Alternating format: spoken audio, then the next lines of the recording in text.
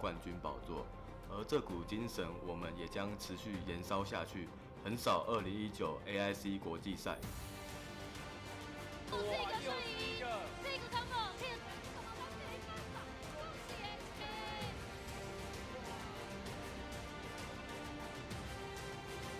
Selama bertahun-tahun menghadiri banyak turnamen internasional, tim kami selalu stabil karena tidak ada perubahan besar dalam personal. Bocah ajaib sudah memiliki keberanian yang lebih stabil di panggung internasional. Jadi saya percaya bahwa AIC 2019 akan menjadi musim bagi AOV Indonesia untuk memiliki terobosan yang belum pernah terjadi sebelumnya. 在今年 AWC 以及 GCS 夏季赛失利后，我们从中学习了许多挫折的洗礼以及丰富的国际赛经验。存在着粉丝期盼的我们不再害怕，期待勇敢追逐世界冠军的梦想。请再为我们欢呼一次！我们是 One Team 我挺。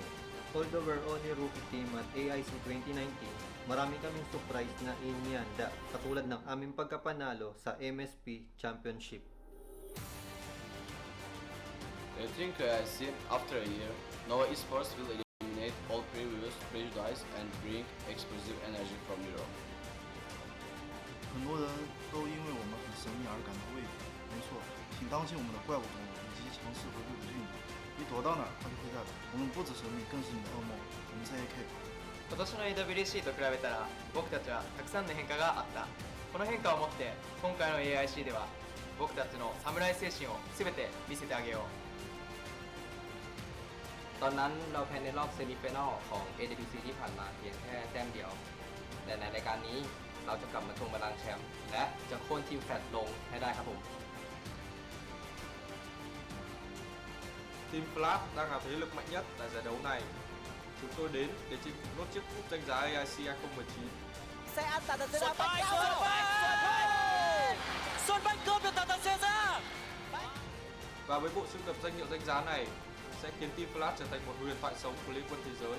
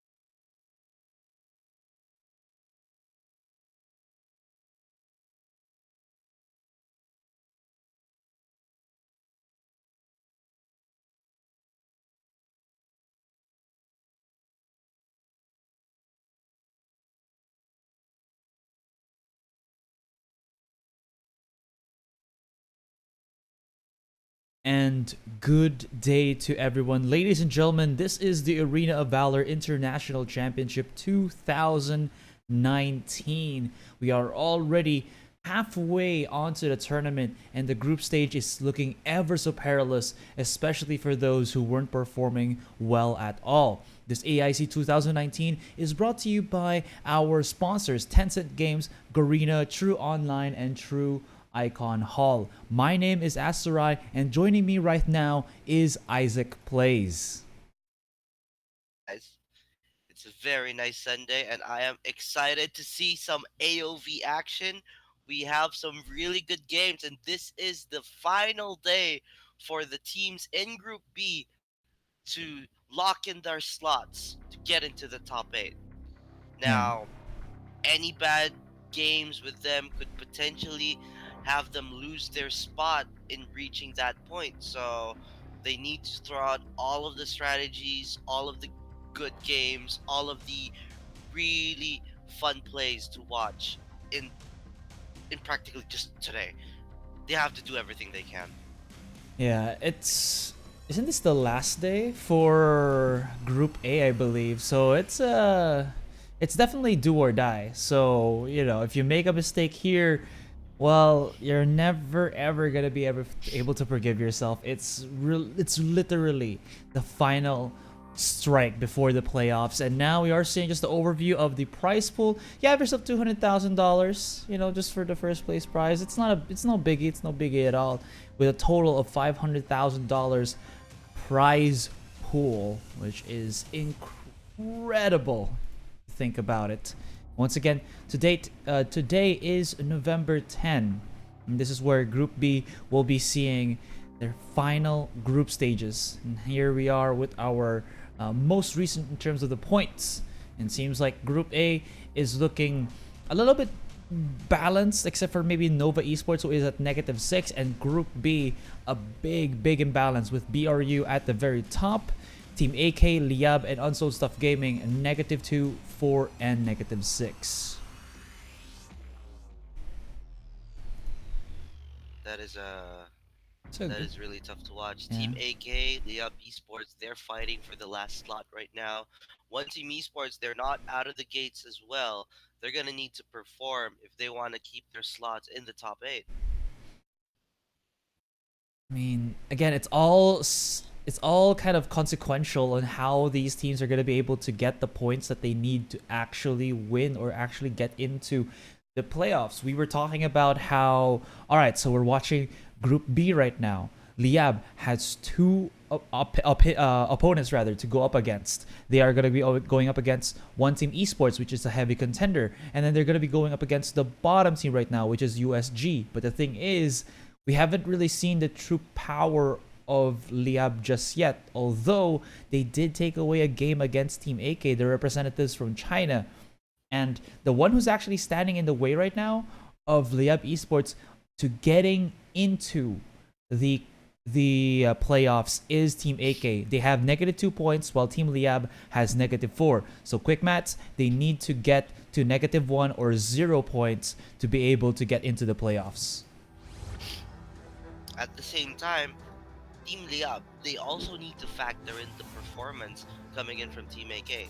While if you look at the group stage format today, Team AK have a tougher time because they're going to be facing One Team Esports and Team Flash. If they perform well, they could ensure their slots. But if they perform bad and Team Liyab perform good, these rankings would most likely have a shift and lock Team Liyab into the final 8. We will try to win There's such a good area for it. Anyways, this is the interview. Okay, I show you. Nói về team AK thì tôi cũng đã xem qua màn trình diễn của họ, thì tôi nghĩ tôi không có gì đáng để quan tâm cả. 虽然你们越南队是第1名，但是你们还是要小心我的上单，我的烟娜会对你们的 C 位造成成吨的伤害。 Tất nhiên rồi, tại vì chúng tôi là đội mạnh nhất thế giới mà. Nếu mà chúng ta gặp nhau thì các bạn đừng khóc nhá. One team, we will come and get you. 你们就打包回家吧，就等着我们赢你们就好了。 Oh, you think so? 等着瞧吧。 We are going to surprise you. Tôi nghĩ rằng đội Korea cũng là một đội mạnh đấy, nhưng mà họ chưa mạnh bằng chúng tôi đâu. ที่ทีมคุณเป็นแชมป์โลกได้เพราะทีมคุณยังไม่เจอทีมผมไง Tôi thấy các bạn đang có chuỗi thắng liên tiếp tại vòng bảng, nhưng mà sắp tới đây thì các bạn không thể thắng được nữa đâu. อย่าประมาทเดี๋ยวพลาดไม่รู้ตัว Thì tôi thấy các bạn cũng khá là tự tin đấy, nhưng mà các bạn chưa biết là các bạn đang đối đầu với ai đâu. คอยดูเดี๋ยวผมจะตบแชมป์โลกโชว์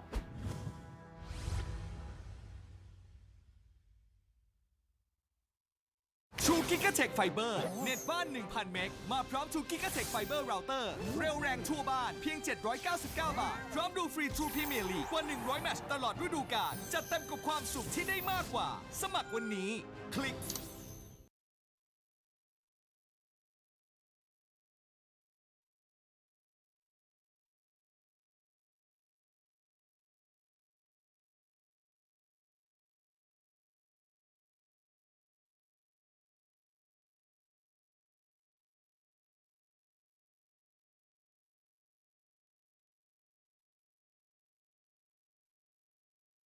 And there you go, the team intros, guys. The very important team intros. We gotta know how these teams feel about the entirety of this tournament.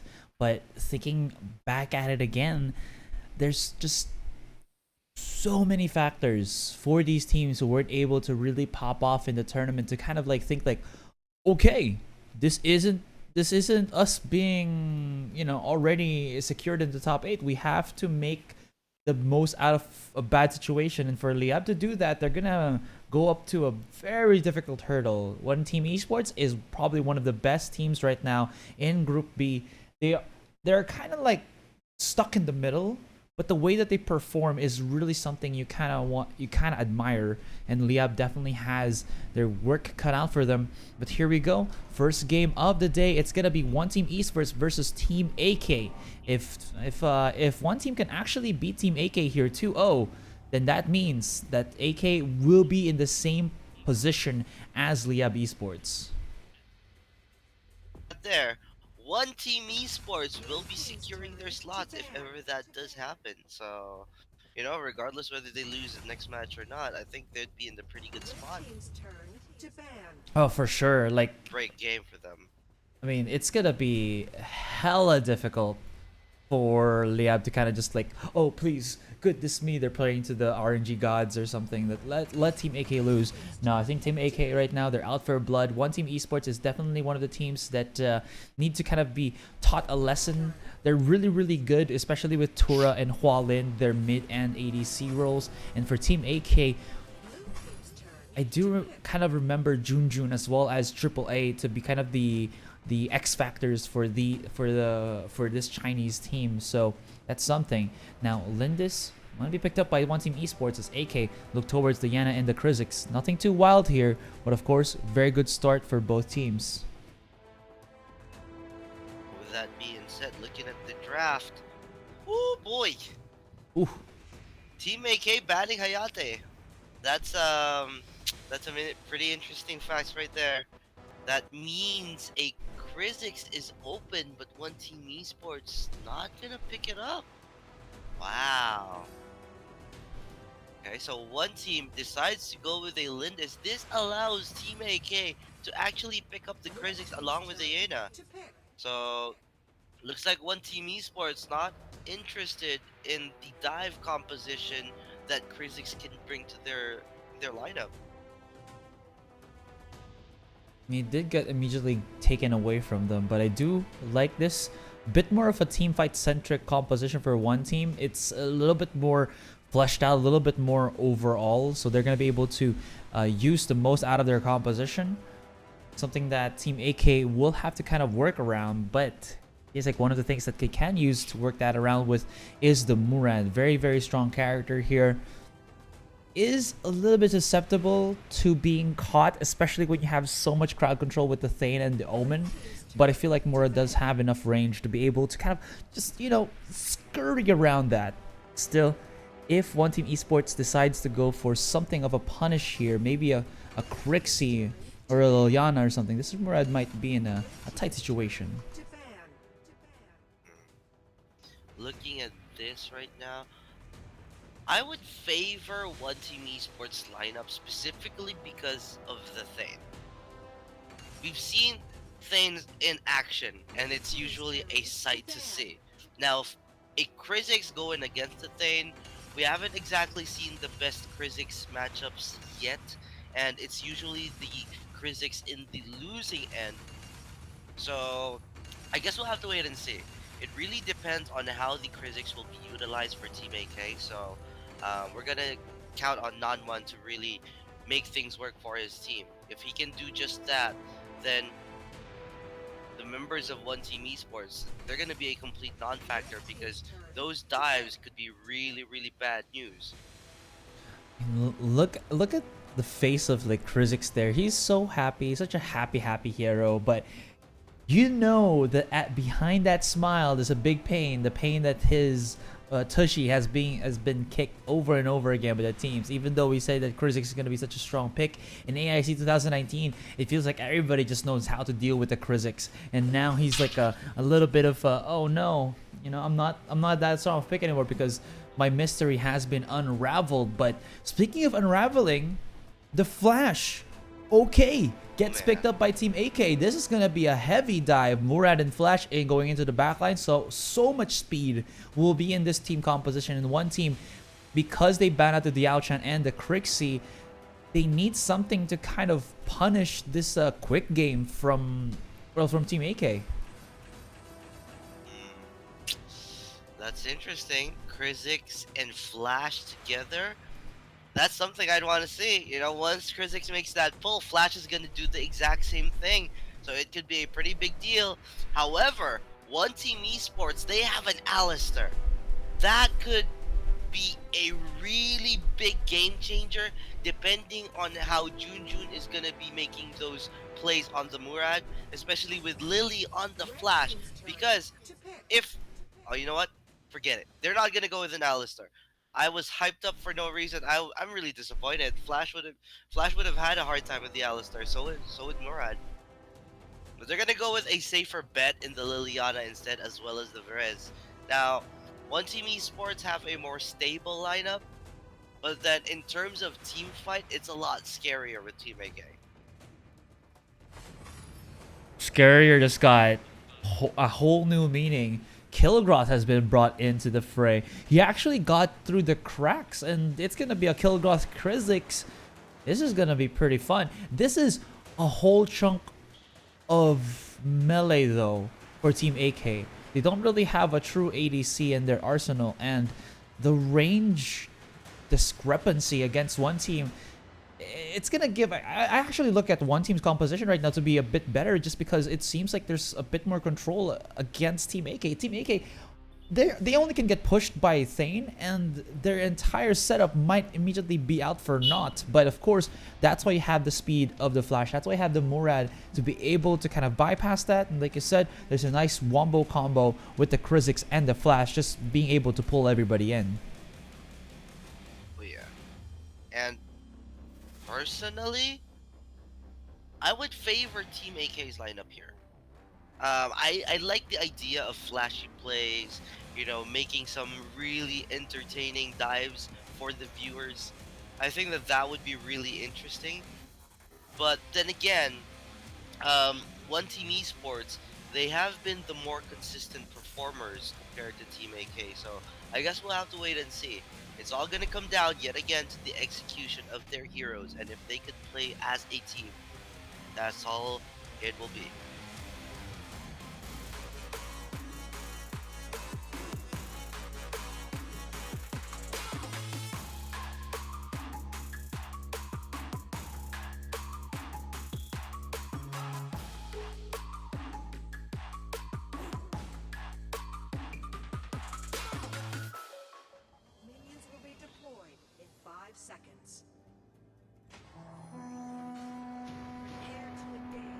And we're back, guys. Game number 1 is gonna go underway. The first game of the day.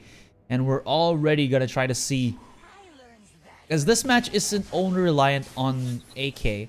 AK, ooh, can actually immediately burst down Fanta, but he's gonna be able to, well, dash over and be fine. But this actually opens up the jungle, because Fanta has to heal up just a little bit before he could try to defend with Baya in the jungle. Now this is the level 1 team fights here, and it's only gonna be one skill to be used by everybody to get into the fight. But Lanyu is getting a little bit sequenced in, and it seems like one team have kind of faltered in between. 1-1 though, that's gonna happen, and they push them back. Junjun will able to flicker over rather, but Tura almost hot on his heels. Still though, they could have been really devastating. Fanta gets the skin away by the skin of his teeth, but that was immediately a pull onto the trigger.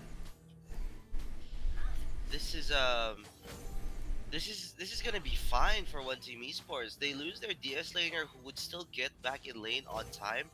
He would probably lose a wave, but it's gonna be fine. He could simply catch up. But your jungler dying in the first 2 minutes is a very significant thing on how AK can approach this game.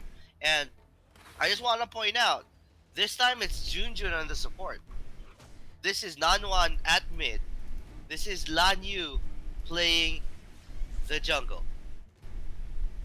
It's not their usual Oh. their usual setups where Junjun would be in the jungle, Lan Yu would be playing a marksman. With this going on, you know, something different. AK is trying to do something new so they could potentially secure their slots. So They might I have. like the initiative there. We just have to wait and see though, because it's not exactly a good start for them. I mean, it will help if ever. They might have had a long talk yesterday. Because again, I was just about to say before we had that kind of like little kerfuffle was that, again, it's not only Team AK who's relying to in this game. If they lose, Liyab is at the heels of them, nipping at the heels, waiting for them to be able to get into the same match as them. And then that's when, you know that AK are still not out of the danger zone. Now going in onto the top lane, it seems like we're going to be seeing Kid actually get knocked out here. And Team AK are looking pretty mighty fine. Going to be allowing themselves to kind of get a couple of kills here. But speaking of kills, into the bottom lane, bottom river we go. The chase begins. One team actually spotting out the one. Junjun going to be able to kind of just recall here at the side or the opposite side of this wall. But I thought there was enough damage. I thought there was enough sticking power. But there you have it. Team AK with the speed, man. It's the flash. It's everything else. And that is going to be a hard composition to keep in line. That is good. I like that, even after Lan Yu died in the first few minutes, he managed to come back at least in a way for him to catch up in terms of the goal. He's even with the Lindis now. So with that being said, 1-1 on the board. It's gonna be back to normal. Finally getting the Abyssal Dragon here for One Team Esports. I actually thought there was more kills for AK here, but speaking of more kills, there they go. They immediately pulled the trigger, and this is what we're kind of talking about. The thing that they have to kind of do is to be up all in your face, and that might be it. But Kid comes in from out of nowhere, gets the one, gets the punish. Lan Yu for Tura, so that is ADC for ADC, but here comes Nanwan coming out of the wazoo, or rather ADC for jungler. But now one team are starting to see the cracks, they're starting to see the shenanigans, and they're going for the chase. Now Hua Lane has to respect that Junjun is right there with his teammate, can't really do too much. One more auto attack might be bad for Kid, and here is the highlight. Now if you look at this fight there, Lan Yu gets caught out. The Omen finishes him up, and there was no way for him to run away. Tura still not at the point where he could stand up to those fights, so it would be a completely different story later into this game. I wonder how this is gonna pan out, because we only really have Lindis as the ADC. Tura has gone for, the Verez on this, quote-unquote ADC role. Does she really deal that much damage if you build her more, damage-oriented? She able to do that? Depend. Let me have a look. All good. She's gonna go the standard route. I mean, if you're gonna play Lindis, I don't really mind. It's actually a good idea. You're playing Scorching Wind. So, in terms of damage, you're going to be completely fine. What's interesting, though, is they have Tura at mid, and they have Hua Lin at bot. So, this is a mage in the side lanes, and you're leaving Verez to fend off a flash. I think this is a pretty smart idea, because eventually, Verez will scale even better. And at the same time, the magic damage from Hua Lin, he could essentially bully out a KG even more than she could have flashed. Very good decisions from them, but AK, well, they got themselves to the top tier 1, so that's going to be in their pocket already. Hua Lin, though, has to try to escape, and this might be also the reason why we're seeing here the Liliana onto the bottom lane by her lonesome. She can literally get away from the grasp of her opponent's ganks because they don't have any real lockdown with the Kha'Zix and Lily there, or the Kha'Zix and the Kilgrot, so she could just, hop away. Very smart. And I just want to point out, Team AK, they have a KG. They're not going to have a hard time pushing. this one team esports composition, they're gonna need to step it up if they want to get these towers Oh, done. pulled him in. There's Junjun actually getting in Kid. They also spot out Nanwan, but here comes Triple A coming in from the sides. Has to really respect him. Slams it onto the ground. Here's the sword from Thane, but no, this is gonna be bad because Lily has joined in onto the fight, but they actually escape already. Tura gonna be cut off. They're gonna try to at least play around him, but he does get the stun. Here comes Triple A, and there's Swalin following it up, maybe to look for another target. Still, they do not get the one. No, hold that thought. There is a temporal turbulence from downtown to midtown. That is gonna be AK's Lanyu taking that away, and it seems like Team AK, we're not done just yet. That was a bad call from One Team Esports. They overstayed their welcome. They already had the advantage. They knew they couldn't fight any further. They should have just gone back. Triple A did the exact same thing he did in a previous series, where he would be hiding in a bush and he would be trying to look for a pickoff. It played really well for Team AK, and Lanyu even secured a kill onto Tura. Tura right now, not really looking good. There's gonna be the replay just for you guys to kind of spot what happened. I don't know, it seems like it was such a nice setup, but they never really got the full-blown team fight that they wanted. They were so close to each other, but if you look at it very closely, AK was the one who was just kind of wailing on them, and one team was just kind of like trying to roam around and trying to find an opening, but they never really got it, which was the reason why they didn't seem like AK took too much damage. I mean, it's pretty obvious, you know? I mean, there is a Yena that could potentially be hiding in the bush. They should have just gone back. They knew they couldn't fight that anymore. One team are kind of on the ropes here at the first game already.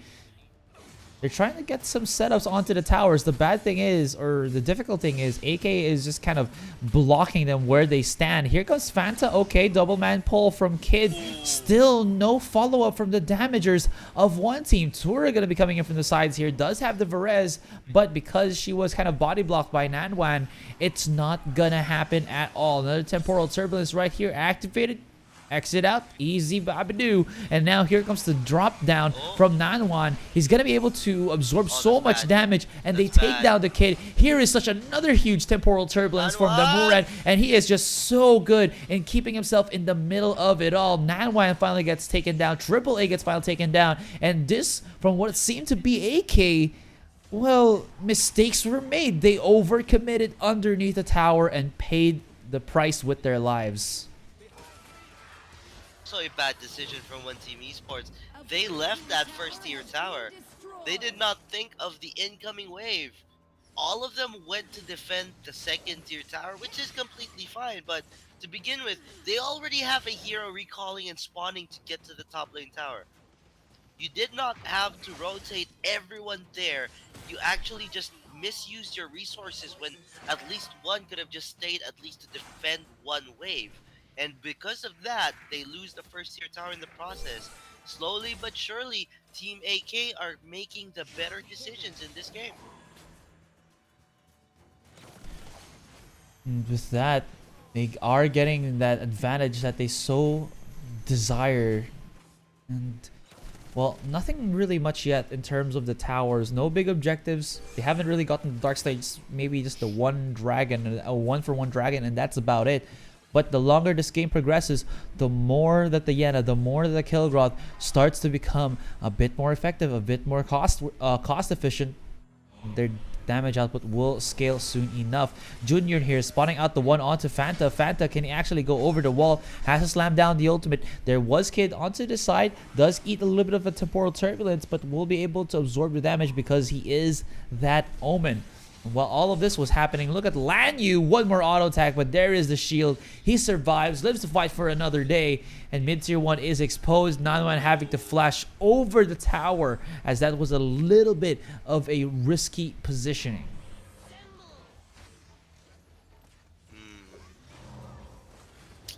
I don't know about that. Oh, fight's not over though. Triple A, oh, he overcommitted. Oh no, he actually got embraced, pushed back into the entire team Oh, the humanity. Lanyu, though, loving how he just uses his ultimate here, but it seems like Bea, because of that double buff, will be able to catch up to his opponent.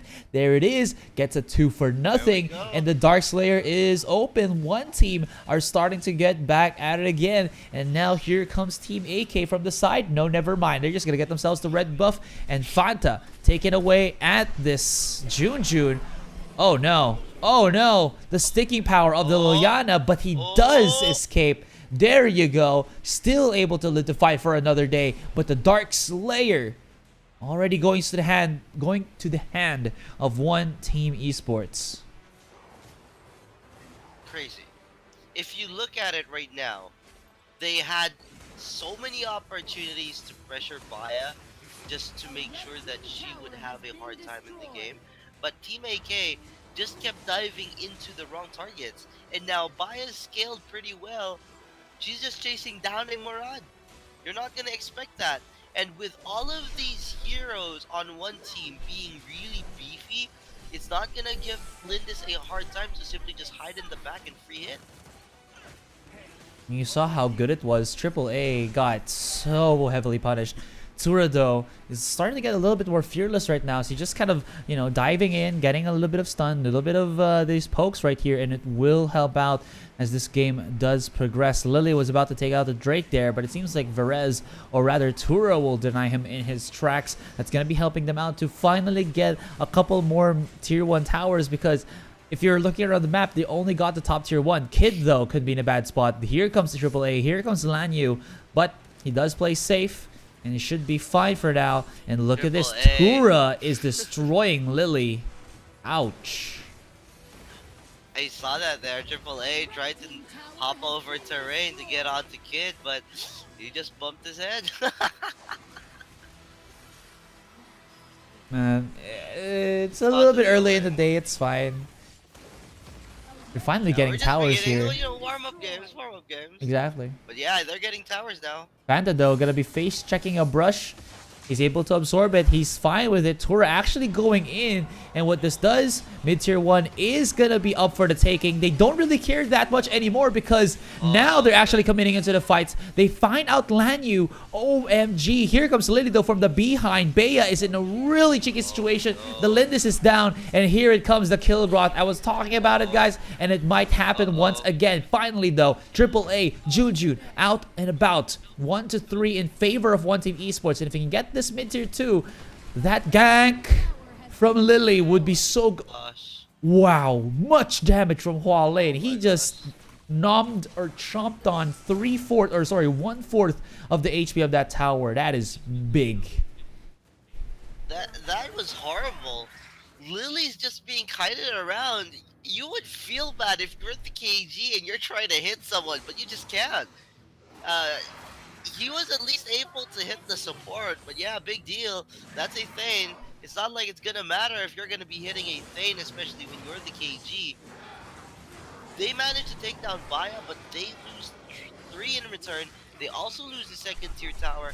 It's just one tower left up top that one Team Esports needs to worry about. But that being said, it's not going to stop one team from finally just invading their jungle.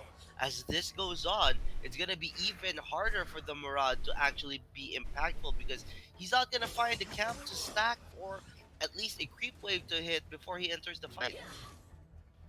He has to stick in the middle of the fights to be able to use that temporal turbulence of his. It's going to be... that sounds pretty... It's not the word difficult, dangerous. There you go. Because being in the middle of the fight when you have really good disablers such as Fanta, such as Tura and Kid, you're basically just telling to your opponents, yeah, I'm a free target here.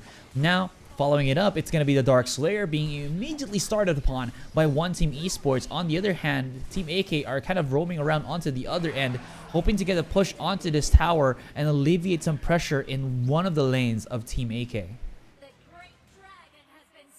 I also, looking at the items for this Lindis, you would notice that she would take in the Muramas second before the Claims. That's fine, I guess, but then that's the main reason why Lindis did not have the impact in the early game, but is extremely strong in the late game right now. the items she's building were geared for the late game. So it goes to show that One Team Esports had the late game plan. They just wanted to buy time for this Lindis. Kaboom goes the dynamite. Jun batted on in the blink of an eye, and that was an immediate turnaround for One Team. They tried to go aggressive. They tried to kind of fight them one after the other, but it seems like One Team are so good at grouping up that this is not looking good at all. There's going to be a wave here into the middle tier 3, and that's going to be immediately it. Nexus is exposed. They can actually go for it if they want to, but they're just going to wait for maybe another wave, clear out a couple of more towers, and that's going to be it. They're going to get chased upon. Lanyu is down. There's going to be Lily in the middle of the fight, but this Kilgroth cannot do too much. Even though if they clumped up together, the advantage, the gap is already there, and One Team Esports get themselves their first victory in this series of 2. Now, you never want to play from behind when you are using that Murad hero. Yeah, it's gonna be very much a game changer, but at the end of the day, when the map control is not yours and you're not going to be able to apply any pressure against your opponent, especially since you need to stack to use temporal turbulence, you're going to be a complete non-factor. And Lanyu there, he was going to dash in twice, pop that circle, and then blink back. It's completely useless. Tura, Kid, gonna care. That's gonna deal little damage to them.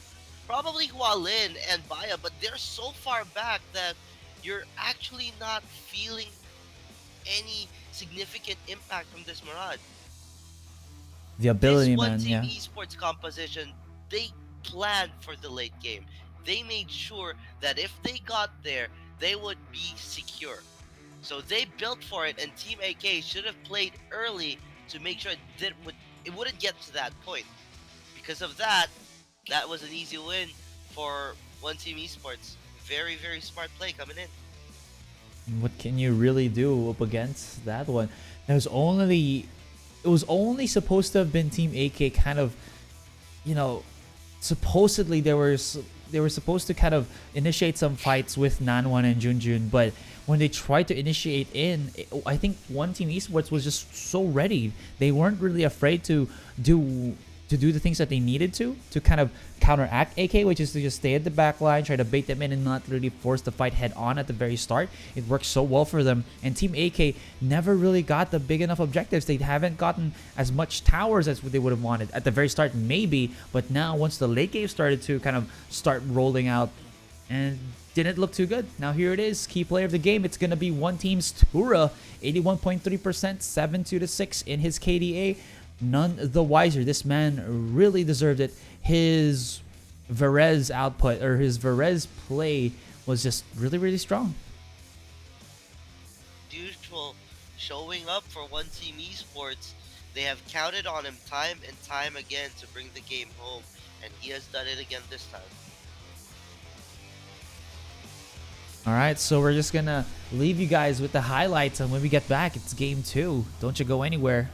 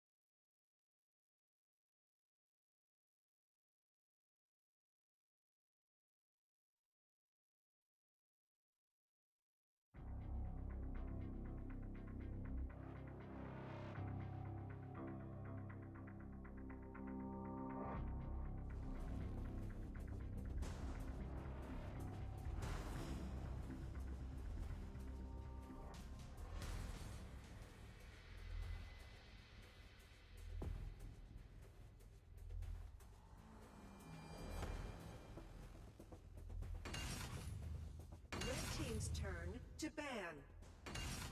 Blue team's turn to ban.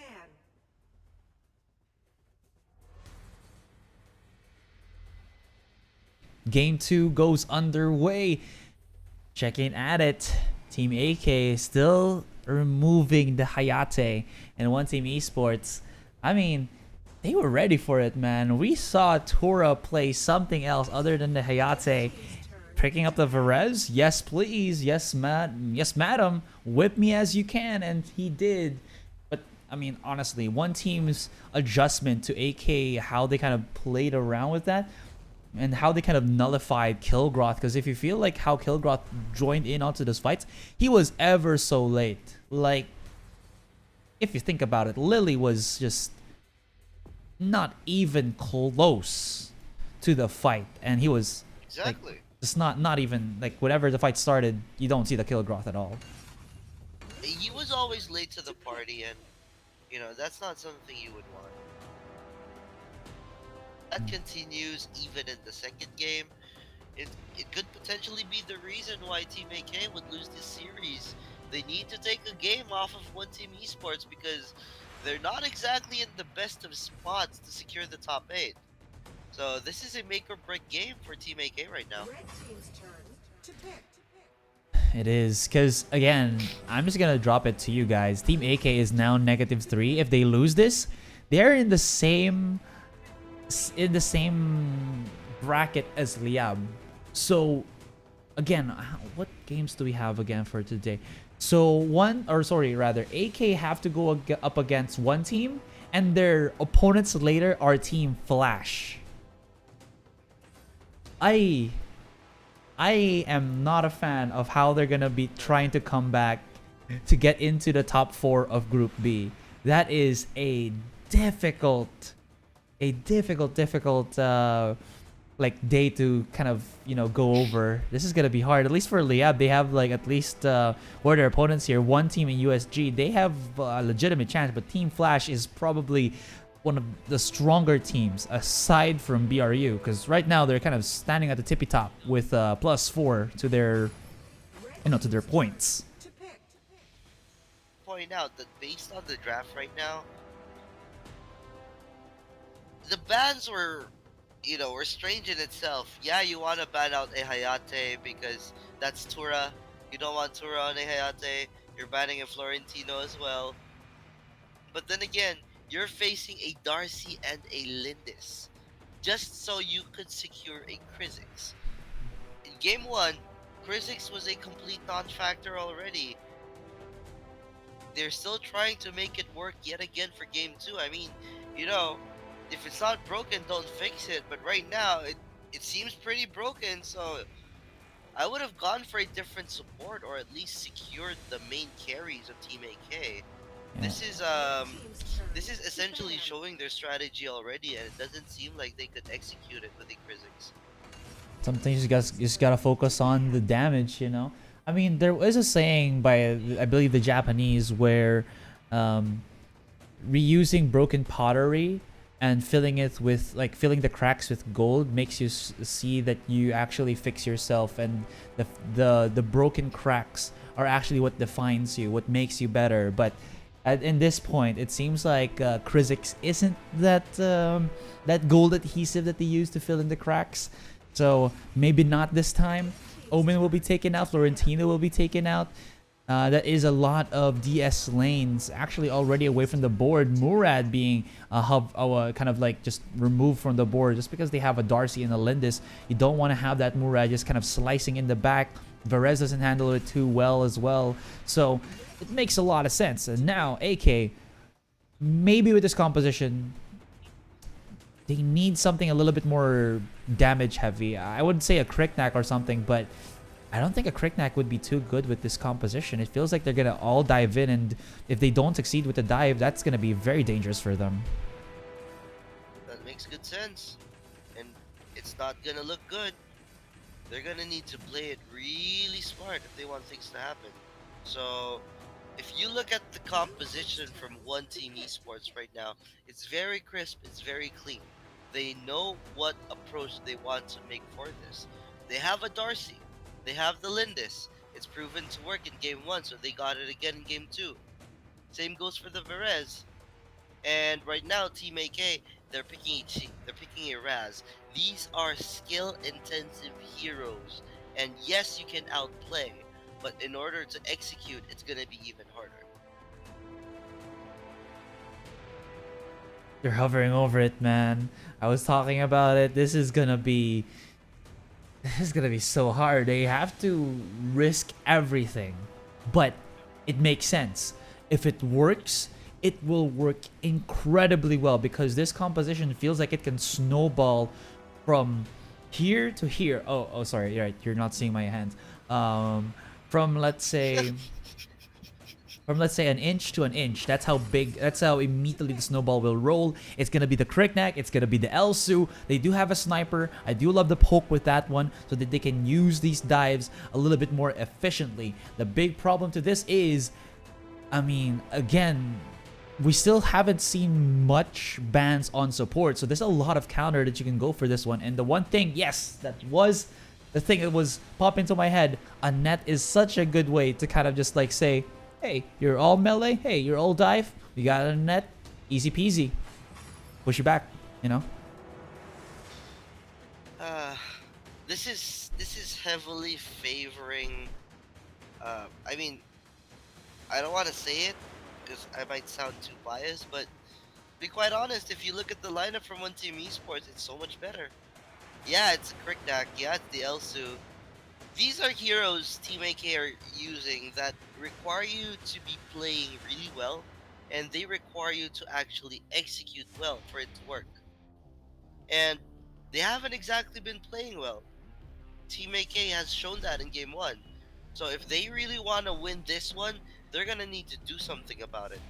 And right now, I'm not liking the decisions. One Team Esports, this is looking like an easy 2-0. We'll just have to see. Again, it's not over till it's over. The long said saying does have its own premise. If they're able to make their specific win condition work, then Team AK are not out of this tournament just yet. But the thing is, the win condition that they put in is basically threading a needle, right? Threading a needle while your eyes are covered with shades that have the blackest of blacks of, like, you know, tint. So that's something.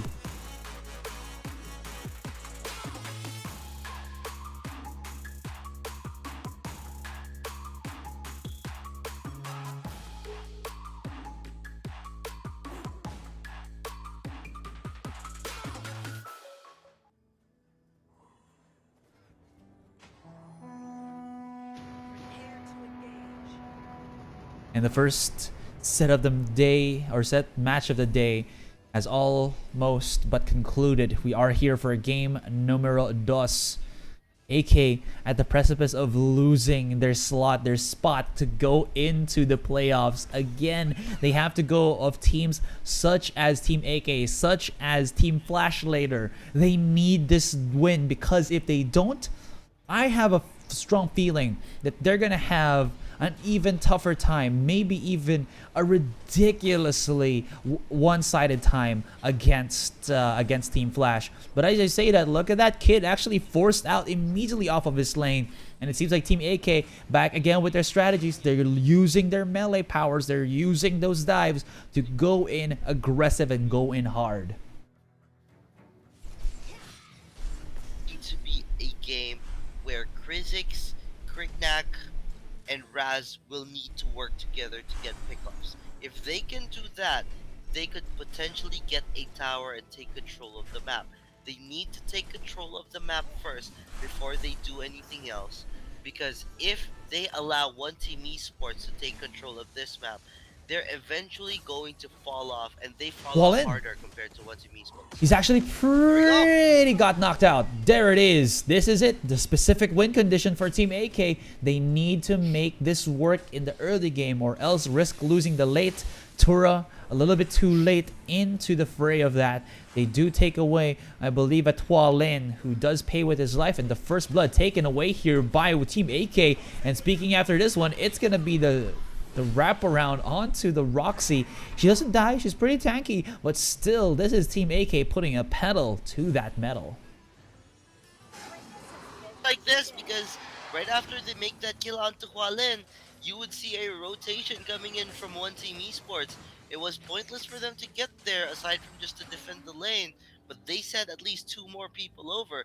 This allowed Raz to rotate somewhere else and pressure the Roxy, for example.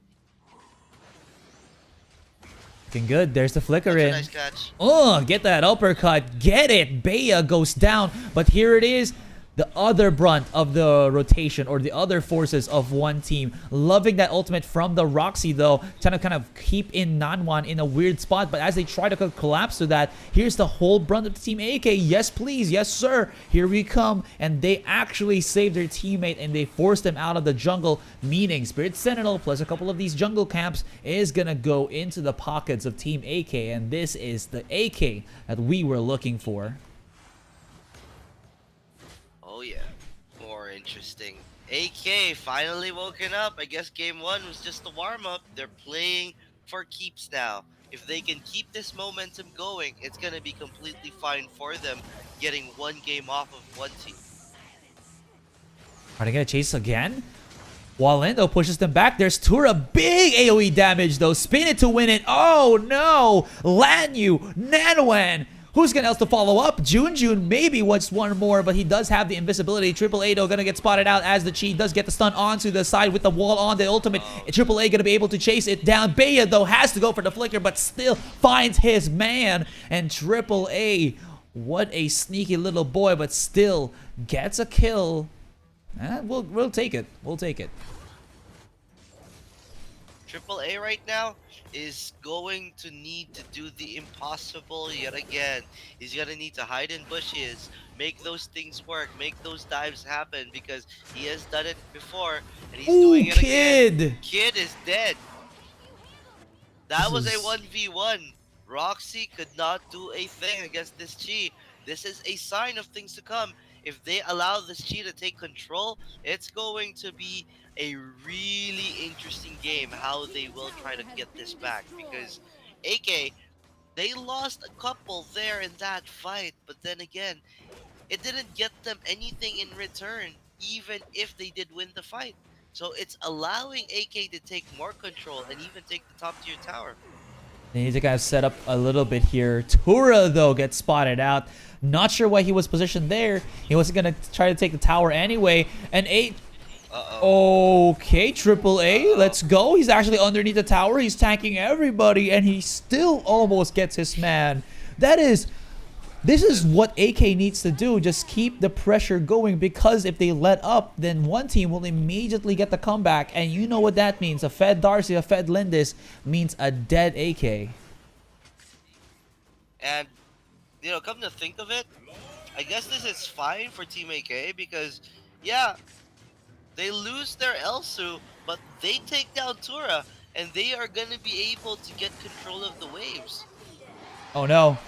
Junjun is actually able to get through that. Look at that. The CCs yet again. They carry Kid all over the place. He actually does not get a chance to get back into his own teammates. And that'll be it for that one. Dragon finally getting into the hands of AK as well. They get the top tier 1 a while ago. This is looking pretty good for them. But if you're checking out the gold lead, it's not the biggest. One team have done a fantastic job of kind of keep themselves afloat rather, even through all of that damage output. Oh yeah. And you know what? Forward to what AAA can do some more, because right now he's making a show for us and the viewers. He's pretty much trying to solo carry this game, but he needs to lay off a little on the aggression, because a good example was that dive in mid. A little too aggressive can cost your team. You have to kind of respect, you know, the members of one team esports. I mean, come on, diving like that 3v1 underneath the tower. It's kind of the cool guy's way to say that, you know, I'm a cool guy, but at the end of the day, if it doesn't work, if you kind of give yourself your life up, it's not gonna be the best thing. Still though, AK have a good grasp into this. They're kind of trying to set it up. Junju will try to actually pin down two. Has to flicker over the wall. This is good, but Fanta was the one they actually got. This is not the target that you wanted to get. And Junjun, oh no. They tried to actually initiate onto the Annette, but she has the ultimate to kind of disperse everybody. Not really the best thing if you think about it. And where in God's name was Lily there? The Elsa should have had enough range to kind of dip his toes a little bit into the fight. But still, it seems like it's not yet over, man. One team pulling back the punches. Has been, well, he's been stable in terms of farm, but he's been horrible for his team. He's essentially playing something like solo queue. He's not helping his team at all. He needs to help his team if he wants to take this game off of One Team Esports. They cannot win this 4v5. He's playing the Elsu. Oh, they're chasing him down. Oh, Tura. Oh, the humanity. They found the one. They found the carry of one team. I'm really kind of rooting for AK with this one. They were able to kind of just like look for all of these solo targets. And interestingly enough, one team is going for a lot more of like side lane solo push, which I'm not sure why, but maybe they're just kind of playing the long haul game here where they're waiting for Hualin as well as Bea to not get, to be the ones to get the farm, which seems to be slightly working if you're seeing how fed the Darcy is and the Lindis is. Well, if you come to think of it, Hualin is not having a good time either. He's 0-1 right now. It's Tura as usual who's 4-2 and performing. Roxy is just in a dead lane as always. Roxy's job is to delay the game as much as possible, but she wasn't able to do that in this game. AAA is performing, so right now this is essentially a 4v5 until Roxy comes online. No. Okay, I thought it was going to be a big fight there or something. Roxy's going to be rotating to the mid now. This could actually be a numbers advantage for one team. They knew that somebody was actually there onto the side. She can pull somebody in. No! Almost gets from the grasp of that ult.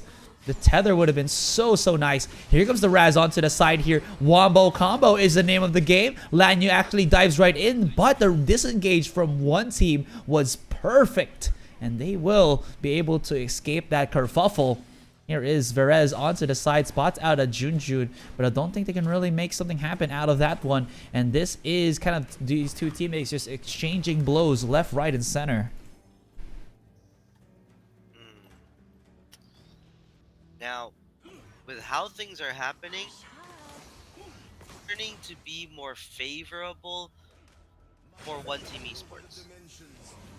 It's going to that late game again. I'll hold that thought though. It is a Verez.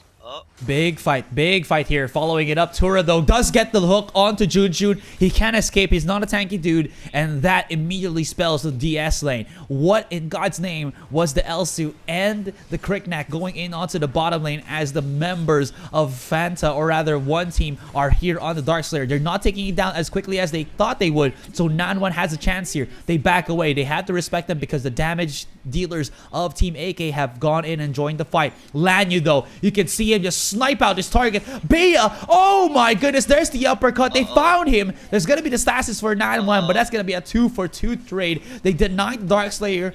A win for Team AK. They get the mid-tier 1. A win for Team AK, and they get a 2-for-2 underneath the tower with 1v1s working for them. A definite win for Team AK. That was good. Want to get back into this game. Those are the plays you need to make. You stopped One Team Esports from getting the DS. Elsu is slowly scaling as well.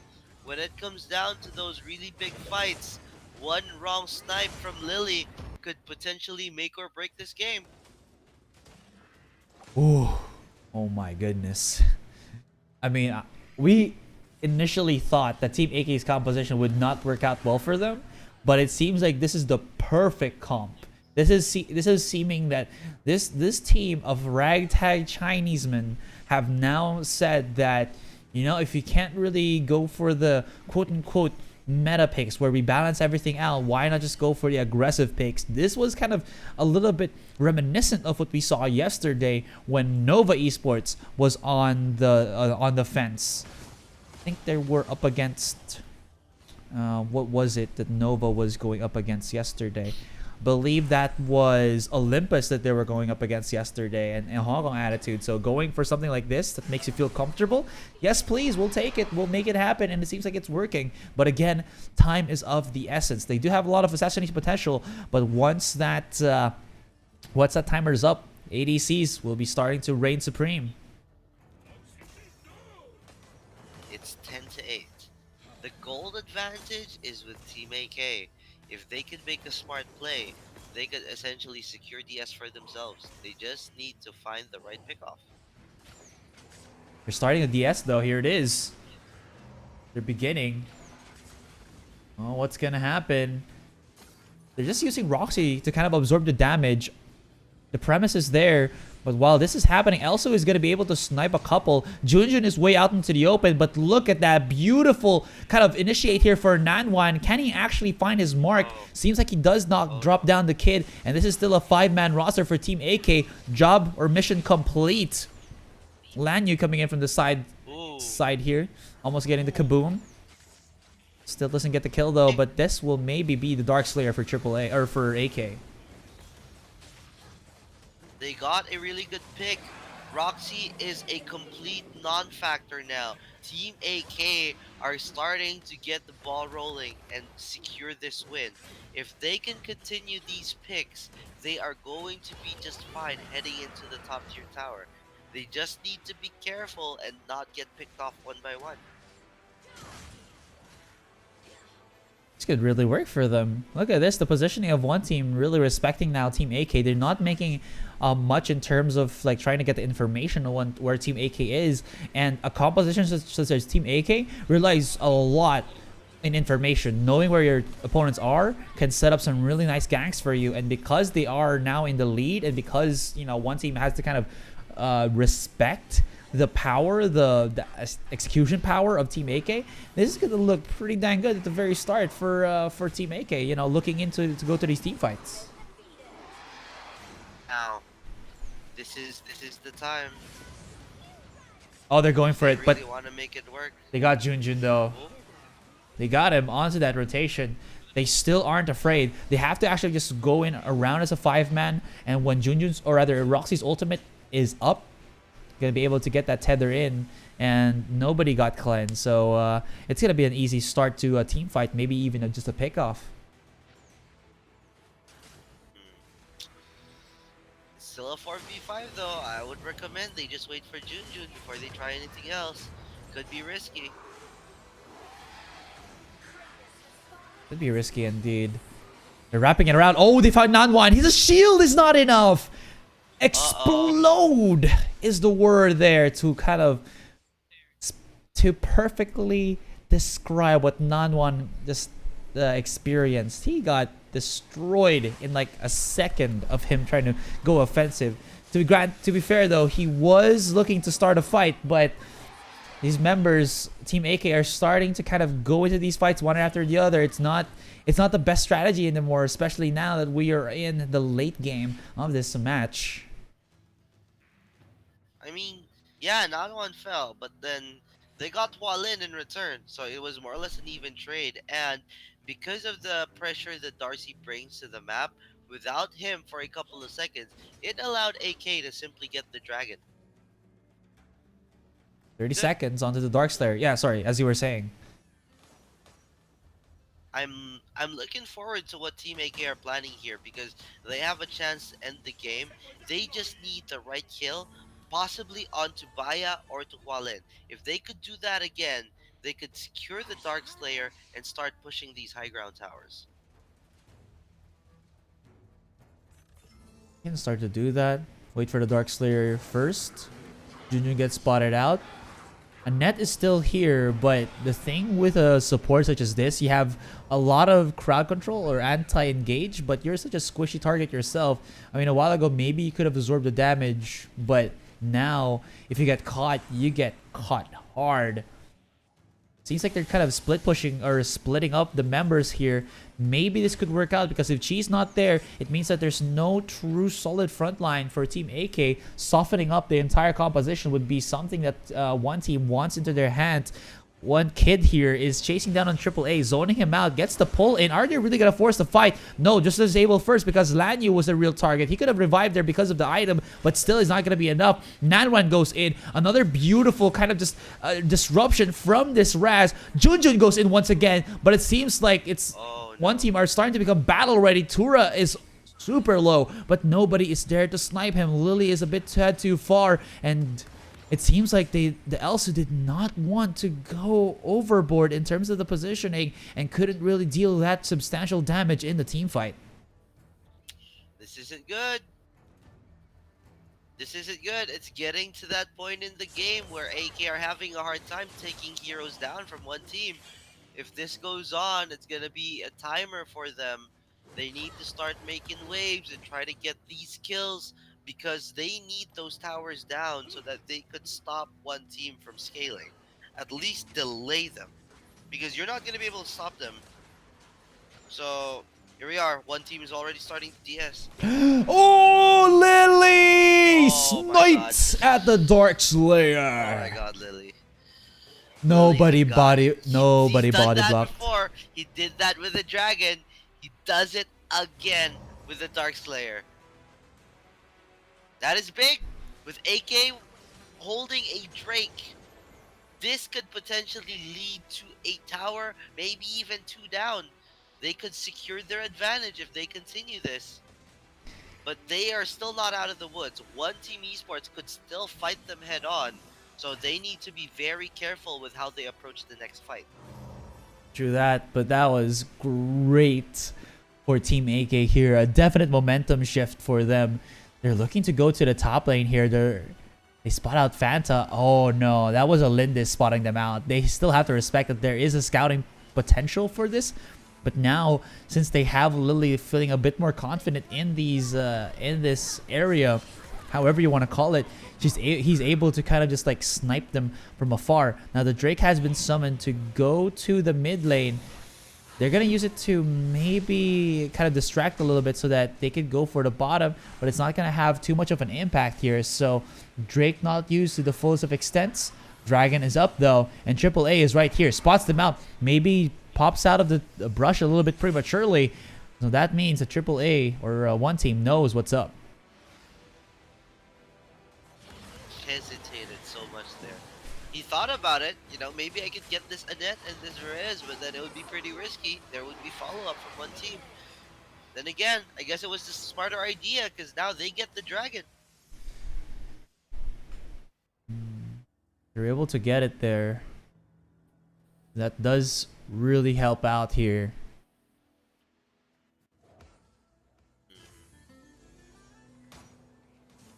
It's a really tense game.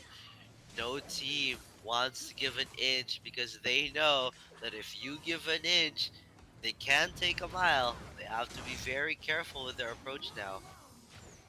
Just like that, Junjun. Oh no. Goodbye. Oh, that tower's about to go down though. That was good. Yeah, you lose your support for a couple of seconds, but that's fine. If AK play it safe and not lose any more heroes on the map, that would be a worthy trade. Roxy's pushing for bottom here. Maybe they can get something. Not yet though. Not just yet. This is more, this type of play, once you get into the late game, it really doesn't matter in terms of the items anymore or whatnot. You can just think of this as both teams playing with maxed out everything.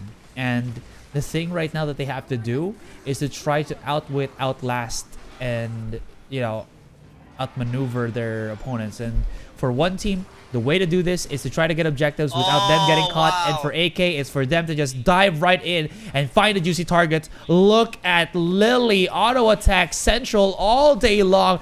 Tura, though, able to kind of stay in the middle of the fight. But what just happened there?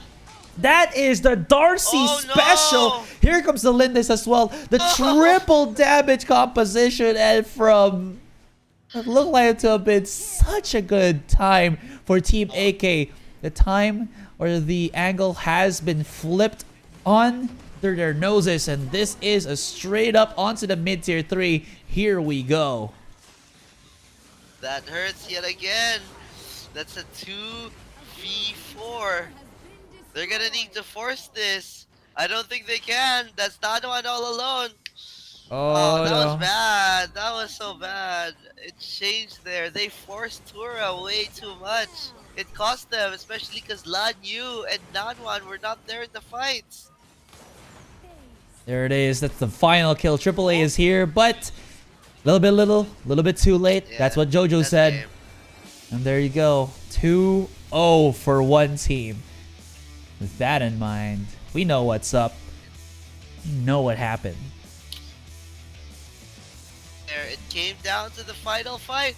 I liked their approach, but then you saw the Kriknak and Raz. They booked it when they saw that they were losing, and it cost them. They could not get Lily out. They could not get AAA out. Those two heroes were the most crucial points as to why they were in the advantage. They gave those away and essentially lost their lead.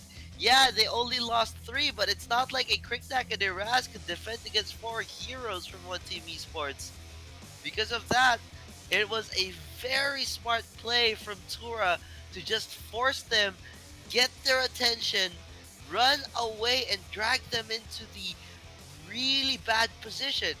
Once that happened, Hualin dives straight in, allowing the rest of One Team Esports to free hit, get 3 kills, and end the game. Very, very smart there. What a bait. What a bait from One Team Esports. And now they get themselves a 2-0.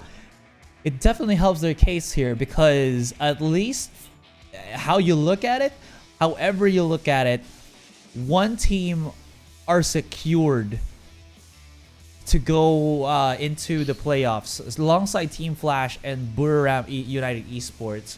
Let me double check if I am right with this. Oh no, not yet though. But at least right now they sorta are.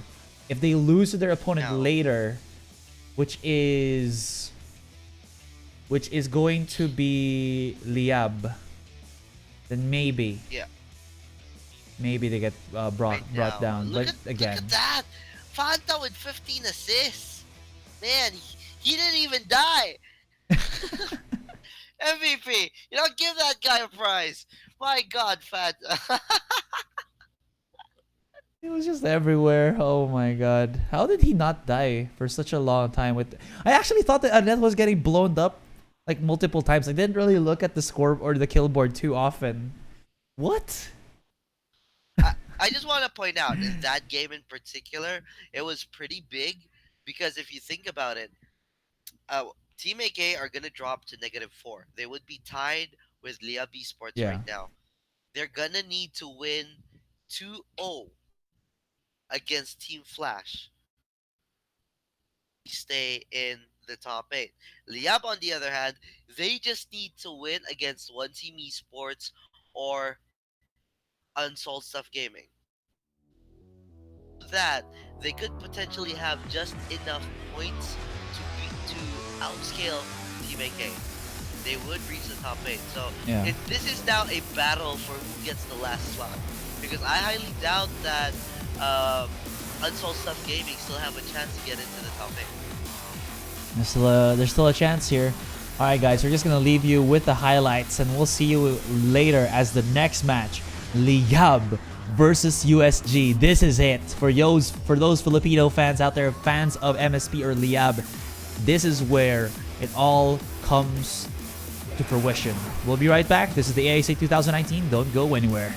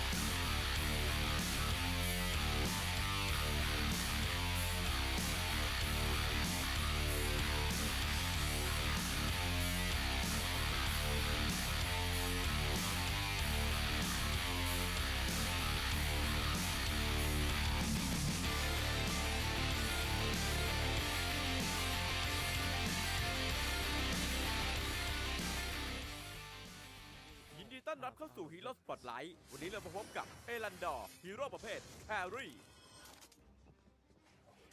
ชีวิตนั้นงดงามเสมอดุจดังบุปผายามแรกอรุณสกิลติดตัวโซซิล 1. การโจมตีปกติจะสร้างโซซิลใส่เป้าหมายเมื่อครบ3 ครั้งจะสร้างความเสียหายเวทแก่ศัตรูในบริเวณ 2. เมื่อใช้สกิลหรือเก็บโซแลมการโจมตีปกติครั้งต่อไปจะโจมตีเพิ่ม1 ครั้ง 3.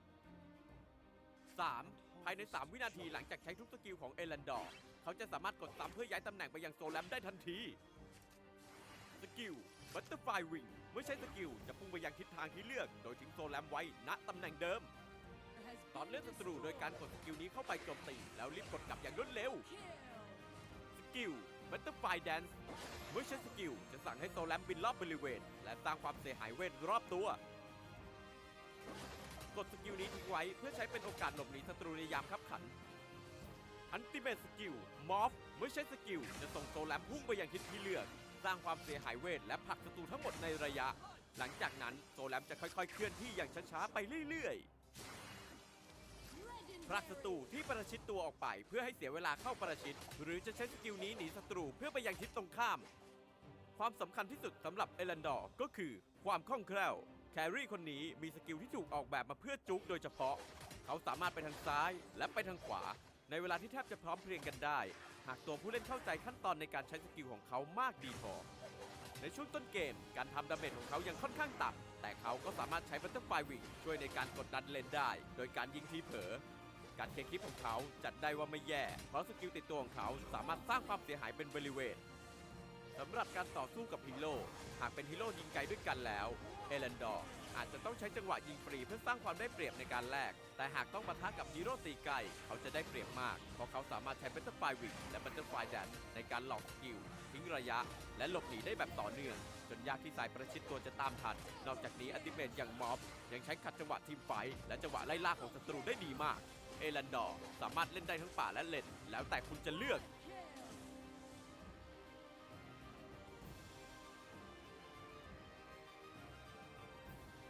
อย่าลืมกดติดตามเพื่อชมวิดีโอใหม่และไลฟ์สดก่อนใคร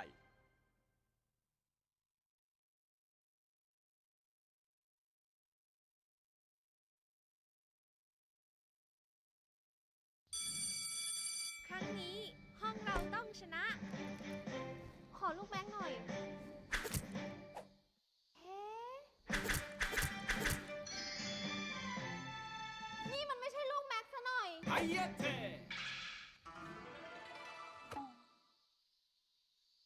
ขอเงินตัดผมหน่อยสินะ100 เดียวเองขอร้องล่ะไม่งั้นฉันแย่แน่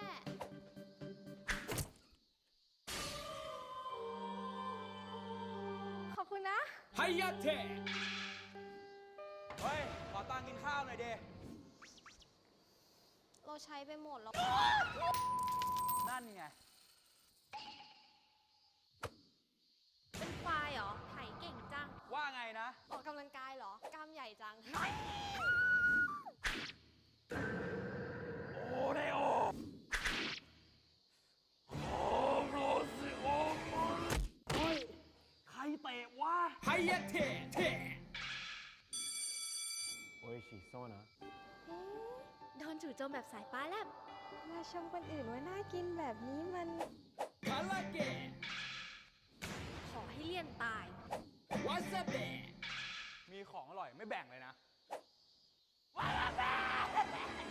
อะไรก็ไม่รู้เล่นเกมดีกว่าเฮ้ฮีโร่ตัวใหม่นี่นาชื่ออะไรกันนะ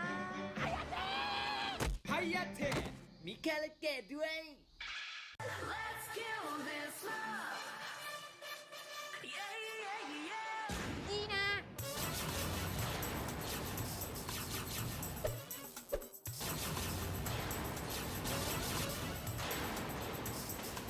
บอกอีกครั้งแล้วว่าห้ามเต้นคนเต้นกินลำกินมันเอาตัวไม่รอดรอดสิยังไงหนูรอดเพราะหนูรำรำอะไรรำ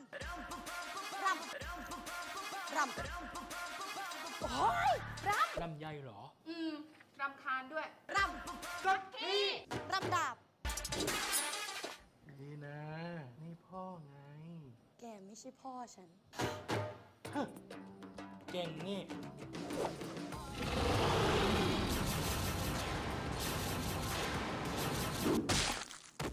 ใช่ ฉันเก่ง แม่ภูมิใจในตัวลูก แกก็ไม่ใช่แม่ฉัน ใช่แล้ว นี่พ่อเอง พ่อ ดีนะไฟเตอร์คนเก่งของพ่อ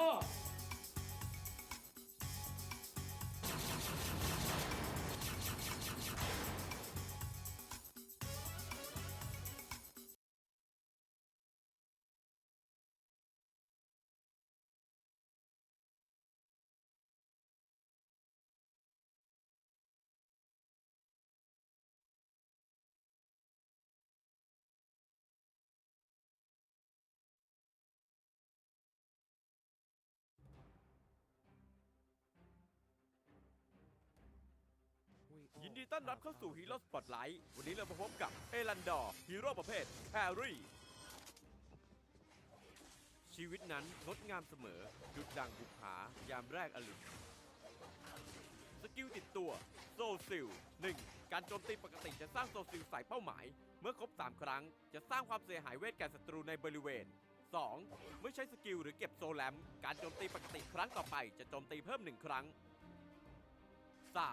ภายใน 3 วินาทีหลังจากใช้ทุกสกิลของเอลันดอร์เขาจะสามารถกดซ้ำเพื่อย้ายตำแหน่งไปยังโซแลมได้ทันทีสกิลบัตเตอร์ไฟวิงเมื่อใช้สกิลจะพุ่งไปยังทิศทางที่เลือกโดยทิ้งโซแลมไว้ณตำแหน่งเดิมตอนเลือกศัตรูโดยการกดสกิลนี้เข้าไปโจมตีแล้วรีบกดกลับอย่างรวดเร็วสกิลบัตเตอร์ไฟแดนซ์เมื่อใช้สกิลจะสั่งให้โซแลมบินรอบบริเวณและสร้างความเสียหายเวทรอบตัวกดสกิลนี้ทิ้งไว้เพื่อใช้เป็นโอกาสหลบหนีศัตรูในยามคับขันอันติเมทสกิลมอฟเมื่อใช้สกิลจะส่งโซแลมพุ่งไปยังทิศที่เลือกสร้างความเสียหายเวทและผลักศัตรูทั้งหมดในระยะหลังจากนั้นโซแลมจะค่อยๆเคลื่อนที่อย่างช้าๆไปเรื่อยๆผลักศัตรูที่ประชิดตัวออกไปเพื่อให้เสียเวลาเข้าประชิดหรือจะใช้สกิลนี้หนีศัตรูเพื่อไปยังทิศตรงข้ามความสำคัญที่สุดสำหรับเอลันดอร์ก็คือความคล่องแคล่วแครี่คนนี้มีสกิลที่ถูกออกแบบมาเพื่อจุกโดยเฉพาะเขาสามารถไปทางซ้ายและไปทางขวาในเวลาที่แทบจะพร้อมเพรียงกันได้หากตัวผู้เล่นเข้าใจขั้นตอนในการใช้สกิลของเขามากดีพอในช่วงต้นเกมการทำดาเมจของเขายังค่อนข้างต่ำแต่เขาก็สามารถใช้บัตเตอร์ไฟวิงช่วยในการกดดันเลนได้โดยการยิงทีเผลอการเคลียร์คลิปของเขาจัดได้ว่าไม่แย่เพราะสกิลติดตัวของเขาสามารถสร้างความเสียหายเป็นบริเวณสำหรับการต่อสู้กับฮีโร่หากเป็นฮีโร่ยิงไกลด้วยกันแล้วเอลันดอร์อาจจะต้องใช้จังหวะยิงฟรีเพื่อสร้างความได้เปรียบในการแลกแต่หากต้องปะทะกับฮีโร่ตีไกลเขาจะได้เปรียบมากเพราะเขาสามารถใช้บัตเตอร์ไฟวิงและบัตเตอร์ไฟแดนในการหลอกสกิลทิ้งระยะและหลบหนีได้แบบต่อเนื่องจนยากที่สายประชิดตัวจะตามทันนอกจากนี้อัลติเมทอย่างม็อบยังใช้ขัดจังหวะทีมไฟท์และจังหวะไล่ล่าของศัตรูได้ดีมากเอลันดอร์สามารถเล่นได้ทั้งป่าและเลนแล้วแต่คุณจะเลือก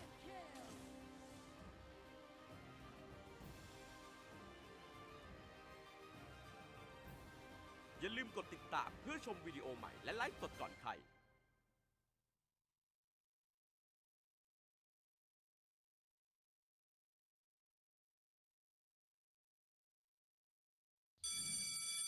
ครั้งนี้ห้องเราต้องชนะ ขอลูกแบงค์หน่อย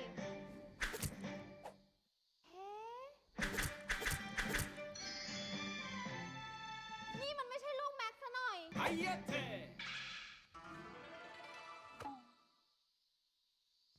ขอเงินตัดผมหน่อยสินะ100 เดียวเอง ขอร้องล่ะ ไม่งั้นฉันแย่แน่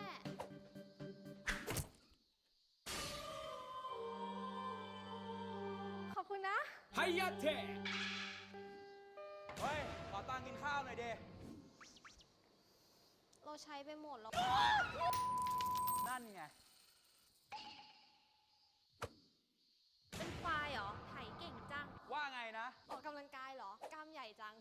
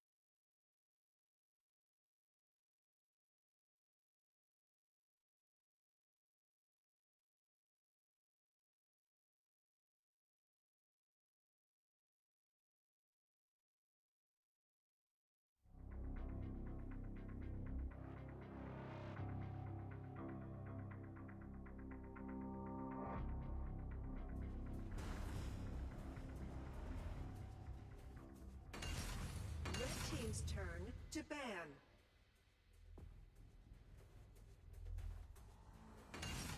Blue team's turn to ban. And here we are, guys. Second match of the day. It's Liyab up against Unsold Stuff Gaming. Once again, this is the arena. Oh my goodness. Okay, you were muted at that point. They didn't hear your let's go, I man. can't help it, man. I'm sorry. Let's go. Alright, but anyways, this is Liyab versus Unsold Stuff Gaming. Team Philippines versus Team Japan. I mean, it's gonna be close for Liyab at least. Unsold Stuff, I don't know if there's a chance for them to actually get back into this tournament, into the top 8 to be able to get into the playoffs. That's the thing. You're USG. You've played a bunch. You had your chance, but 1-7 is not gonna cut it. That is just a 1 win out of 8 games. That's crazy. If you really wanted to get to the top 8, they should have performed earlier. So right now I'm looking at Liyab winning this 2-0. But you know, in hindsight, based on the statistics, Liyab just need to win 1 game to get to the top 8. If they can do that, then we're good. Team Philippines in the top 8, MSP represent. We can do this.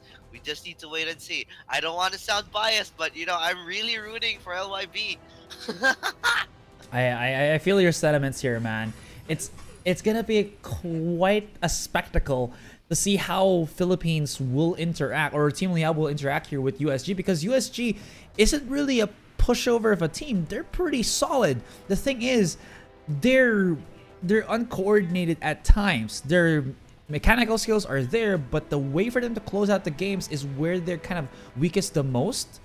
Liyab, on the other hand, they kind of what's the word I'm looking for? They establish these sort of really cheeky compositions or rosters for them in terms of the heroes, but the execution is somewhat slacking. It's entertaining to watch, but at the end of the day, you would pick substance over pizzazz, and Liyab seems like they need a little bit more substance than their pizzazz. But of course, that's just kind of like what I see at the base of it.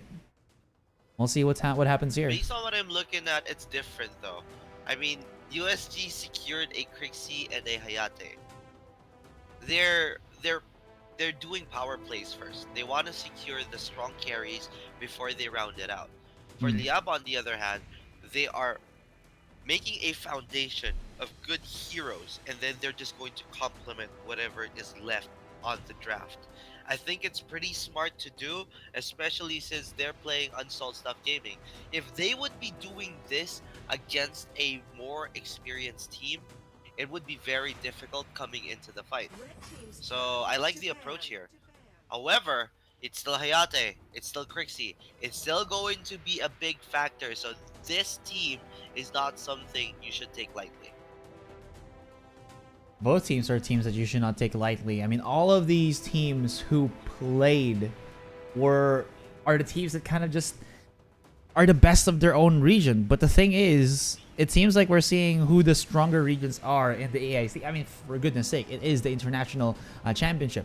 Ben's there giving himself a little bit of, kind of like a nice stretch, give himself a little bit of time to, kind of get his groove on. On the other side, USG haven't really again seen the light of day just yet, but maybe with this one, they can still get it. They can ruin the time of Liyab and maybe even push them to the brink. Because if Liyab actually get pushed to 0-2, 0-2 in the next 2 sets that they're going to be playing, that means they're at the same level as USG. Is that right? Wait, let me double check.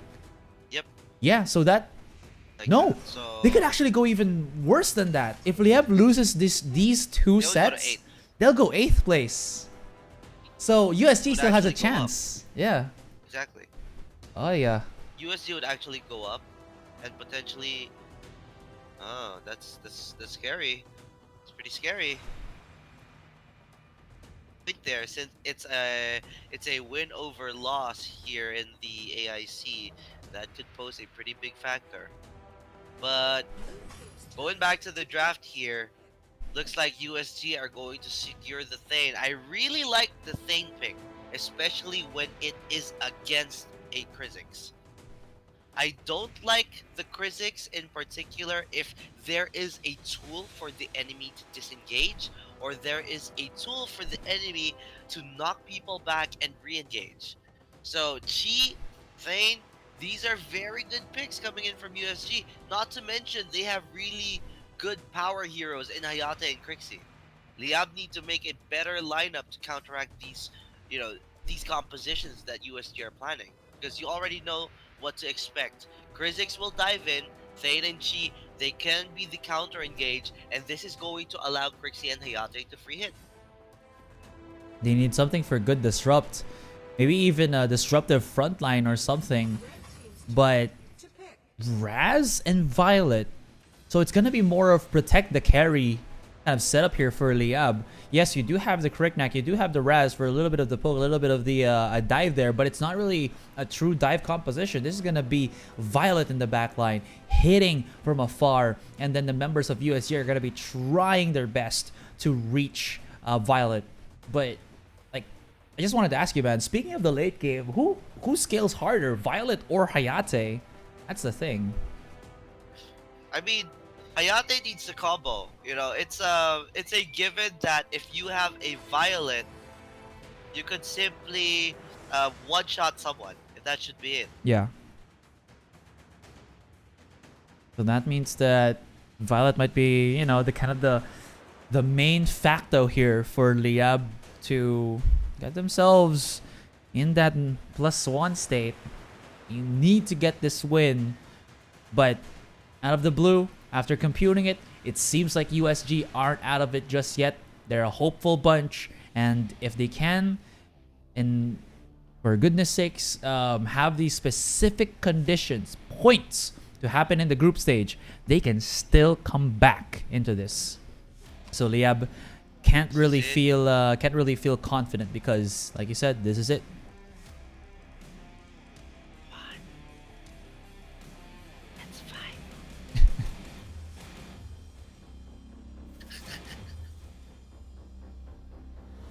We'll just let it simmer a little bit, guys. We'll let you watch the intro for the team first, and then we'll be coming back for the first match in the series of 2.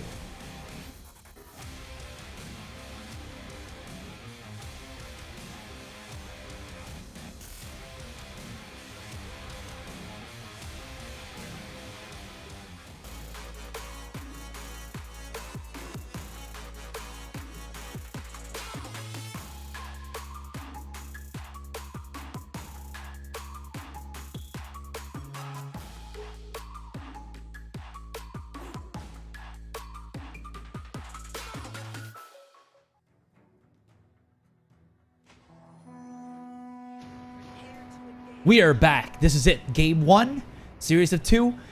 It's the deciding factor, man. The series of 2. If Liyab is already in the bottom of the garbage can, or will USG kind of, see the light of day, this is the series to watch. Oh yeah.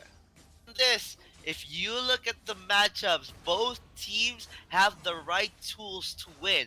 This is going to be a very interesting game 1, and it's all up to which support will take control of the game. It was actually the last pick Rourke here for USG. So Hippie's gonna be in the jungle, kind of just roaming around. Rourke more of an in-your-face type of hero, and it seems like this is gonna be a nice answer to what Liyab is gonna be pointing out. So if they have a fighting comp with with Gambit on that Raz, you can expect that with this Rourke, they're gonna be looking to fight even more. So while waiting for Violet to kind of come online, there's going to be a lot of power here for USG to use to kind of just, skirmish against Liyab. Based on the standings, Mai has been able to perform, but, not to the extent where it would give USG a win. And right now, Maya is on a hero that has not had a good track record here in the AIC. So it's looking pretty iffy for USG, but if they could execute and really make it work, then they have a pretty good lineup. Oh, they're starting it off. There it is, Liyab. They can actually try to flag for the Spirit Sentinel here. Did they get it? I think they did. I didn't see the gold actually go to Miggy, but still that was a start for them. And well, again, we're just kind of simmering before the pot boils. Slashmoon forced out of his own lane as there was a gank from Miggy's Kriknak. He had to respect it, you know. You gotta respect the power. Fight the power, but not this time. That Miggy is on a hero that is not gonna have a good time against his opponent. Ooh. That's a Rourke. One more hit. It's gonna be hard.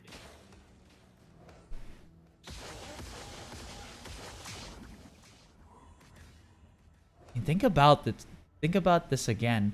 $200,000 on the line, and aside from this, there's a couple more tournaments that these teams will be kind of looking forward to. You know, I'm talking about the.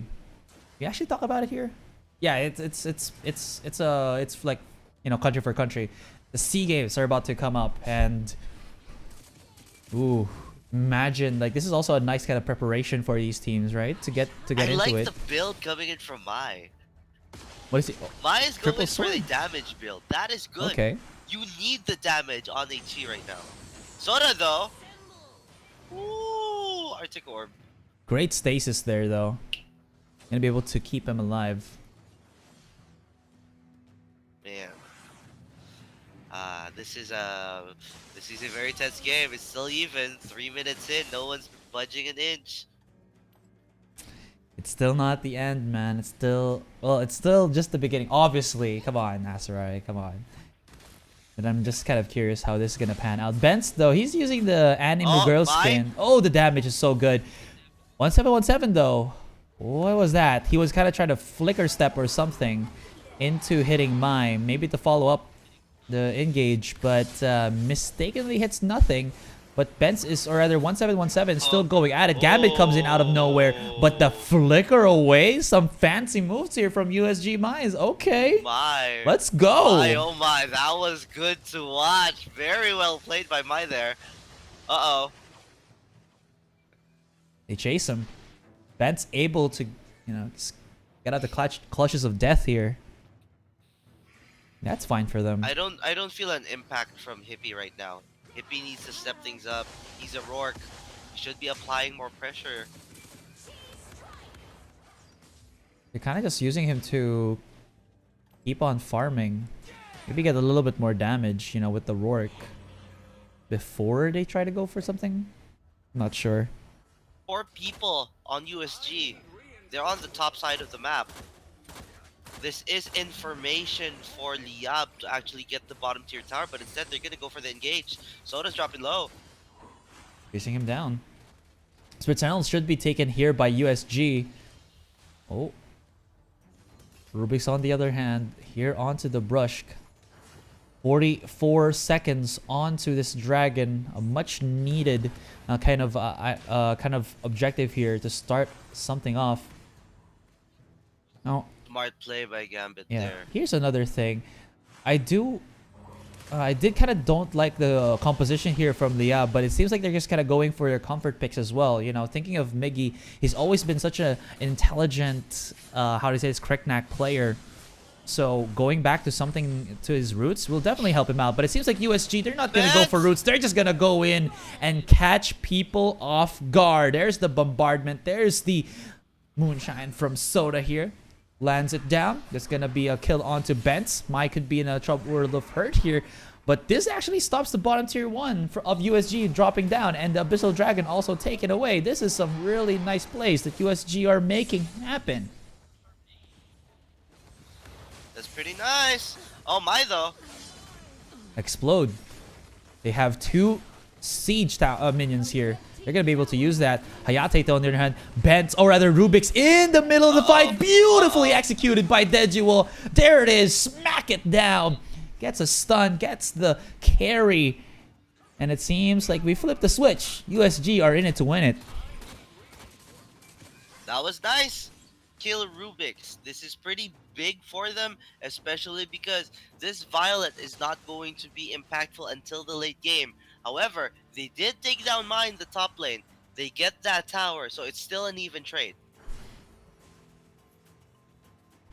The longer this game progresses, the better it should be for Liyab, but you can already see that USG aren't going to wait for that to happen. Liyab, on the other hand, kind of just exchanging blows a little bit here. A bit of a kerfuffle or something. Alright. Liyab are now up by 2 towers, so the lane swap worked in their favor, and now they could potentially pressure this mid lane. They have the better range in terms of pushing, so that's going to be an advantage for them to poke down the tower bit by bit. Don't stop just yet. 35 seconds onto the Abyssal Dragon. And I do like how the Liyab are very quick to kind of just like to clear out their own jungle so that Miggy has more time to roam around. While we said it already, Hippie hasn't really been seen as much, but he has a double buff. He's the Rourke. He goes up in your face, especially now that he's kind of like itemed up. He's gonna be pretty dang scary. But Miggy's also very scary here. There's not much tanky targets for USG, so Miggy will have such an easy time to snipe some targets down, and it seems like that it is.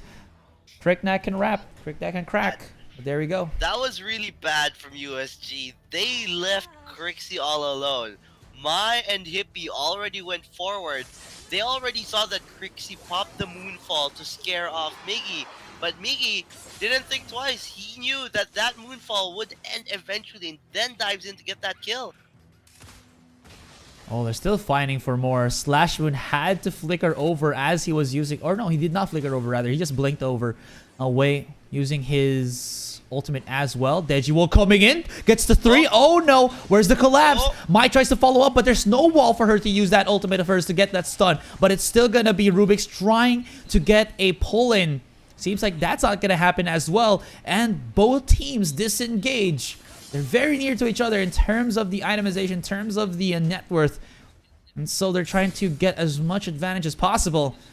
Miggy's on the side. He spots out Dejiwall, but that's a too tanky of a target for him to explode on. Still tries to look for something and tries to go to the top tier 1. He has to disengage because there might be an immediate dive down. Goes in onto Dejiwall. Here comes Rubik's. Where's the flicker in? Looks like he decides otherwise, but Gambit comes in. There's the uppercut. Why you do it, son? Slashman goes in. Kunai Blitz is so strong. And here comes USG. Are you going to be able to follow up? Looks like that's going to be a no. But on the opposite end, Mai gets obliterated by 1717. But that was Slash Moon coming out of nowhere with a Kunai Blitz for the win. I love that movement coming in from USG. They recognize that the wave is about to crash the top lane. They immediately rotate instead of wasting their time mid. They get the tower, force an engage, get the kills, and now they are in the lead in terms of towers. That's 3 towers and 2 dragons. USG are looking pretty good right now. They're able to get the Spirit Sentinel. I thought they were going to go for a the DS, but seems like it's not, at least for now, the case for them. Liyab, though, making such strides, but a slip-up is a slip-up indeed, and they're going to pay a little bit of the price there. Abyssal Dragon already getting started here. Gonna try to pull it out, but USG, oh, they spot out Rubik's. That was a little bit scary. He does have the invisibility to be able to escape the clutches of USG, but they have struck in a wave here onto the mid. The pushback onto Miggy. Still, the ultimate comes out for the Crixie. Oh my goodness, and everything falls down. Can you believe it? Here comes Unsold Stuff Gaming. Batting out from the gates, swinging, smashing, and now the DS is open. Hippie's gonna start it off, and nobody's gonna be the wiser from Liyab. It is going to be uncontested. What you going to do? Alright. For making very good plays across the map, they are recognizing the weakness in terms of damage and thickness from Liyab. Liyab are not going to survive a full onslaught, and if they clump together and dive, Liyab are going to be forced back. But if Liyab take the smart fights, they know that they could take on USG. So right now, USG are playing smarter. Sometimes they say, I am faster, I am stronger, I am Batman. No, that's not even the right term for it. But anyways, this is this is not looking good at all for Liyab. Like Liyab were like, Dude, what was that? Honestly, I'm so I don't know. I heard it somewhere. You don't have heard I it? love it.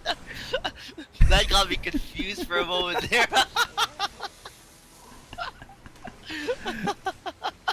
I don't know, man. Oh my god. Okay, the Drake was wasted though. They only got a tier 2 tower out of that. So now Liyab are gonna need to try to defend some more because USG are using their power advantage to push these in. They're losing most of their towers. That second tier tower is one hit away and they will finish that off. With all of these towers gone, USG are in control of the map and they could choke out Liyab. I mean, choke is just a word to definitely describe this one.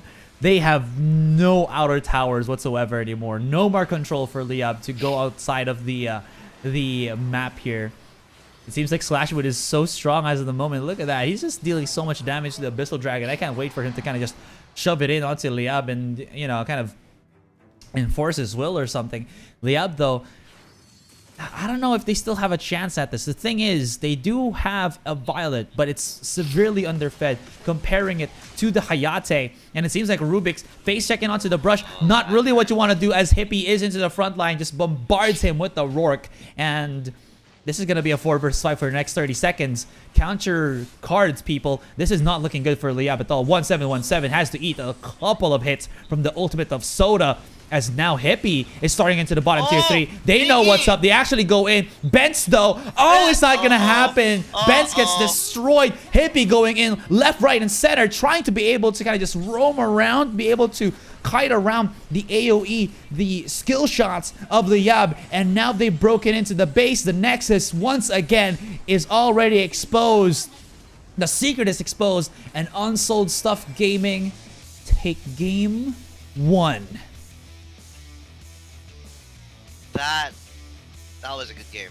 I felt like the impact of the Krizix just wasn't enough.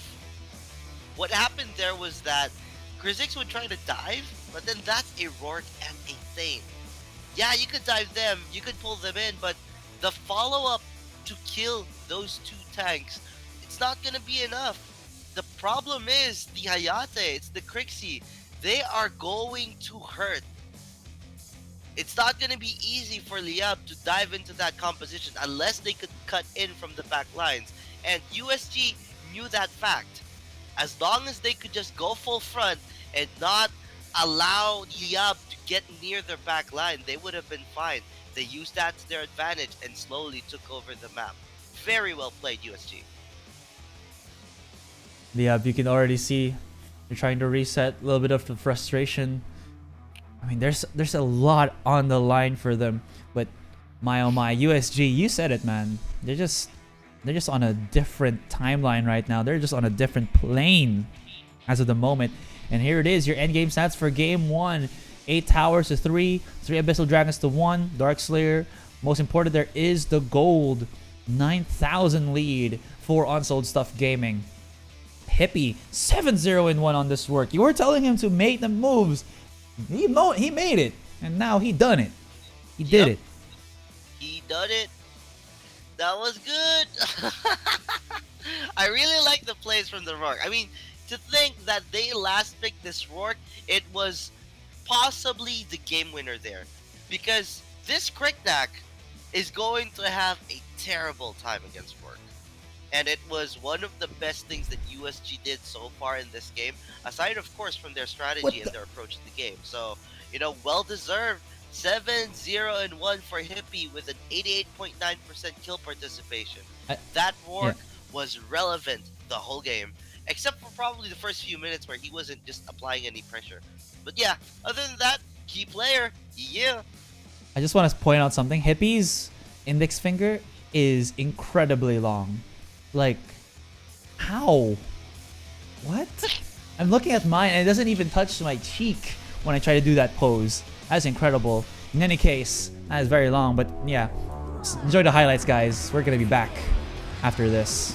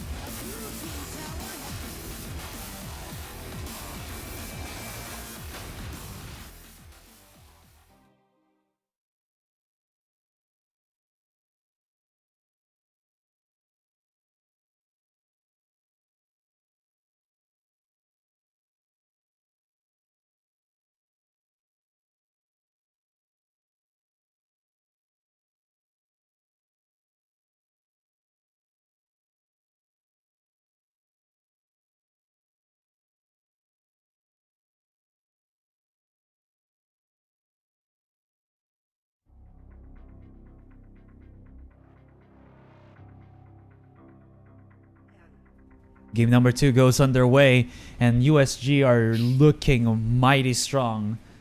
It's gonna be quite a bit of a hurdle for Liyab to get back into this game. But do you think that they can? I mean, it seems like they had so many weaknesses coming into the first match here against USG.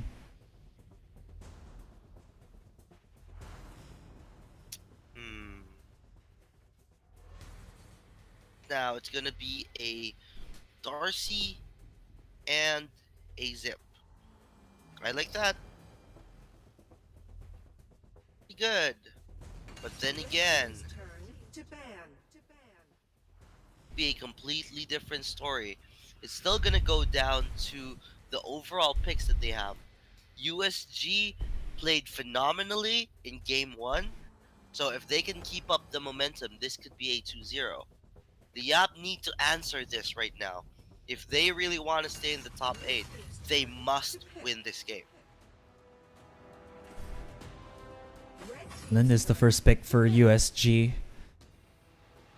Liyab had a good composition in their heads there, but the bad thing about it was that there wasn't really much that they could do in terms of out-rotating USG. USG was everywhere in that last game, and it's looked so difficult for Liyab to kind of find that opening that they needed to. Once they did, the Hippie rather was already nigh unstoppable.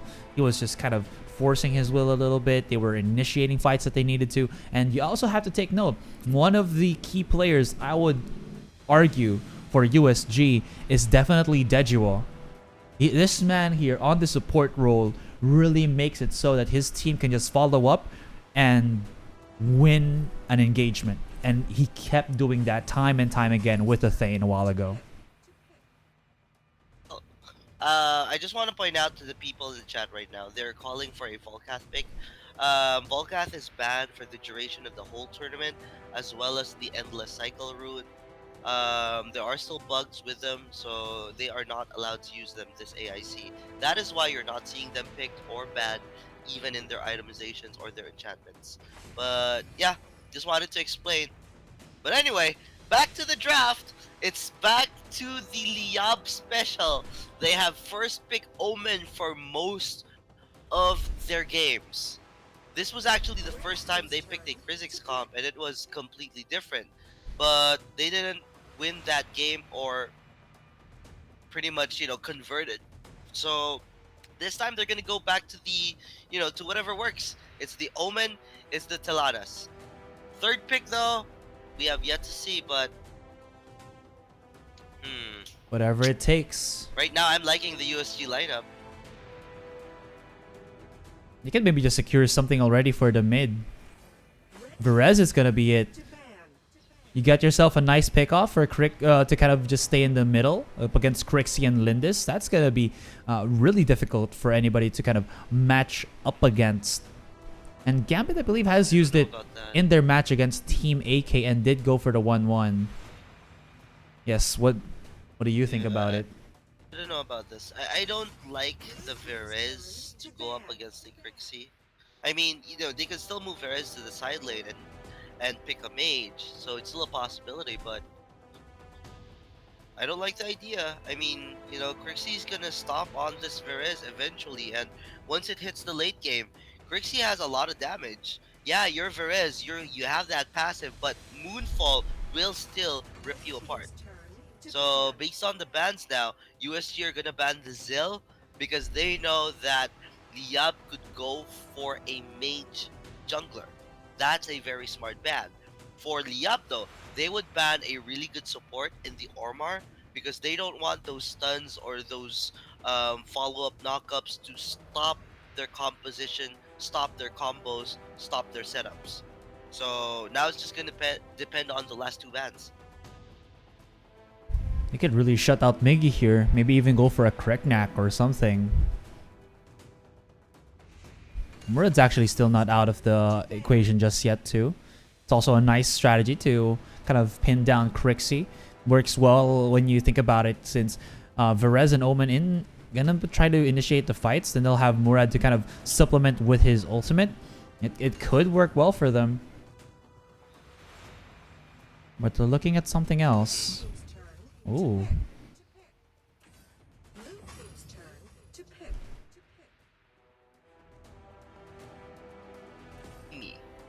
That's understandable. Sephora. Team Etel, I've always mentioned that it's a good combo, so that's exactly what you would want. The Team Etel combo in a lineup, and it's essentially a Liyab special. They've won several best of 5 games in the region with this specific combo. So if they could do it here on this stage, then goes to show that they could match up. But right now, this is a Murad, this is a Crixie, this is a Lindis. We've seen Lindis and Murad in one comp before, and it was devastating. So seeing it in action again, if USG continue to play their momentum game just like they did in game 1, this is gonna be really, really tough for Liyab. Again, we were talking about this before the start of this series. Liyab just needs one win. Even if they get -2, if USG from here on out also loses, Liyab has already put it in the bag where they can just, you know, maybe go to the playoffs. It's gonna be obviously a fool's thing to kind of think. No, you know, we just need that one win. Liyab will definitely look for more wins up against their opponents later, which is gonna be one team. They have to fight tooth and nail, come back. But we'll see, guys. The match or the draft has been set. We'll be back after the team intro.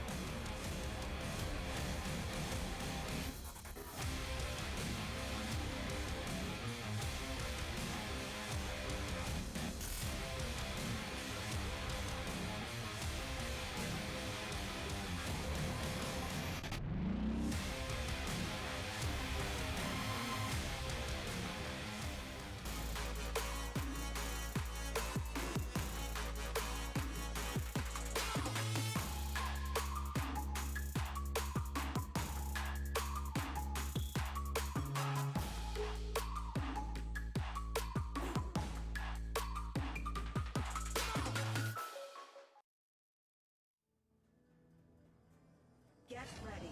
Minions will be deployed in 5 seconds. Here it is, guys. Game number 2 in this series of 2. Put your support in the chat for USG or Liyab Esports.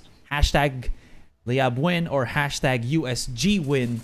We'll see, as both of these teams struggling to get into the playoffs. Much possible, but much is needed to be done for them to be able to do just that. Hard. I mean, you last picked the Irie, so that better be your game winner. If Miggy does not show up on this Irie, it's gonna be really bad news because I'm pretty scared of the draft coming here from USG.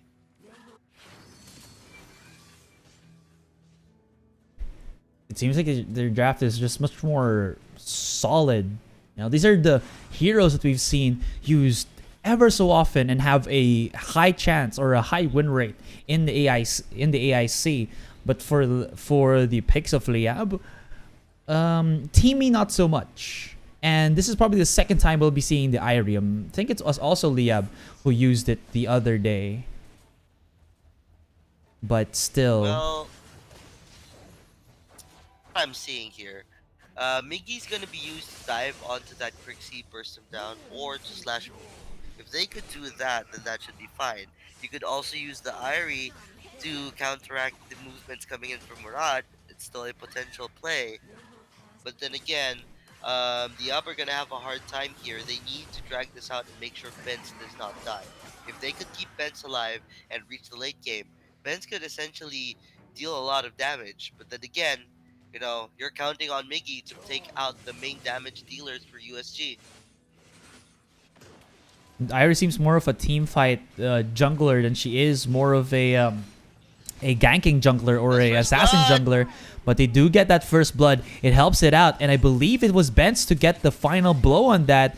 Definitely something that Liyab can put into their pockets. This is going to be a good start for the Filipino team. But of course, you still can't count out that USG are going to be retaliating pretty damn soon. Lindis is actually going to be on the side lane. Mind you that it's going to be Hippie with the Murad on the jungle role. I mean, it's not uncommon. Do see it from time to time, but here it is. Dejiwall dipping it in. Rubix didn't have his ultimate just yet. Teammate's not going to be able, or rather, sorry, he did have his ultimate there, but it seems like they're going to try to flank around from the sides. Mai goes in, and there is a big play from the Iena. Flickering in. Get that final blow. And here we go. Abyssal Dragon opened up. Alright, play from USG. Being a bro was burnt down. Liyab were trying to run away, and you would see a really nice dive coming in from the Iena. They managed to get a good pick, and that is a dead Rubix. And in turn, without that support, they could get this AD uncontested. I wonder how Slashman is going to be performing with Elindis on the ADC role. Hippie comes in from the side, goes in with the Temporal Turbulence. That's fine, but onto the side lane as well. An interesting matchup. It's going to be Yena up against the Omen once again. We've seen it from time to time. It's a pretty back and forth push and pull type of strategy here, but it seems like they catch one out, but Miggy actually still able to get the final blow on that jungle camp, knowing that Hippie was actually on the other side of the map. Smart decisions from the jungler of Liyab. Hey, I'm liking this. This is a full damage Irie. That is scary. You know, you can still dish out a lot if that actually comes through. Then again, you know, it's still a Lindis, a Crixie, and a Murad they have to worry about. That's not even counting on Mai, who made a really sick play earlier. So it's gonna come down to the execution here. Almost finding Rubix there. Rubix's positioning was a little bit lazy on the recall. He almost got gimped. And here it is, the full man roster of Liyab getting spotted out by Dejiwall. So they do at least scout it out. It's going to allow Crixie to clear out a wave here and put some damage in.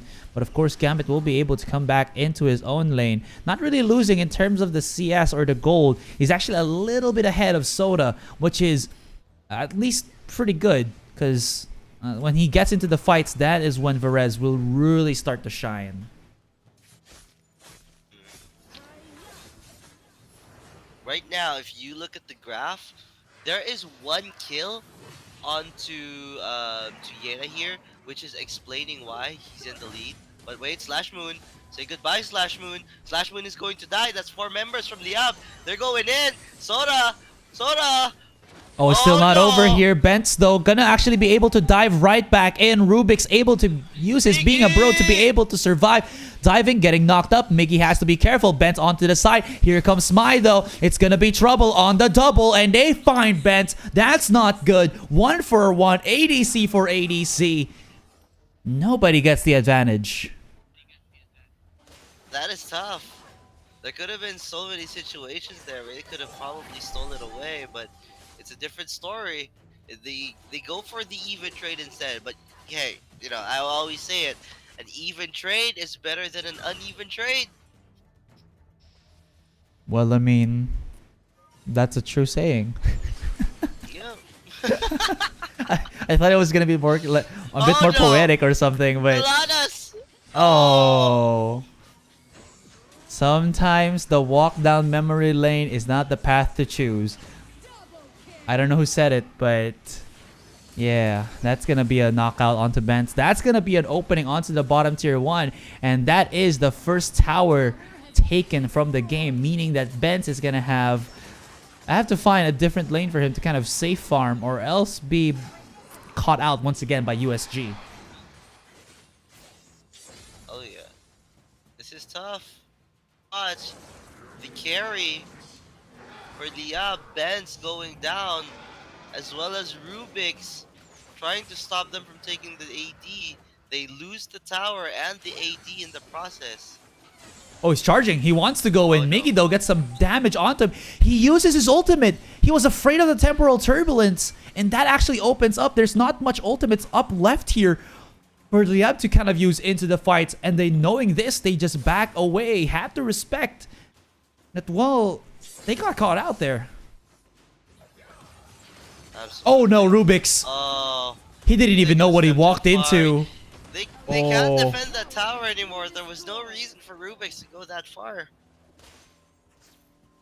This is tough. The Liyab are feeling the pressure right now. Oh no, Miggy. Oh, he's gonna get caught out.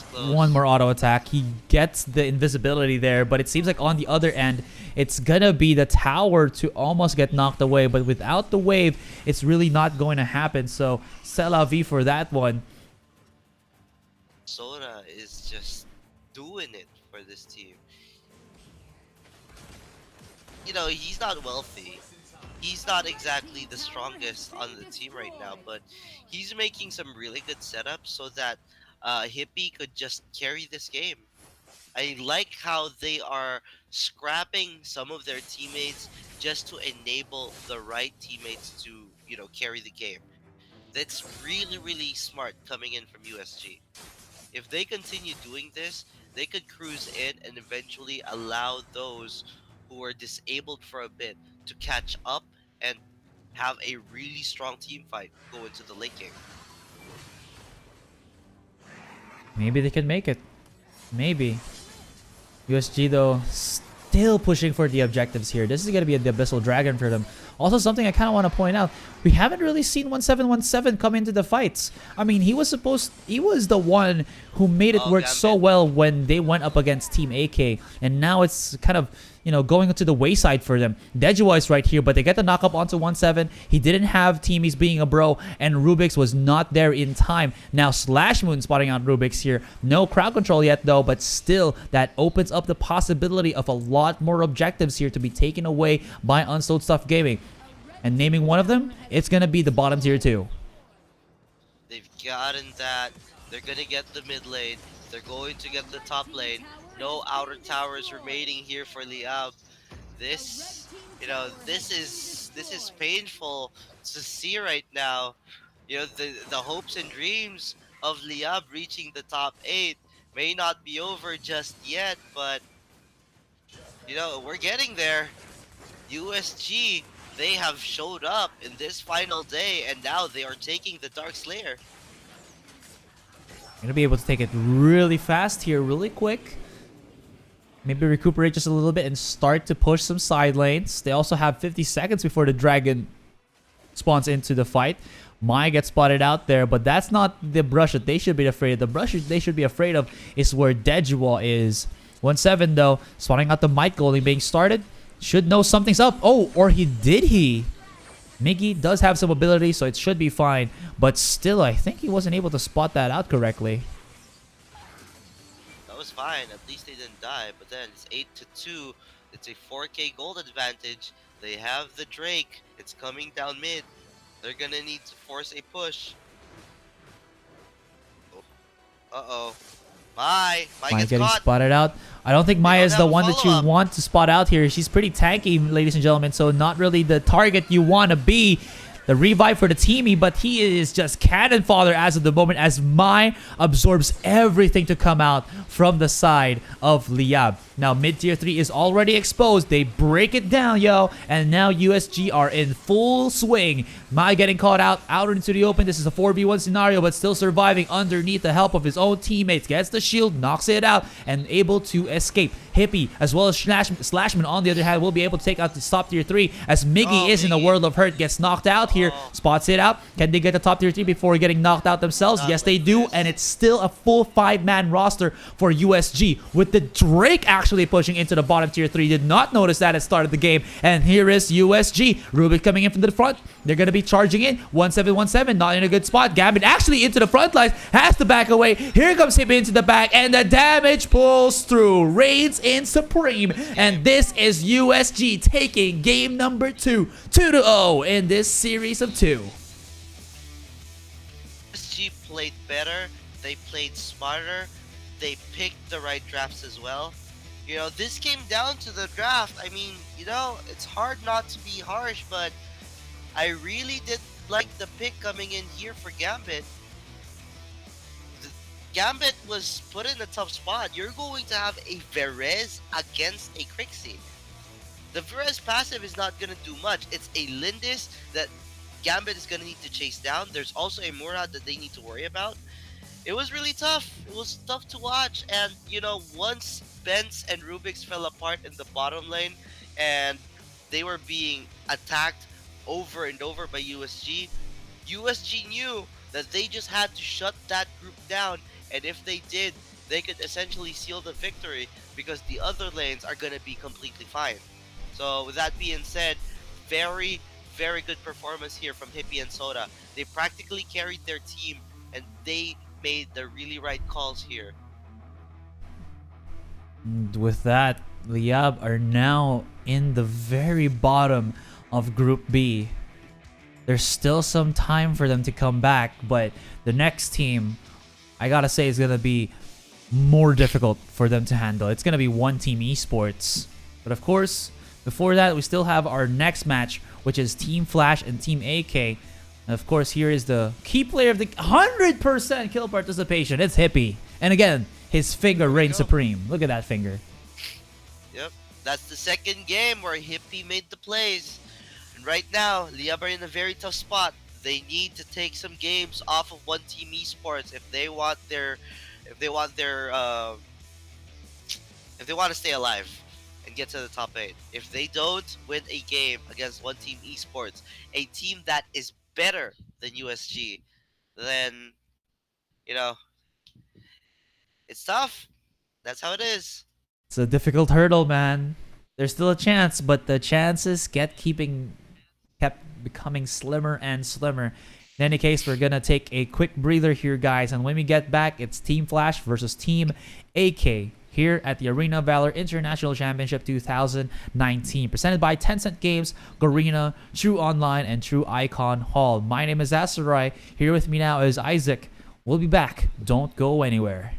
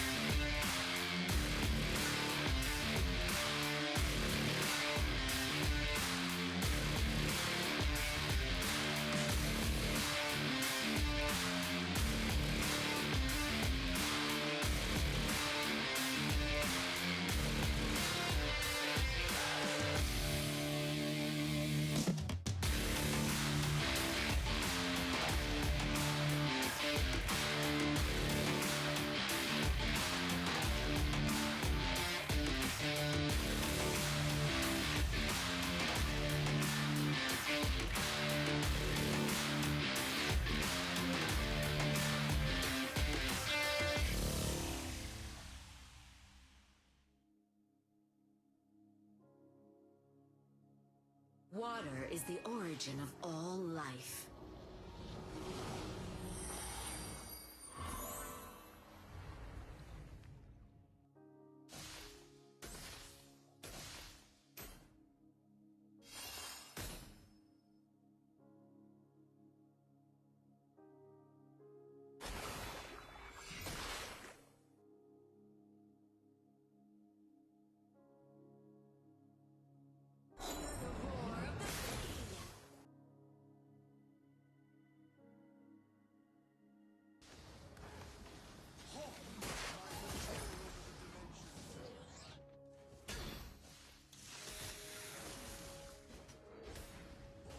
Double kill!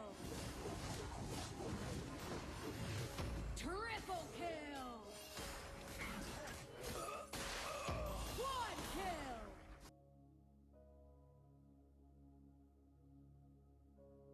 อย่าลืมกดติดตามเพื่อชมวิดีโอใหม่และไลฟ์สดก่อนใคร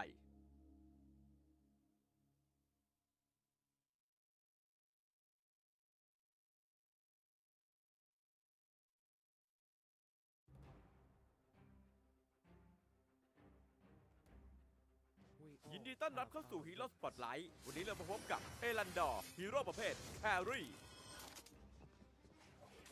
ชีวิตนั้นงดงามเสมอดุจดังบุกหายามแรกอรุณสกิลติดตัวโซซิล 1. การโจมตีปกติจะสร้างโซซิลใส่เป้าหมายเมื่อครบ3 ครั้งจะสร้างความเสียหายเวทแก่ศัตรูในบริเวณ 2. เมื่อใช้สกิลหรือเก็บโซแลมการโจมตีปกติครั้งต่อไปจะโจมตีเพิ่ม1 ครั้ง 3. ภายใน3 วินาทีหลังจากใช้ทุกสกิลของเอลันดอร์เขาจะสามารถกดซ้ำเพื่อย้ายตำแหน่งไปยังโซแลมได้ทันทีสกิลบัตเตอร์ไฟวิงเมื่อใช้สกิลจะพุ่งไปยังทิศทางที่เลือกโดยทิ้งโซแลมไว้ณตำแหน่งเดิมตอนเลือกศัตรูโดยการกดสกิลนี้เข้าไปโจมตีแล้วรีบกดกลับอย่างรวดเร็วสกิลบัตเตอร์ไฟแดนซ์เมื่อใช้สกิลจะสั่งให้โซแลมบินรอบบริเวณและสร้างความเสียหายเวทรอบตัวกดสกิลนี้ทิ้งไว้เพื่อใช้เป็นโอกาสหลบหนีศัตรูในยามคับขันอันติเมทสกิลมอฟเมื่อใช้สกิลจะส่งโซแลมพุ่งไปยังทิศที่เลือกสร้างความเสียหายเวทและผลักศัตรูทั้งหมดในระยะหลังจากนั้นโซแลมจะค่อยๆเคลื่อนที่อย่างช้าๆไปเรื่อยๆผลักศัตรูที่ประชิดตัวออกไปเพื่อให้เสียเวลาเข้าประชิดหรือจะใช้สกิลนี้หนีศัตรูเพื่อไปยังทิศตรงข้ามความสำคัญที่สุดสำหรับเอลันดอร์ก็คือความคล่องแคล่วแครี่คนนี้มีสกิลที่ถูกออกแบบมาเพื่อจุกโดยเฉพาะเขาสามารถไปทางซ้ายและไปทางขวาในเวลาที่แทบจะพร้อมเพรียงกันได้หากตัวผู้เล่นเข้าใจขั้นตอนในการใช้สกิลของเขามากดีพอในช่วงต้นเกมการทำดาเมจของเขายังค่อนข้างต่ำแต่เขาก็สามารถใช้บัตเตอร์ไฟวิงช่วยในการกดดันเลนได้โดยการยิงทีเผลอการเคลียร์คลิปของเขาจัดได้ว่าไม่แย่เพราะสกิลติดตัวของเขาสามารถสร้างความเสียหายเป็นบริเวณสำหรับการต่อสู้กับฮีโร่หากเป็นฮีโร่ยิงไกลด้วยกันแล้วเอลันดอร์อาจจะต้องใช้จังหวะยิงฟรีเพื่อสร้างความได้เปรียบในการแลกแต่หากต้องปะทะกับฮีโร่ตีไกลเขาจะได้เปรียบมากเพราะเขาสามารถใช้บัตเตอร์ไฟวิงและบัตเตอร์ไฟแดนในการหลอกสกิลทิ้งระยะและหลบหนีได้แบบต่อเนื่องจนยากที่สายประชิดตัวจะตามทันนอกจากนี้อัลติเมทอย่างม็อบยังใช้ขัดจังหวะทีมไฟท์และจังหวะไล่ล่าของศัตรูได้ดีมากเอลันดอร์สามารถเล่นได้ทั้งป่าและเลนแล้วแต่คุณจะเลือก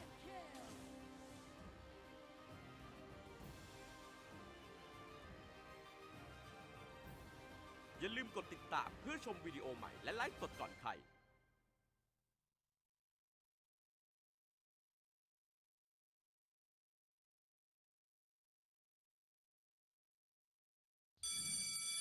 ครั้งนี้ห้องเราต้องชนะ ขอลูกแม็กหน่อย เฮ้ นี่มันไม่ใช่ลูกแม็กซะหน่อย ไอ้เหี้ยเท่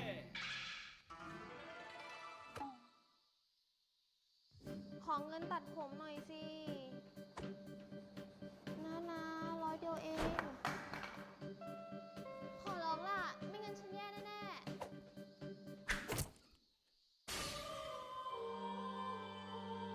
ๆ ขอบคุณนะ ไฮยะเทเฮ้ย ขอตังค์กินข้าวหน่อยเด เราใช้ไปหมดแล้ว นั่นไง เป็นไฟล์เหรอ ไถเก่งจัง ว่าไงนะ ออกกำลังกายเหรอ กล้ามใหญ่จัง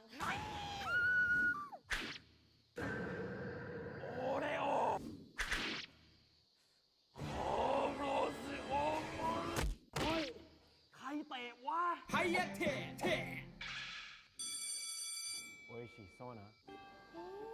โดนจู่โจมแบบสายฟ้าแลบมาชมคนอื่นว่าน่ากินแบบนี้มันคาราเกะขอให้เลี่ยนตายวาซาบิมีของอร่อยไม่แบ่งเลยนะ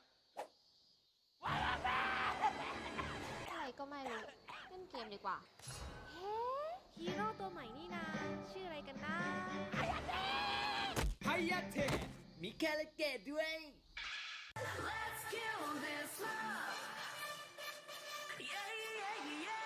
ดีนะ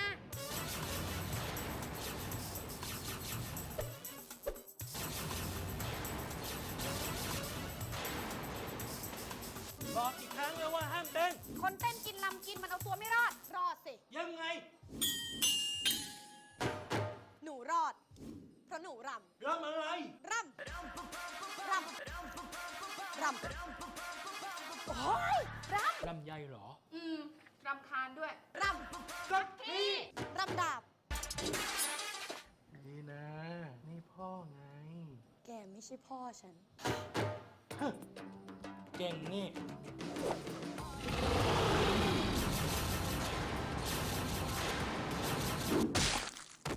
ใช่ ฉันเก่ง แม่ภูมิใจในตัวลูก แกก็ไม่ใช่แม่ฉัน ใช่แล้ว นี่พ่อเอง พ่อ นี่นะไฟเตอร์คนเก่งของพ่อ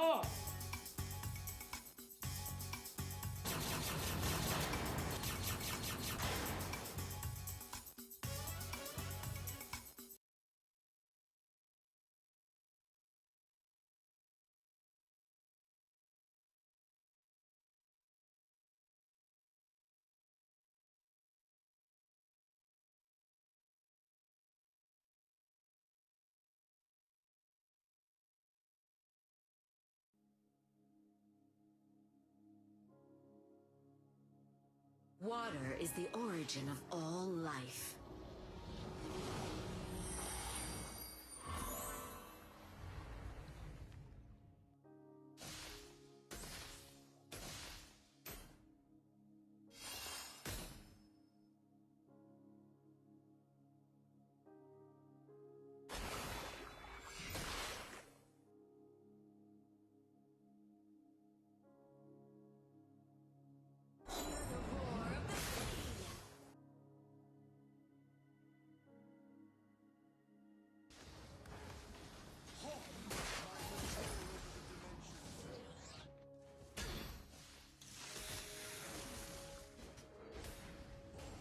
Double kill Triple kill Quad kill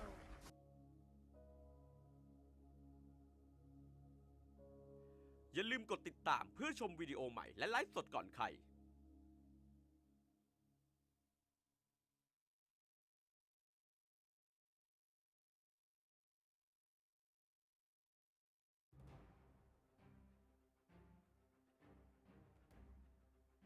ยินดีต้อนรับเข้าสู่ฮีโร่สปอตไลท์วันนี้เรามาพบกับเอลันดอร์ฮีโร่ประเภทแฮร์รี่ชีวิตนั้นงดงามเสมอดุจดังบุปผายามแรกอรุณสกิลติดตัวโซซิล 1. การโจมตีปกติจะสร้างโซซิลใส่เป้าหมายเมื่อครบ3 ครั้งจะสร้างความเสียหายเวทแก่ศัตรูในบริเวณ 2. เมื่อใช้สกิลหรือเก็บโซแลมการโจมตีปกติครั้งต่อไปจะโจมตีเพิ่ม1 ครั้ง 3. ภายใน3 วินาทีหลังจากใช้ทุกสกิลของเอลันดอร์เขาจะสามารถกดซ้ำเพื่อย้ายตำแหน่งไปยังโซแลมได้ทันทีสกิลบัตเตอร์ไฟวิงเมื่อใช้สกิลจะพุ่งไปยังทิศทางที่เลือกโดยทิ้งโซแลมไว้ณตำแหน่งเดิมตอนเลือกศัตรูโดยการกดสกิลนี้เข้าไปโจมตีแล้วรีบกดกลับอย่างรวดเร็วสกิลบัตเตอร์ไฟแดนซ์เมื่อใช้สกิลจะสั่งให้โซแลมบินรอบบริเวณและสร้างความเสียหายเวทรอบตัวกดสกิลนี้ทิ้งไว้เพื่อใช้เป็น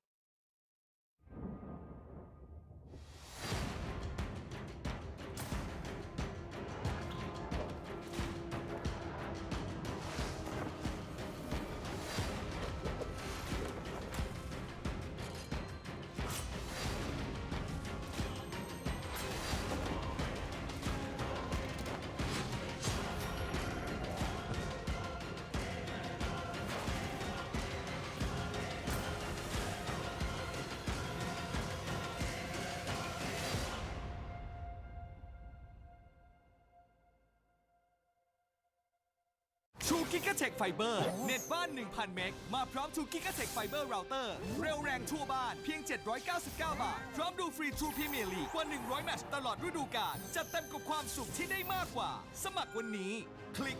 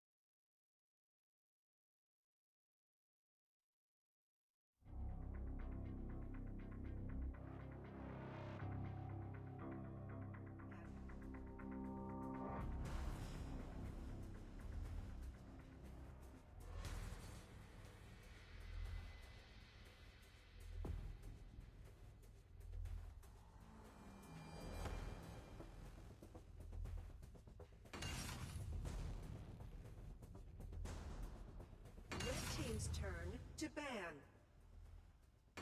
Blue team's turn to pick. And hello guys, we're back at it again here for the Arena of Valor International Championship 2019 group stage. It's now Team AK versus Team Flash. My name is Asarai, with me now is Isaac Plays.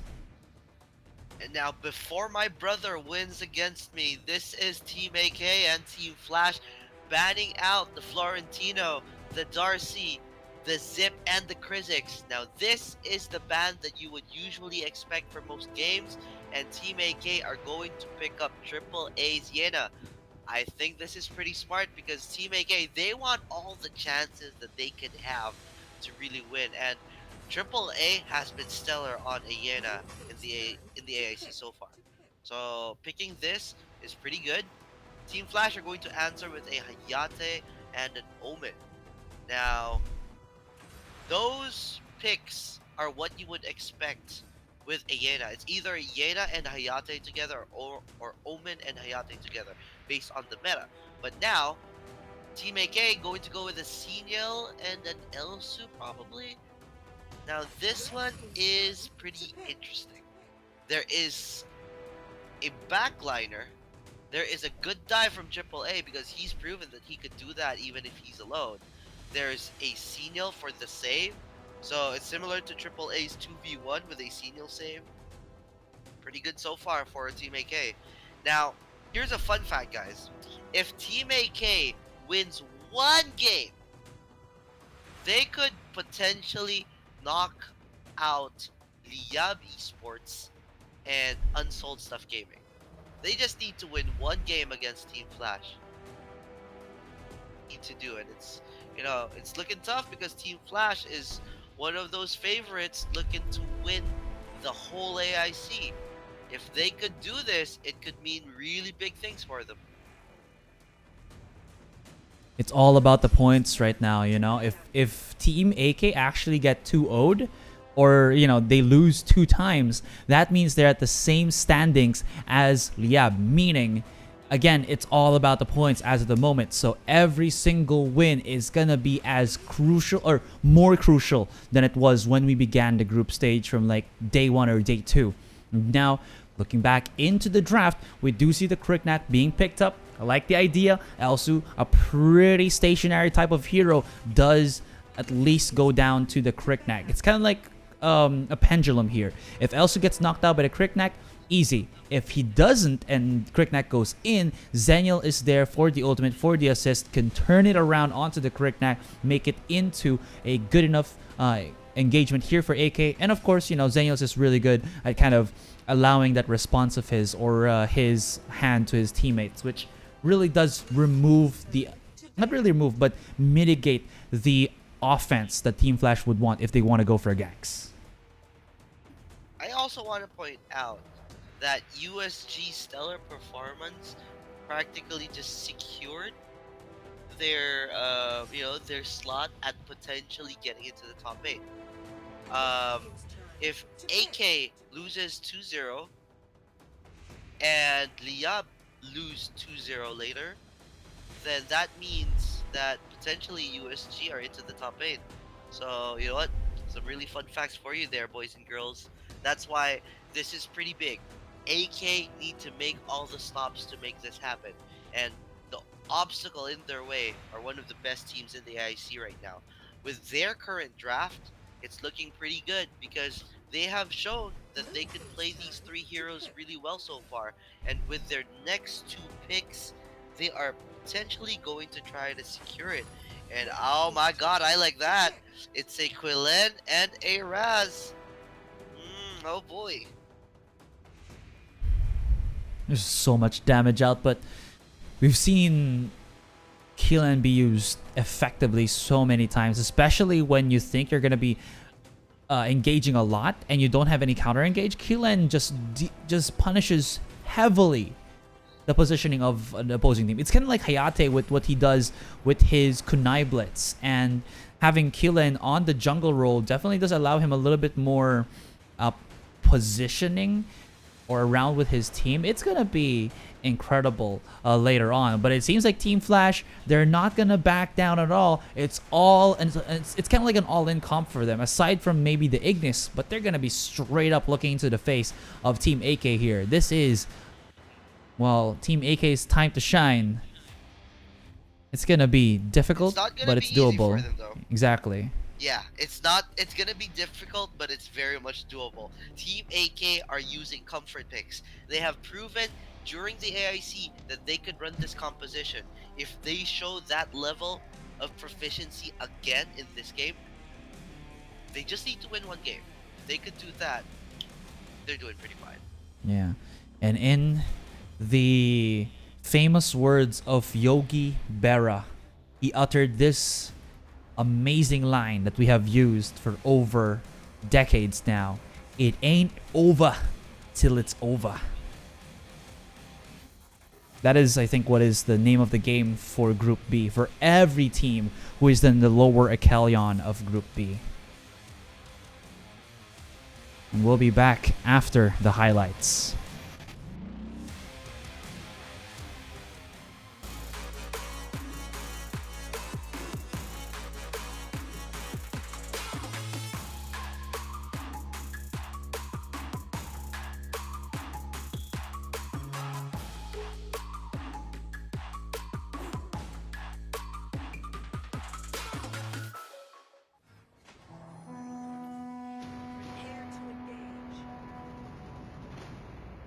And we're back, guys.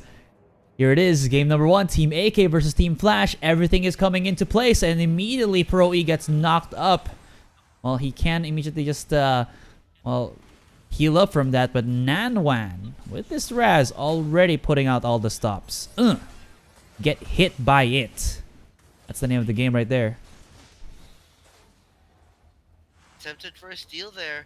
Pretty nice. But they're going to be forcing Pro E back to base.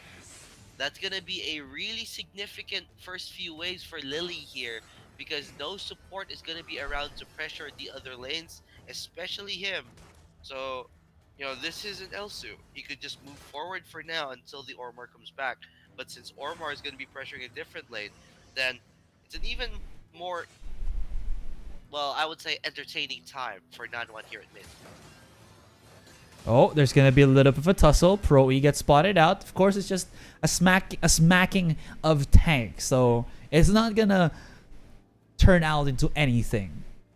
But yeah, again, the gravity of the situation, I feel, goes into more onto Team AK than anything else. There's gonna be a 2-man knockup onto Pro E. He does a spectacular job. Lily, though, follows up with the Elsu and does get a good snipe onto that Koi. With that, he has also a pretty sizable wave that's going to be able to get out here.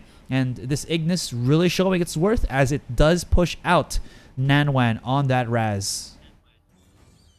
Aggression coming in from Team AK as well. Like, they're not acting like this is a make or break game for them. They're still, you know, they're still just playing aggressively like they have nothing to lose. This is a really good approach for them if they want to take the game. And I mean, that's all we ever kind of want, you know. You just play your own game. You don't feel forced to do anything. But it seems like forcing is something that FL, you know, will be able to do. That's what F stands in FL. Force. I'm kidding. It's Flash. But you see what they're doing already. They're starting their stride. And immediately to follow up with that, a big objective. That was tough. But still, it's the first dragon. It's not gonna mean that much compared to losing the others. So, Team AK, you would wanna just take that as a consolation. You know, better than losing more. True, but it seems like they're about to lose more. If Junjun wasn't able to hop over the wall, that could have been maybe a good chunk of damage onto the mid-tier 1. Nanwan gonna be coming in from the sides here. He goes in. Well, not really in. Just kind of pushes out FL here for the moment. But AK are on the back end. But still, their composition doesn't really shine on the lanes. They gotta wait till the fights start to erupt. Yeah, this is also an interesting point. Lanyu is still not creating an impact. So once he does, it's gonna be really big. And Boom! Shakalaka. Pro E still survives. What is this top on the man? Able to get it. Junjun does drop in, does have a shield push his back. Flash, a deep breath as that snipe almost gets a big impact right there. That Koi indeed. He made an impact play there for Team Flash though, but everybody was just everywhere. Now Lanyu and AAA have a good chunk of time to make and have at this top tier 1. And here is Team AK right off the bat showing to us that the Chinese are not yet over. That is it. That is really good. If you think about it, the snipe itself from Lily burnt the Reaper's blessing from that Koi. So if that happens, then the next time they dive onto this Hayate and fully commit, this Hayate will surely die. And they also managed to take a really good kill, and with Lanyu at really low health, he still gets away, and they get the top tier tower. Very good fight for Team AK. This is what we were looking for. Junjun though, he didn't even know. He didn't even care, and Flash sniffed it out like the wolves that they are. OMG. Oof. There it is. Abyssal Dragon to start it off. And that's the second one for them. Almost a snipe from Lily, though. Ballsy indeed. Oh. AAA. Ah, you don't escape me, brother. AAA's going for it. He got the slow, but Junjun is here holding the hand of his teammate. But underneath the tower, not much can really be done. Now, and Team Flash are still in the lead in terms of gold, but if you think about it, have the advantage with the tower. If they continue with this kind of pace, it's going to be hard for Team Flash, and they could potentially get more and apply more pressure across the map. And isn't that what we want for Team Flash here? To be able to kind of just roam around. But Team AK, since they did get the first tower to get destroyed, they do have a little bit of power on that top lane. But Lily, oh, he has no one with him. He has nobody with him. I think Junjun didn't have his ultimate there to help him out with the Zenial. Say goodnight, sweet prince. But it seems like the punish is here. Junjun coming in, spots out XB. Pro E though, gonna smack it out. Oh no, he actually brings him underneath the tower to extra shots to help him out. XB was like shifting on his seat saying, oh, not like this. But it does happen. So AK do get a retaliation kill for that knockout onto Lanyu.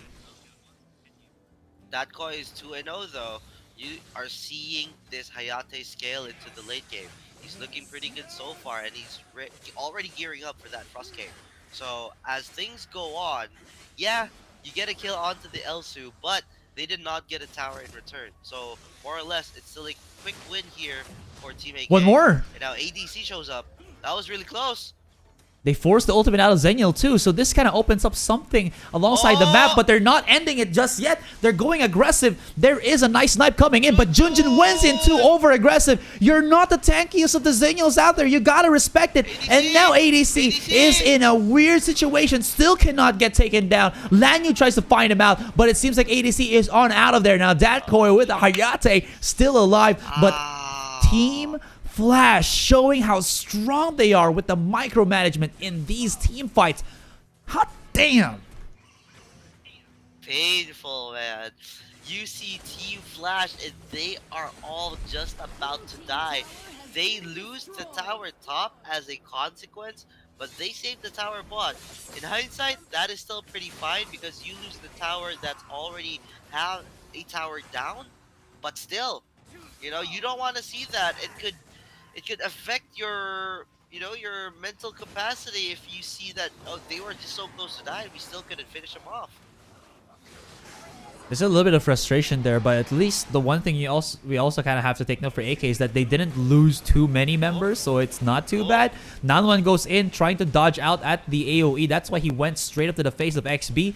You gotta look at how he kind of just approached it. Still though, he took a good chunk of damage, and now Lanyu gets spotted out by Pro E. He can immediately get started on. Here comes ADC, here comes XB, and here comes the death. Juju to follow up. No crowd control just yet, but Lily is in a bad position. They still won't chase him down because Junjun is in the horizon. They don't want to go over commitments, but it seems like Nanwan might actually be in a very bad spot. That's Omen. Even underneath the tower, he can duel all day long. He is a beast from the east, and here we see it.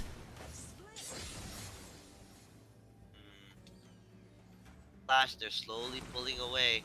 That Koi, he's already taken the tower here in the bot lane. So now they are in the lead, as well as with the 3 dragons.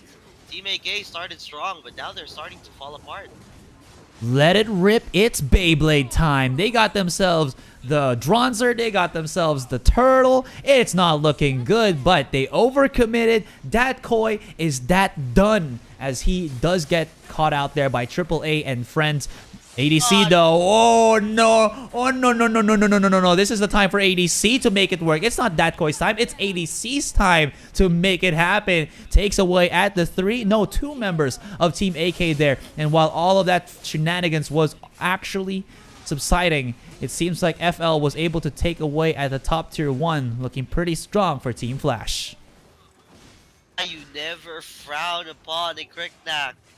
If you club together and make a very crucial mistake, that drone drop can be a very big deal. Yeah, you managed to kill the Cricknack in the process, but it might not be the same case next time. Be careful is the 2 words that will resonate into the heads of Team AK as they try to go in front of the brush. No, you do not. Nanwan, what are you doing? How do you do this to me? There's AAA coming into the middle of the fight, and you just saw Lily try to snipe from very far away, but Pro E was up on into his face, and he says no. If you try to go for the snipe, I will follow up at you. There's the stun! XP comes out of nowhere. The flicker play, the snipe, and there is the Fire Mage lighting this ablaze. Hot damn for Team Flash. That's the problem that Team AK have been having. Nanwan and Lanyu, they have not been in sync with their other teammates. You would see Nanwan diving in by himself, and it's causing the team to force a commitment when they shouldn't have to anymore. And look at that, Lanyu, just as I mentioned it, he's gonna get picked off. And I mean, this is just, oh my gosh. I mean, I haven't even started yet, and they even spot themselves out AAA. They're not ending at all. Pro E's gonna go underneath the tower, chasing it down. Junjun is knocked out, and that is 3 members of Team AK away from the board, meaning that FL, they don't have to stop at all. They even find Lily. Oh, Lily, you've been picked off like the flower that you are. And that is a siege minion going up onto the Nexus. It's already exposed, and Nanwan, all he can do is try to throw out some fireballs, but at the end of the day, Team Flash reigns supreme. Good game from Team Flash. They maintained their composure. It goes to show how much experience they have over some of the other teams. They had a really bad start, but it didn't faze them. They maintained their composure, kept going, and there we go. They ended with a very dominant win. Very well played. Very well played. I mean, I thought the Team AK was looking mighty fine at the very start of the game. Like, they were everywhere. Taking kills, getting a tower, getting objectives, well, getting the dragons and whatnot. But they really lacked kind of just trying to force out even more than what they needed to be able to win that game. Team Flash, all they had to do was kind of just wait in the shadows, and you know that they had themselves that really nice, you know, setups with their team fight power. That was tough. I thought that Team AK could actually put it off. They were actually performing well. It's looking really good, but you know, at the end of the day, you already saw it. It's Team Flash reigning supreme. Looks really good so far. Now, I mean, this just means that we have Team AK already at -5 in their points. Again, this is the day for us casters. Just keep reminding the viewers of what it is for the group stage, because I feel like that's one of the most, well, that's probably the most important thing right now, because after this day, it's over. It's over for Group B. This is the deciding fact, though, to see who gets into the playoffs from this side of the 6 or the 12 teams that joined the AIC 2019. Look at that. Look at that. You would think that, oh, well, ADC performed well. That Koi was amazing. XB was awesome. But all of those, they were enabled by this Ormar. You know, give some credit to Pro E. ADC was phenomenal, but if not for Pro E, this could have been completely different. Hats off ADC, you did well, but you know, my eyes are on that Ormar. Pro E, still stellar, still consistent to this day. Very well played. Off to the wayside there, man. He basically just made everything happen. He wasn't the typical Ormar, you know, where he's just gonna stay in the middle of the fight. But granted, though, that's not really the composition or the playstyle that they needed because of how AK made their comp, right? The thing that I like about it the most was that he just went into the face of Lily. Anyways, here's the highlights. Enjoy. We'll be right back.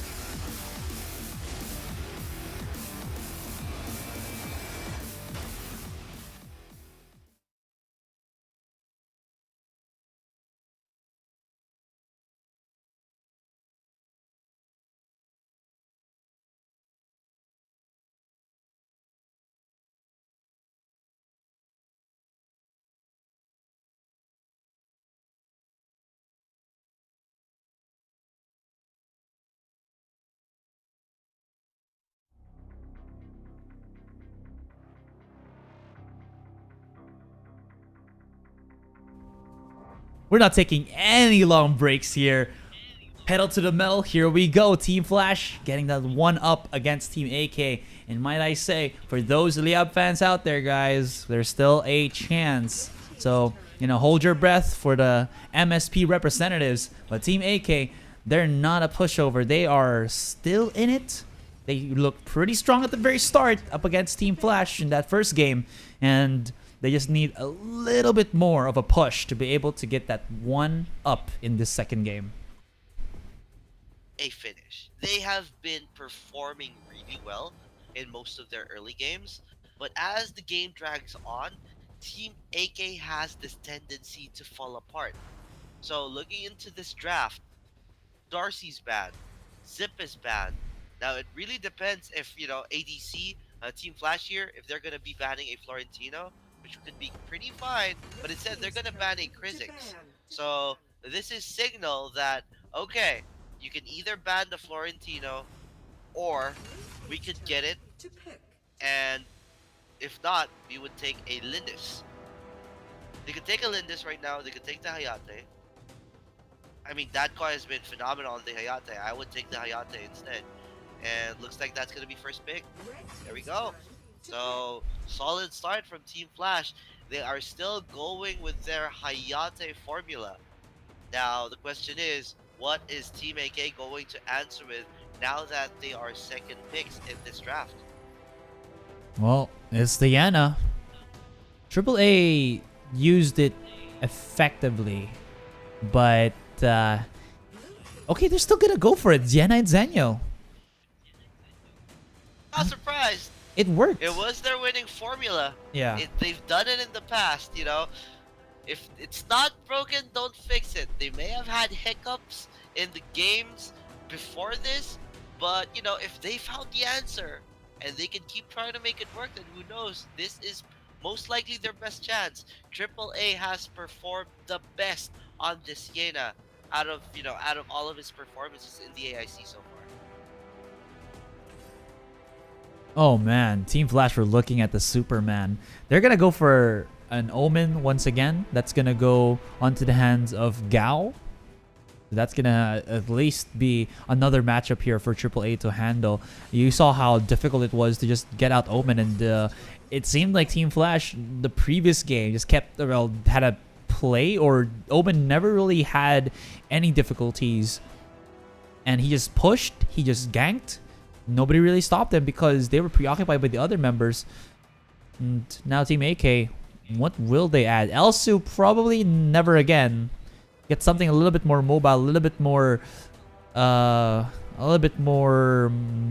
what's the word I'm looking for? A little bit more mobile. Yeah, that's the thing. Or else he's gonna get bombarded here. He's gonna get pulled. He's gonna get stunned. It's gonna be difficult. Even with the Zaniel, I don't think it's enough to protect for Team AK. But they're still gonna go for the Elsu.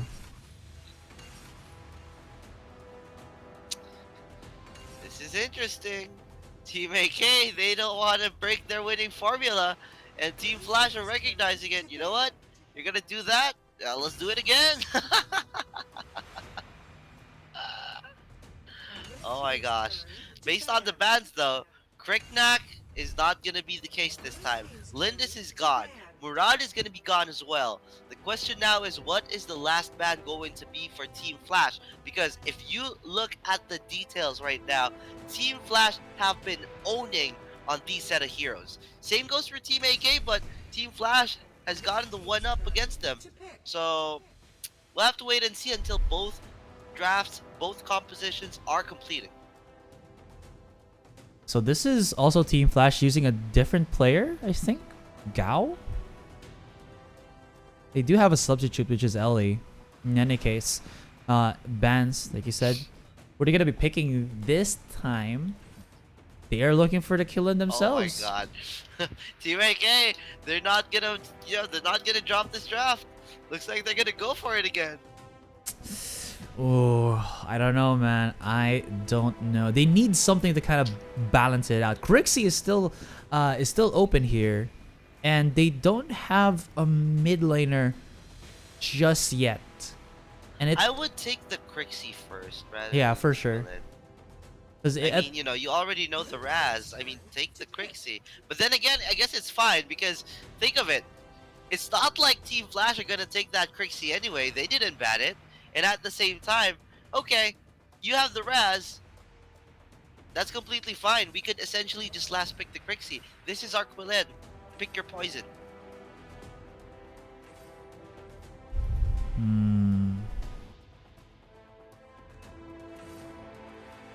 They're anticipating it though. Rourke and the Ormar. Well, with all of this melee just kind of oozing from Team Flash's picks, I would say Diao-chan isn't a bad thing to kind of hover over at the moment. You get yourself a nice amount of crowd control. It'll kind of shift the pace if the Raz is going to be going in. Granted, you're going to be much of a sitting duck, but the crowd control can really help out the Elsu, stay alive longer here, especially now that the Kriknak is away from the board. Did not want this Quillen pick first. It's going to get countered. That's a Rourke. Yeah, in the late game, you could potentially match up against a Rourke, but once you show up, this Rourke is going to just turn around and run at you. ADC has proven that he is not scared of diving onto enemy junglers, regardless how risky it is. Their last pick, Alistar, is something though, but I don't feel like that's going to be the game changer, especially since it's the last pick. I'm siding with Team Flash on this one. I think that pick for Team AK was a little bit too safe in the sense that they kind of wanted something with a little bit of wave kill or a little bit of crowd control here, so that if ever, like you said, the jungler here of Team Flash decides to dive, there is the prison from Alistair, and then he has the the lightning to go for that wave clear. The thing is, I feel like it's not enough crowd control to kind of tame the beast, so to speak, that is Team Flash. So we'll just have to see, guys. Yep. Of Mischief going to be the game changer for Team AK? Or will the power of Rourke shut down the Quillen and the rest of Team AK? Wait and find out. We will see it in game number 2.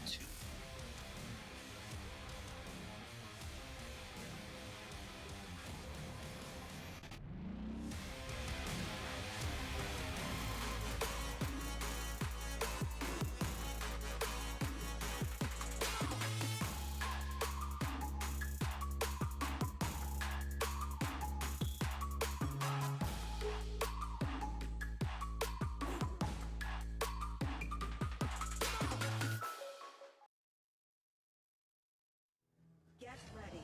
Minions will be deployed in 5 seconds.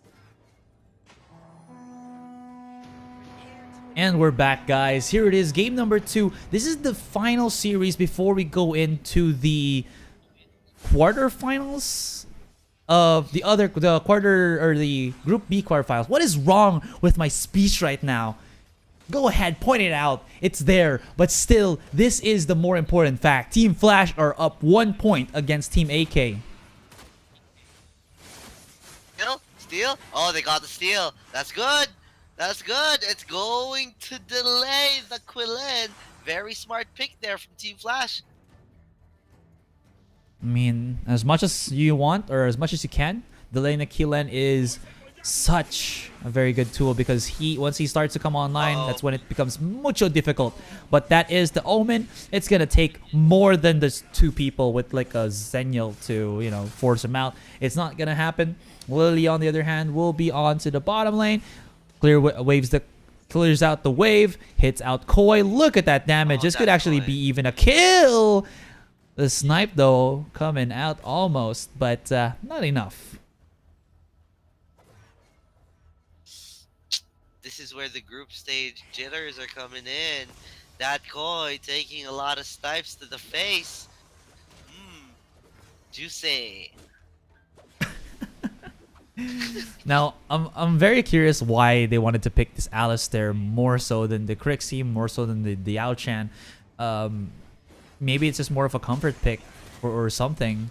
Junjun there had to be forced to kind of hop over back to his embracing teammates' arms, but it does work out for him. The snipe will not hit out into Koi. It's a pretty mobile Hayate, and with that, they actually start at this team fight. It's gonna be a 4 versus 4. Also coming in from the side. Big damage from Pro E. And once again, this man, the man called Ormar, is destroying the front line. That Koi gets the double kill. He spots out Lily way out into the open. They can go for a dive here if they wanted to, but yeah, there's the flicker. Escape all you want. This is already the Flash show. Pro E, even being like a, you know, add insult to injury, blocks the snipe, allows his teammate to get that blue buff. And they're still going for it. They're going to get AD as well. This is going to put this Quillen behind even more.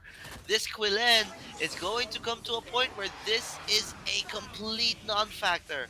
What's this Quillen gonna do when the rest of the team are gonna be OP? Well, there is another meaning to the word OP. Out of place. And that is not Olympus. Yeah. Oh, actually. Well, not Olympus. Out of place. If that is the OP that happens to Quillen, well, it might be just all over player. And we'll just have to see. Of course, this game is far from over. It's just begun.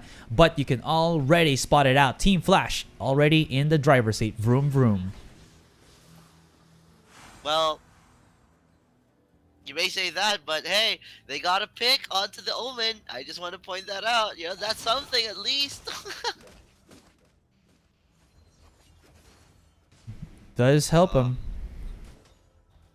The thing is, that's not the person you want caught out. The one you want caught out is that Koi. That helps it out, but look he dodged the snipe. He dodged the snipe. Oh no. My man. Big plays. Big boy plays. 200 IQ plays. They even tried to go for the Spirit Sentinel, but Flash was like, Not even in your lifetime. AAA. They do get the stun up.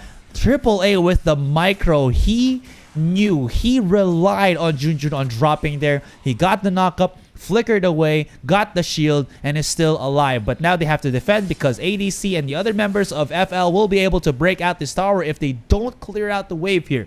Which now they cleared out. Smart decision. Tower saved. Serious though, like, what's so special about this Alistar? Well, there it is. The Wave prison, clear? man. I mean, yeah, I guess the prison is fine, but you know, do you really need the prison? I mean, you know, there could be more useful heroes that you could take in for Team AK. Again, all we can only really try to do here is to tell how it's played. Lanyu, though, he tried to wrap around, but there was a brick wall just kind of blocking his path. Gao, on the other hand, ADC! Oh, ADC! What One more. are you doing? There's the knock-up. Play. There we go. That's why Oh my gosh. Oh, the Alistair is the master. There you go. Drop it down. That Koi, though, will be able to open up. Get that bottom tier 1. Alistar popped so many things there. He even used the Arctic Orb to save himself. It could have been a completely different story, but you know, with that being said, ADC has immunity to control. If that doesn't run out, this Alistar is essentially a sitting duck against this Rourke. So Pro E is in they a win 2 one versus fight, but 1. It's not gonna change anything. Are you seeing this? He is the Ormar of all Ormars. He's just kind of like going in, spinning it, and then pushing out 2 people all at the same time. And he didn't even need his teammate to be there. Imagine if Ormar is there, wombo combo with the Hayate. Say goodnight, sweet prince. Is the carry support. He is carrying his team as a support, and he is changing the outcome of the bottom lane right now, and most potentially he's gonna change the outcome of this game if he continues to give out stellar performances just like that. That's a 2nd tier tower down at bot, and now this is gonna allow Team Flash to pressure the other lanes. Dragon's been taken. Haven't really seen the Rourke kind of, you know, prove itself for now, but it hasn't really been the case. It's always been the Pro E show. Pro E on their hand. If you're looking where he is, he's actually onto the side here. Could be dangerous. Gao into the front line. Catches out onto Junjun using that fireball from XB to get that slow win, and they are collapsing onto Gao, who does flicker over the wall, gets sniped by Lily, but still escapes because he's a tanky son of an omen. Now Pro E coming in from the sides, goes in, can actually spin the win, but he is in no man's land, gets caught up, there was no wave, and that Alistair is denying the setup underneath the tower because of that wave clear. Oh, XP! XP! Oh my goodness, he actually brings them all in, but that was a little bit too optimistic from a pessimistic point of view. Bad things happening here for Team Flash as Team AK coming out of the wazoo, guns a-blazing. That's why though. Look at the wave clear, man.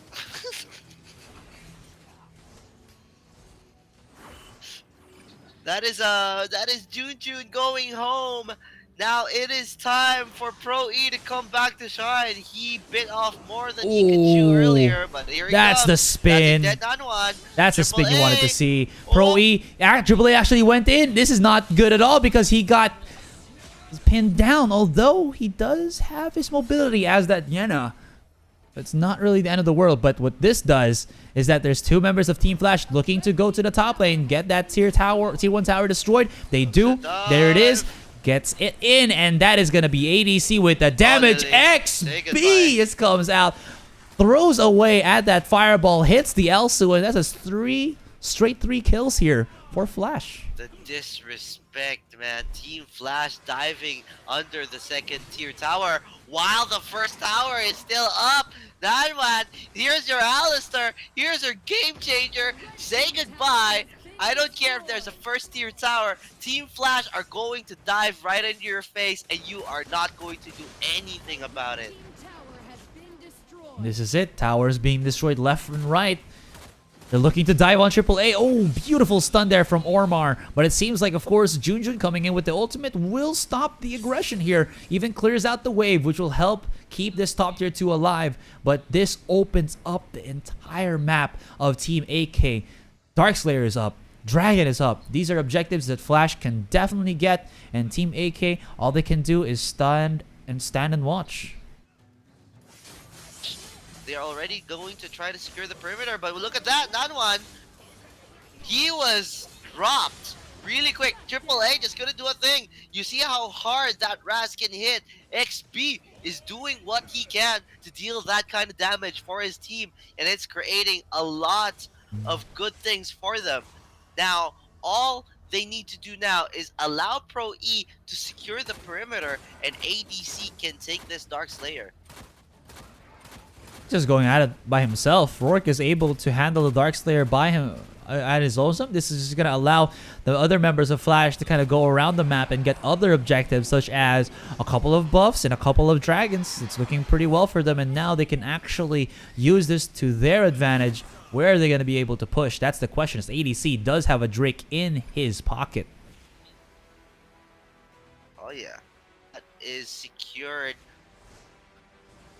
Team Flash, they're going to think of pressuring the bottom lane even more. As they do that, the rest of the members can pressure the top side as well and create a split push. This is going to make sure that they control all 3 waves and just rotate towards mid from time to time. Once all 3 waves start crashing, they can start taking all 3 towers if they maintain their positioning here in the final fights. AAA caught in the center there, has to back away. He was not in a good spot. He had to respect there.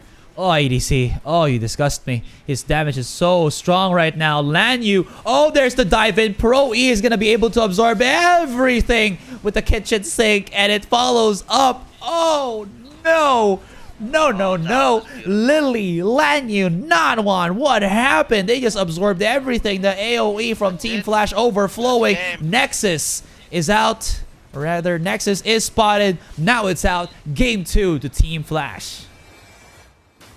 And with that, they are most likely out of the top 8 because of that 0-2. That being said though, Team Flash, they didn't care about no towers. Yeah, you have a tier 3. We're still gonna dive you. We didn't care about your tier 1 while we dived you under your tier 2. We're gonna do the exact same thing on your tier 3. And as they kept doing that, that was just a stellar performance across the board.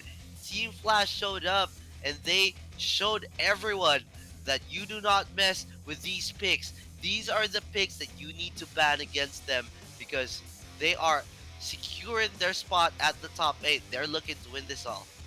Can't touch this. Team Flash. And this means, you know, ending this game. Liyab and Team Flash have the same standings once again. I mean, you know, just to kind of reiterate. Yeah. Liyab can still change it. Team Flash, on the other hand, it's already over for them. I mean, in terms of like the games that they're going to be playing, because now they've done the match against one team and the match against Team Flash.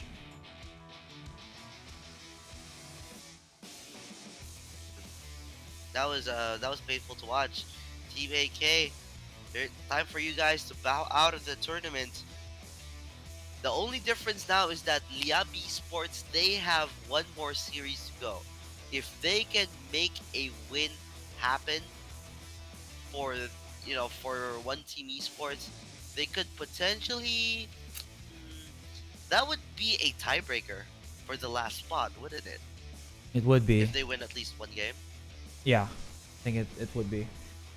If that happens, it could be a rematch, USG versus Liyab. If Liyab Esports could secure one game against one team esports. But if they don't, then Team AK and Liyab Esports bowing out of the top 8. And with that, we're going to just leave you guys to go for a short break. The AIC 2019 is not yet done. And when that break is over, you know what's going to come up? It's the quarterfinals for Group B. here.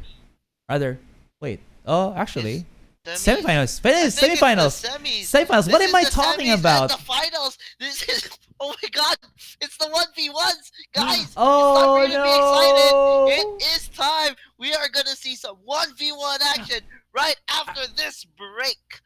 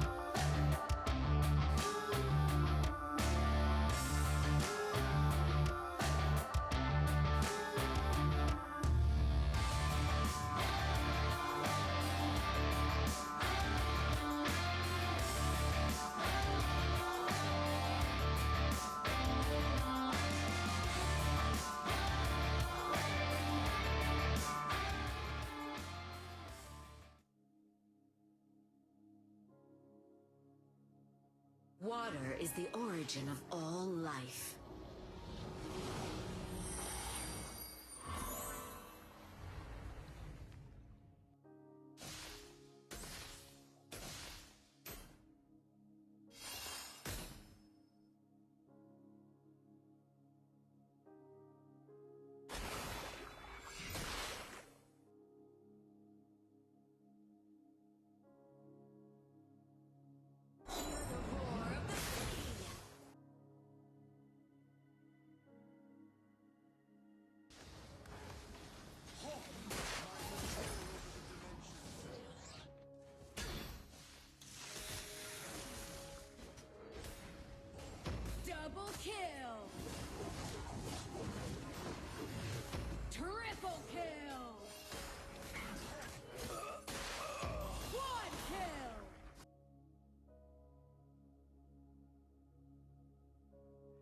อย่าลืมกดติดตามเพื่อชมวิดีโอใหม่และไลฟ์สดก่อนใครย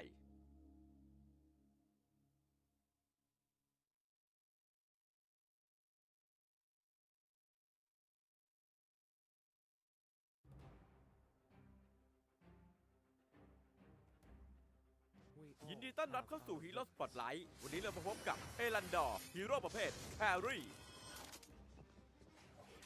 ชีวิตนั้นงดงามเสมอดุจดังบุพายามแรกอรุณสกิลติดตัวโซซิล 1. การโจมตีปกติจะสร้างโซซิลใส่เป้าหมายเมื่อครบ3 ครั้งจะสร้างความเสียหายเวทแก่ศัตรูในบริเวณ 2. เมื่อใช้สกิลหรือเก็บโซแลมการโจมตีปกติครั้งต่อไปจะโจมตีเพิ่ม1 ครั้ง 3. ภายใน3 วินาทีหลังจากใช้ทุกสกิลของเอลันดอร์เขาจะสามารถกดซ้ำเพื่อย้ายตำแหน่งไปยังโซแลมได้ทันทีสกิลบัตเตอร์ไฟวิงเมื่อใช้สกิลจะพุ่งไปยังทิศทางที่เลือกโดยทิ้งโซแลมไว้ณตำแหน่งเดิมตอนเลือกศัตรูโดยการกดสกิลนี้เข้าไปโจมตีแล้วรีบกดกลับอย่างรวดเร็วสกิลบัตเตอร์ไฟแดนซ์เมื่อใช้สกิลจะสั่งให้โซแลมบินรอบบริเวณและสร้างความเสียหายเวทรอบตัว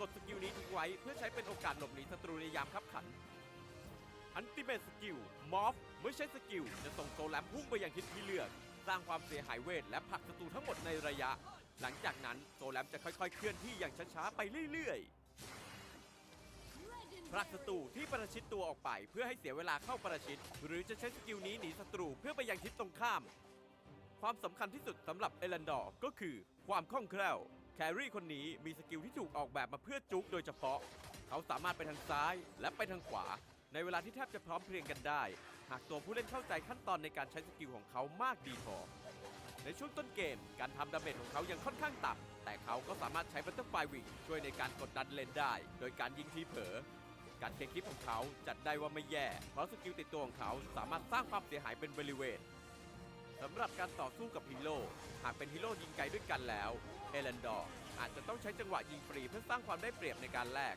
แต่หากต้องปะทะกับฮีโร่ตีไกลเขาจะได้เปรียบมากเพราะเขาสามารถใช้บัตเตอร์ไฟวิงและบัตเตอร์ไฟแดนในการหลอกสกิลทิ้งระยะและหลบหนีได้แบบต่อเนื่องจนยากที่สายประชิดตัวจะตามทันนอกจากนี้อัลติเมทอย่างม็อบยังใช้ขัดจังหวะทีมไฟและจังหวะไล่ล่าของศัตรูได้ดีมากเอลันดอร์สามารถเล่นได้ทั้งป่าและเลนแล้วแต่คุณจะเลือก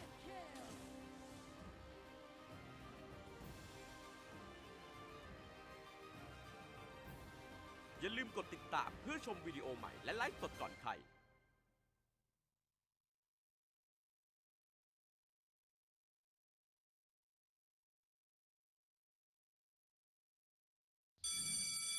ครั้งนี้ห้องเราต้องชนะขอลูกแบงค์หน่อยเฮ้นี่มันไม่ใช่ลูกแม็กซะหน่อยไฮเยเท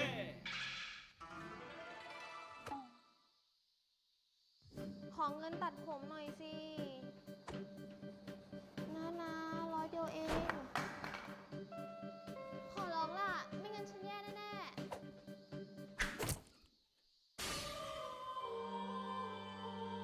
ๆขอบคุณนะไฮยะเทเฮ้ยขอตังค์กินข้าวหน่อยเดเราใช้ไปหมดแล้วนั่นไงเป็นควายเหรอไถเก่งจังว่าไงนะ ออกกำลังกายเหรอกล้ามใหญ่จังโอเรโอ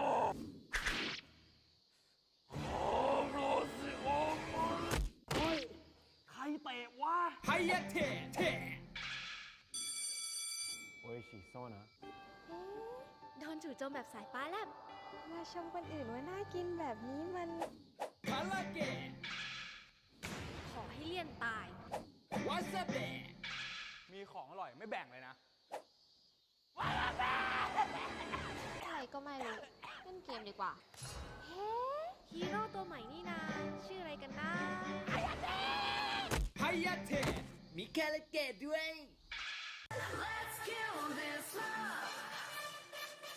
Yeah, yeah, yeah. ดีนะ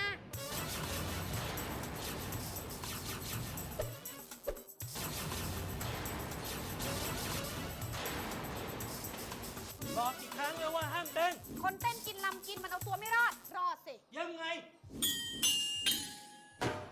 หนูรอด เพราะหนูรำ รำอะไร รำโอ้ยรำ ลำไยเหรอ รำคาญด้วยรำสักทีรำดาบ ดีนะ นี่พ่อไง แกไม่ใช่พ่อฉัน เก่งนี่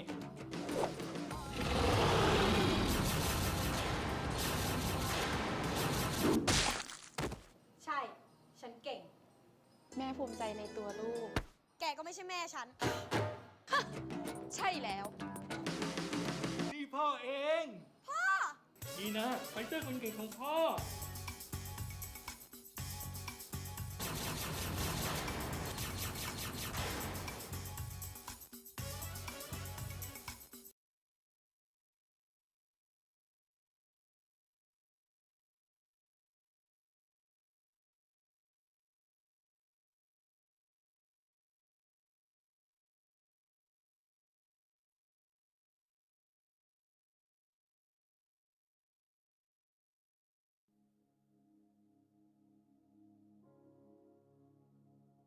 Water is the origin of all life.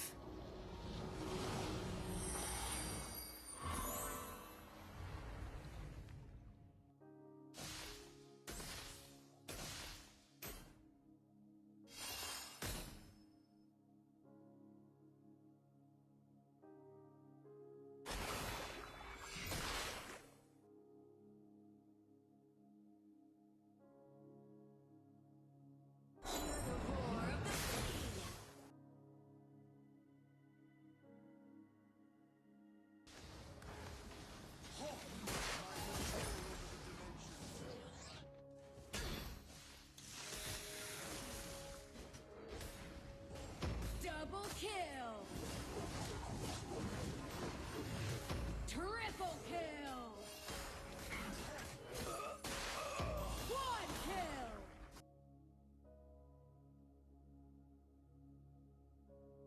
อย่าลืมกดติดตามเพื่อชมวิดีโอใหม่และไลฟ์สดก่อนใคร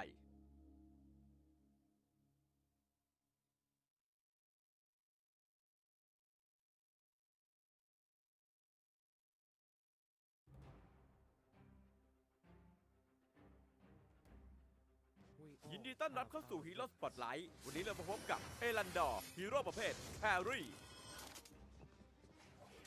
ชีวิตนั้นงดงามเสมอดุจดังบุพายามแรกอรุณสกิลติดตัวโซซิล 1. การโจมตีปกติจะสร้างโซซิลใส่เป้าหมายเมื่อครบ3 ครั้งจะสร้างความเสียหายเวทแก่ศัตรูในบริเวณ 2. เมื่อใช้สกิลหรือเก็บโซแลมการโจมตีปกติครั้งต่อไปจะโจมตีเพิ่ม1 ครั้ง 3. ภายใน3 วินาทีหลังจากใช้ทุกสกิลของเอลันดอร์เขาจะสามารถกดซ้ำเพื่อย้ายตำแหน่งไปยังโซแลมได้ทันทีสกิลบัตเตอร์ไฟวิงเมื่อใช้สกิลจะพุ่งไปยังทิศทางที่เลือกโดยทิ้งโซแลมไว้ณตำแหน่งเดิมตอนเลือกศัตรูโดยการกดสกิลนี้เข้าไปโจมตีแล้วรีบกดกลับอย่างรวดเร็วสกิลบัตเตอร์ไฟแดนซ์เมื่อใช้สกิลจะสั่งให้โซแลมบินรอบบริเวณและสร้างความเสียหายเวทรอบตัวกดสกิลนี้ทิ้งไว้เพื่อใช้เป็นโอกาสหลบหนีศัตรูในยามคับขันอันติเมทสกิลมอฟเมื่อใช้สกิลจะส่งโซแลมพุ่งไปยังทิศที่เลือกสร้างความเสียหายเวทและผลักศัตรูทั้งหมดในระยะหลังจากนั้นโซแลมจะค่อยๆเคลื่อนที่อย่างช้าๆไปเรื่อยๆผลักศัตรูที่ประชิดตัวออกไปเพื่อให้เสียเวลาเข้าประชิดหรือจะใช้สกิลนี้หนีศัตรูเพื่อไปยังทิศตรงข้ามความสำคัญที่สุดสำหรับเอลันดอร์ก็คือความคล่องแคล่วแครี่คนนี้มีสกิลที่ถูกออกแบบมาเพื่อจุกโดยเฉพาะเขาสามารถไปทางซ้ายและไปทางขวาในเวลาที่แทบจะพร้อมเพรียงกันได้หากตัวผู้เล่นเข้าใจขั้นตอนในการใช้สกิลของเขามากดีพอในช่วงต้นเกมการทำดาเมจของเขายังค่อนข้างต่ำแต่เขาก็สามารถใช้บัตเตอร์ไฟวิงช่วยในการกดดันเลนได้โดยการยิงทีเผลอการเคลียร์คลิปของเขาจัดได้ว่าไม่แย่เพราะสกิลติดตัวของเขาสามารถสร้างความเสียหายเป็นบริเวณสำหรับการต่อสู้กับฮีโร่หากเป็นฮีโร่ยิงไกลด้วยกันแล้วเอลันดอร์อาจจะต้องใช้จังหวะยิงฟรีเพื่อสร้างความได้เปรียบในการแลกแต่หากต้องปะทะกับฮีโร่ตีไกลเขาจะได้เปรียบมากเพราะเขาสามารถใช้บัตเตอร์ไฟวิงและบัตเตอร์ไฟแดนในการหลอกสกิลทิ้งระยะและหลบหนีได้แบบต่อเนื่องจนยากที่สายประชิดตัวจะตามทันนอกจากนี้อัลติเมทอย่างม็อบยังใช้ขัดจังหวะทีมไฟท์และจังหวะไล่ล่าของศัตรูได้ดีมากเอลันดอร์สามารถเล่นได้ทั้งป่าและเลนแล้วแต่คุณจะเลือก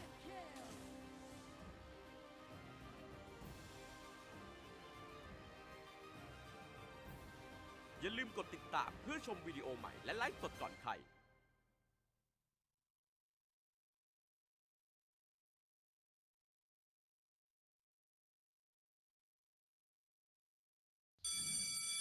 ครั้งนี้ห้องเราต้องชนะ ขอลูกแบงค์หน่อย เฮ้ นี่มันไม่ใช่ลูกแม็กซ์ซะหน่อย ไฮยะเท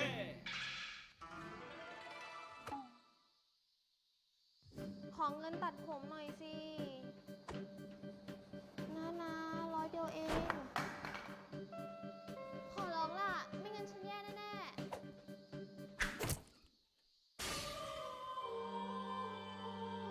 ขอบคุณนะ ไฮยะเท เฮ้ย ขอตังค์กินข้าวหน่อยดิ เราใช้ไปหมดแล้ว นั่นไง เป็นควายเหรอ ไถเก่งจัง ว่าไงนะ ออกกำลังกายเหรอ กล้ามใหญ่จัง โอเรโอโรซิโอมันเฮ้ย ใครเตะวะไฮยะเทโออิชิโซนะ โดนจู่โจมแบบสายฟ้าแลบมาชมคนอื่นว่าน่ากินแบบนี้มัน คาราเกะ ขอให้เลี่ยนตาย วาซาเบะ มีของอร่อยไม่แบ่งเลยนะ อะไรก็ไม่รู้ เล่นเกมดีกว่า เฮ้ฮีโร่ตัวใหม่นี่นา ชื่ออะไรกันนะ ไฮยะเทมีคาราเกะด้วย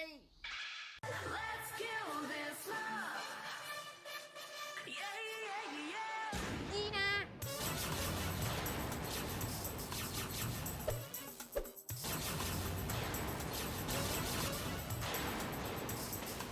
บอกอีกครั้งแล้วว่าห้ามเต้น คนเต้นกินลำกินมันเอาตัวไม่รอด รอดสิ ยังไง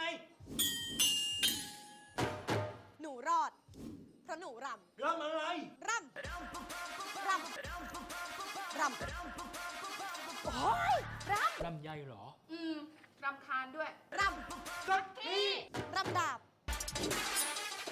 ดีนะ นี่พ่อไง แกไม่ใช่พ่อฉัน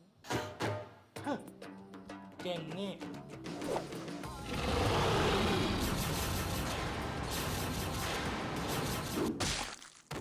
ใช่ ฉันเก่ง แม่ภูมิใจในตัวลูก แกก็ไม่ใช่แม่ฉัน ใช่แล้ว นี่พ่อเอง พ่อ ดีนะ ไฟเตอร์คนเก่งของพ่อ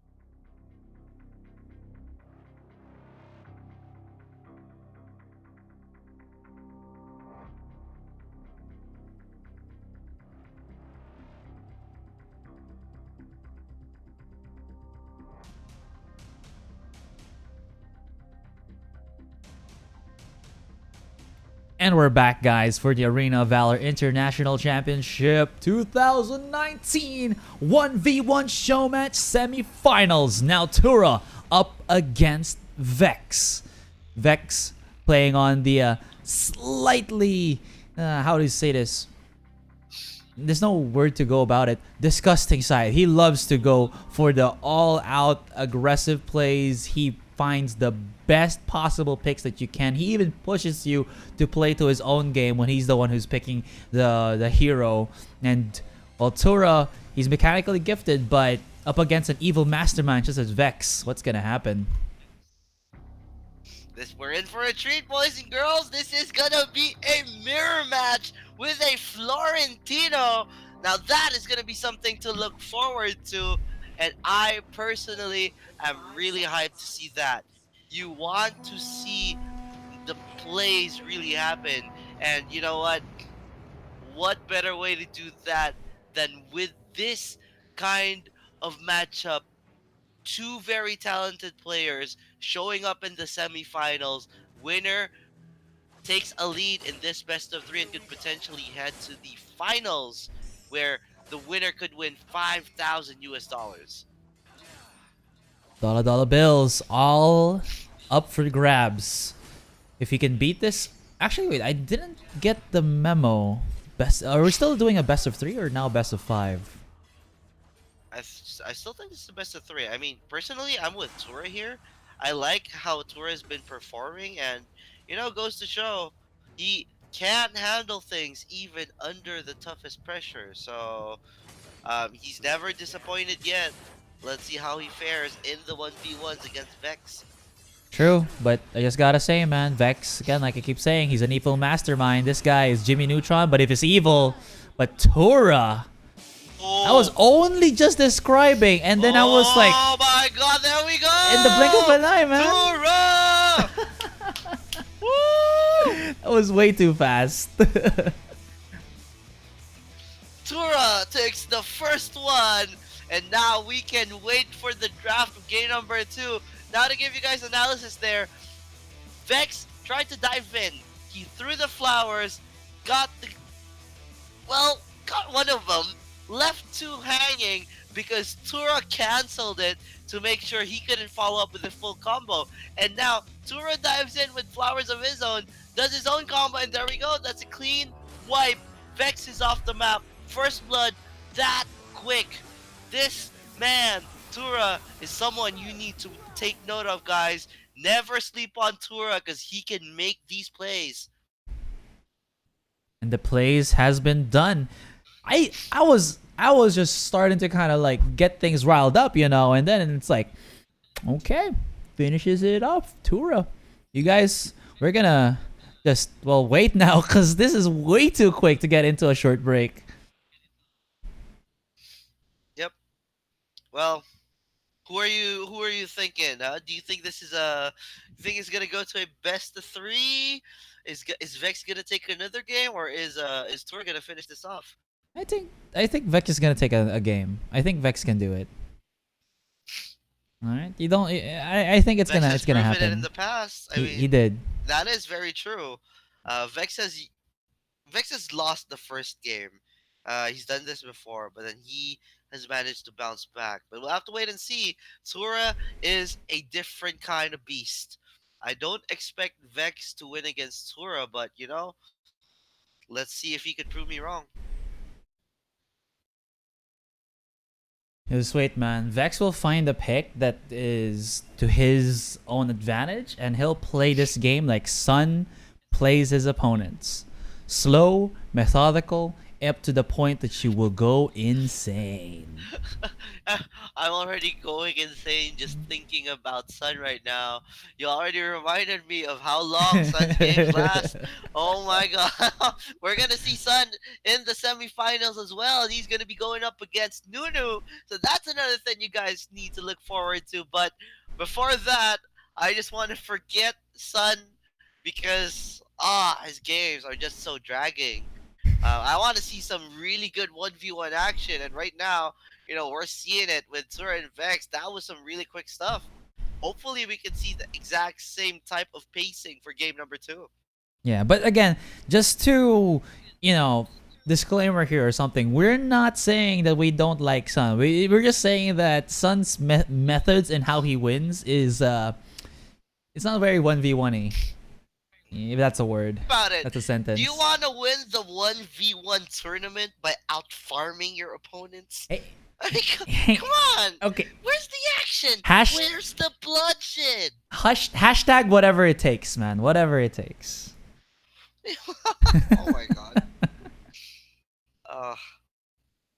It takes him 10 minutes to win a game. I mean, come on. Sun has to step up. I want to see him prove that he has what it takes to be in the 1v1 tournament. Right now, he's beating everyone by gold. Yeah, but Vex also does the same thing. You saw there was a highlight of him a while ago where he counterpicked his opponent with a L'Oreal, I believe. Yeah, so you know Vex has it in him to do this, to do a Sun. Yeah. So while we're waiting for the game 2 to commence, I think like even the production was like, oh, we didn't really expect that to happen. Well, we're gonna be waiting. Oh, here's a out of context fun fact. Not really fun fact, but like out of context, not cool thing to do. I've been seeing this on social media, and I kind of want to see it done in real life. If you guys watch Demon Slayer, you know, Kimetsu no Yaiba, and you know that female character Nezuko, if you see a cosplayer and they have the mouth guard or the one that they bite in, try using a spring roll. Bring a spring roll and put it in their mouth. I don't know. This is something random, but do it. I don't know why I said that. It just popped into my head. Do it. Why? I'm so confused. Like, dude, where did this come from? What? I love it. Spring roll, man. Do you know what I'm talking about? The anime. These are the things that you guys need to look forward to with our casts. Guys, the things that Azurai says, I don't know where they come from, but you know, sometimes it's just entertainment. Oh my god. I'm still confused. Like, a spring roll. Hey, I mean, you know, who would love to kind of keep biting on a log their entire life? It's gonna make your jaw lock. At least when you bite onto a spring roll, you know, you get yourself a delicious, healthy treat. What am I talking about? I'm looking at the chat right now. They're like, "Are you hungry for spring rolls?" Like, what are you talking about, man? Well, we're just kind of waiting, you know, for the game to start anyways. And we can't really dissect how much happened in that game because it was basically Tora just kind of going as aggressive as possible, pedal to the metal, so to speak. So like, yeah. Speaking of spring rolls, you know, here's a good question I want to ask you. All right. Based on how the games are going so far, we have some really exciting matchups, but you know, some people, it would be nice for them to really check out and see what they could eat while they watch. I mean, this is gonna be an Errol versus Errol matchup. Wouldn't it be nice to, you know, have something good to eat while you watch? What do you recommend to our viewers? Dude, whenever you watch anything, if you're gonna get chips, or actually no, anything is good to eat. Just something that's easy to eat, like, you know, with your hands and something. But here's a life hack. While we're looking at it, seems like, wait, we're gonna go for what? Sorry, I forgot the name of this guy again. The one who has all the blood skills. I'm trying to remember his name. I'm trying to remember his name because we saw the pics already. I was so bad. I'm thinking about spring rolls, man. Why? No, that's not spring roll. That's Errol, man. There we go. Errol. No, As I was thinking about the life hack, okay? I forgot to talk about it. No, here it is. If you're gonna eat if you're gonna eat snacks, okay, use chopsticks. If you're gonna eat chips and stuff, because if you're gonna play with your mobile device and you eat, like, you nom on some potato chips, it's gonna turn sticky, and chopsticks helps defeat that. And you don't want to use spoons or like forks because it just destroys the thing, right? Anyways, Tura now kind of on the losing end as Vex slams it down. There we go, starting it up. It's I know spring roll rhymes a little with Errol, but that's just a coincidence, guys. We didn't know that it would be Errol. Spring roll. But hey, you know what? This is gonna be interesting. Who could lifesteal better? Who could hit harder? Is it gonna be Vex or is it gonna be Tura? Because both of them are going to regenerate at the base to go for round 2. Let's see who takes it this time, because right now they're looking like they have the same items. You just gave me the best idea. Spring arrow skin, and then when you slap somebody with your sword, it's a spring roll. With your bone shaver, it's a spring roll. We're going to the next level. Tura though gets a hit. This is it. One more hit. He doesn't follow through. One more inch could have been that. You saw Vex. He missed it. He missed the skill shot there.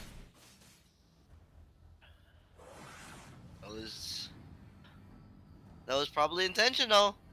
Oh.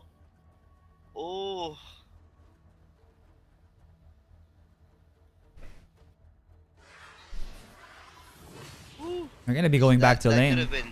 That could have been how fast it would have ended, just like previously. Could have been the exact same time. Skin of his teeth for Vex there. Yeah, that was super clutch for Vex. Yeah, Bone Shaver activated. Vex running away a little bit here. I mean, what would it take for you to have the same arm as Errol? I don't know. I have some thoughts, but I don't think I can say them on stream. Yeah, same. I mean, I wouldn't want to have the same kind of arms. Yeah. That would feel weird. Ooh, gets the slam.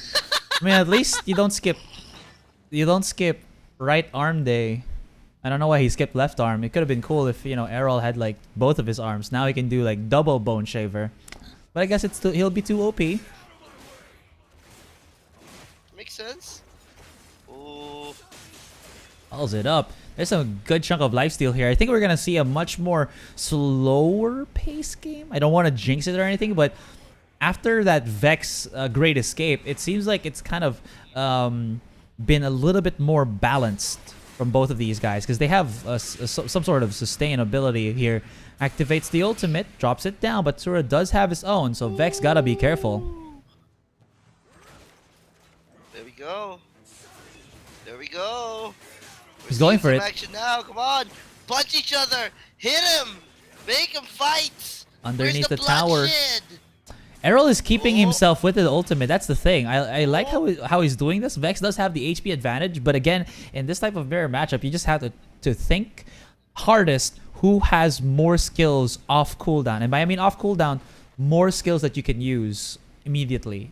On cooldown, I mean it's still kind of counting down back to when you can use it. Still, right? That's the thing you got to take note when it's the mirror matchup. For the most part. And I also want to point out, Vex could have cleared that wave quickly, so at least it would crash into Tura's tower. Even so, though, the wave clear for Vex, or rather for Errol, is really good.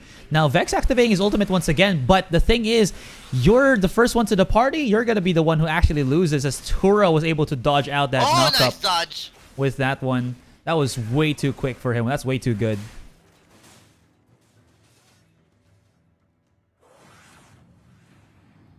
And Vex is going to be coming back.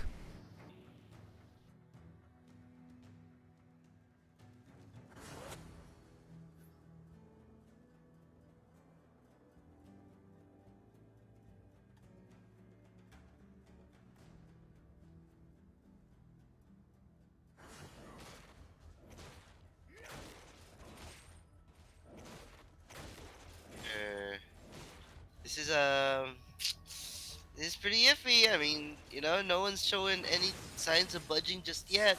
Vex, though, is going for a more offensive build. Whereas for Tura, looks like he's opting to go for a Frostcape. Guess we'll have to wait and see what they are all planning to do. Life stealing off the jungle camp here. It's Vex is just gonna keep himself in the center lane. Like I said, man, after that one mishap, that great escape from Vex, we're gonna go down to the wire. But it seems like Vex does have an advantage in terms of the overall gold. Tura kind of in the back end, but should be able to kind of follow through here as he does get this siege minion. And there we have it. Vex is going to be doing the same thing. He's going to go for the mirror plays. It's the mirror matchup. It's the mirror plays. It's basically mirrored everything. They're using that camp to stack just so they would have 4 stacks in case there would be a full-on fight and engage. Look at how synchronized they are. It's like swimming. You know? It's kind of swimming in the mid lane. Diving in. Get yourself the butterfly stroke, the breaststroke, everything. Oh, there it is. Charge it in. Okay, pounding it down. They are kind of just, again, life stealing off of each other. So this is not as impactful as you thought it would be. There's going to be a bit of a knock up here. Vex coming out on top slightly, but you still, the damage isn't really that substantial. But Vex is starting to lose. Tura coming out on top with the items that he has as of the moment. Vex trying to run away. Tura, will he engage? He's going to be trying to use that tower for maybe an extra hit. But, of course, since Vex still does have his leap, it's not... Sorry.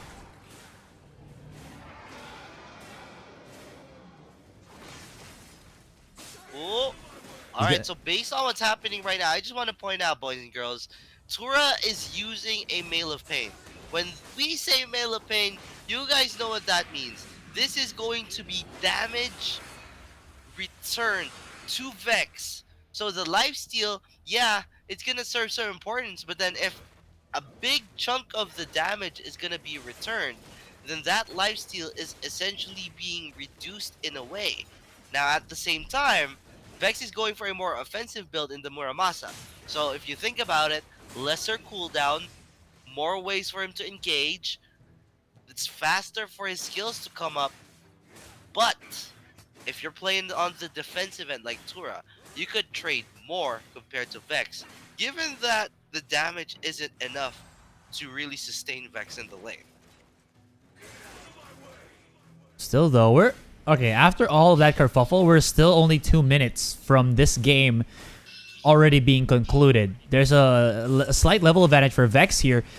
He will be able to at least get a tower hit in or something. Does get the knock up onto Tura, and maybe this could be it. Tura does get a counter hit, but immediately as the engage tries to kind of follow through, he will go underneath his tower. What this is going to allow Vex to do is maybe he can push out the wave a little bit more, start to kind of use this siege minion into his favor, but since he cannot clear out the siege minion as quickly as he cannot hit the tower as soon as he would want to. Now there's a Deathclaw for Deathclaw.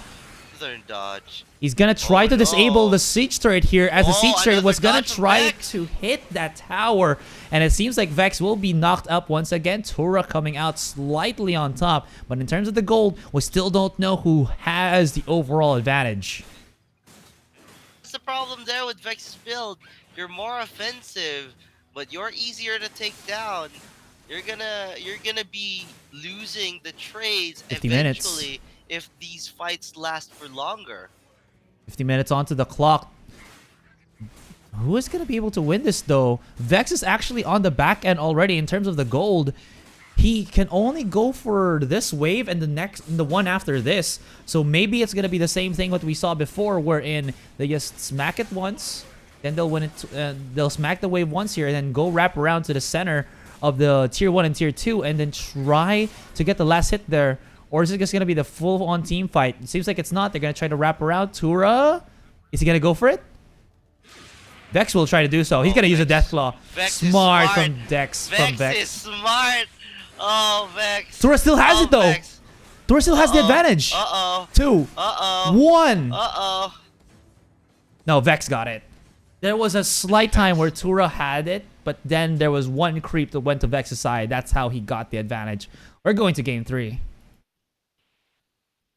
Tura made a critical mistake there. He didn't think about wrapping around behind the tower at the very last wave before the 10 minutes hit. Vex already experienced and became victim to that in a previous game, so he knows what's up. He pops that ult to try and clear the wave at the last minute, but Tura decides to follow through. He managed to get one creep kill, and that could potentially be the game changer there. I told you, man, he's an evil mastermind. He can do it. He did it. And now we're going to be going to game 3, where both of these players can just pick whatever character that they want. It's not going to be the mirror matchup anymore. And that means that I feel like Vex, especially in this 1v1, he has much intelligence or much knowledge on how the matchup really pans out. So I feel like Vex will be able to kind of finish this game off. Yep. Play coming from Vex. He also had this really sick outplay against Tura earlier, probably around 6 minutes in, where he dodged majority of the skill shots. That was really sick. At the same time, he knew the game plan into the late game, so that's a 1-up from Tura. But now Tura is one move wiser. Let's see how Tura approaches this the next game. Can only wait. Spring rolls, man. It's the spring rolls, I tell you. While we wait for game number 3, boys and girls, let us allow Azurai to think of the spring rolls, but we will be taking a break, and we will be back once game 3 starts. Don't go away.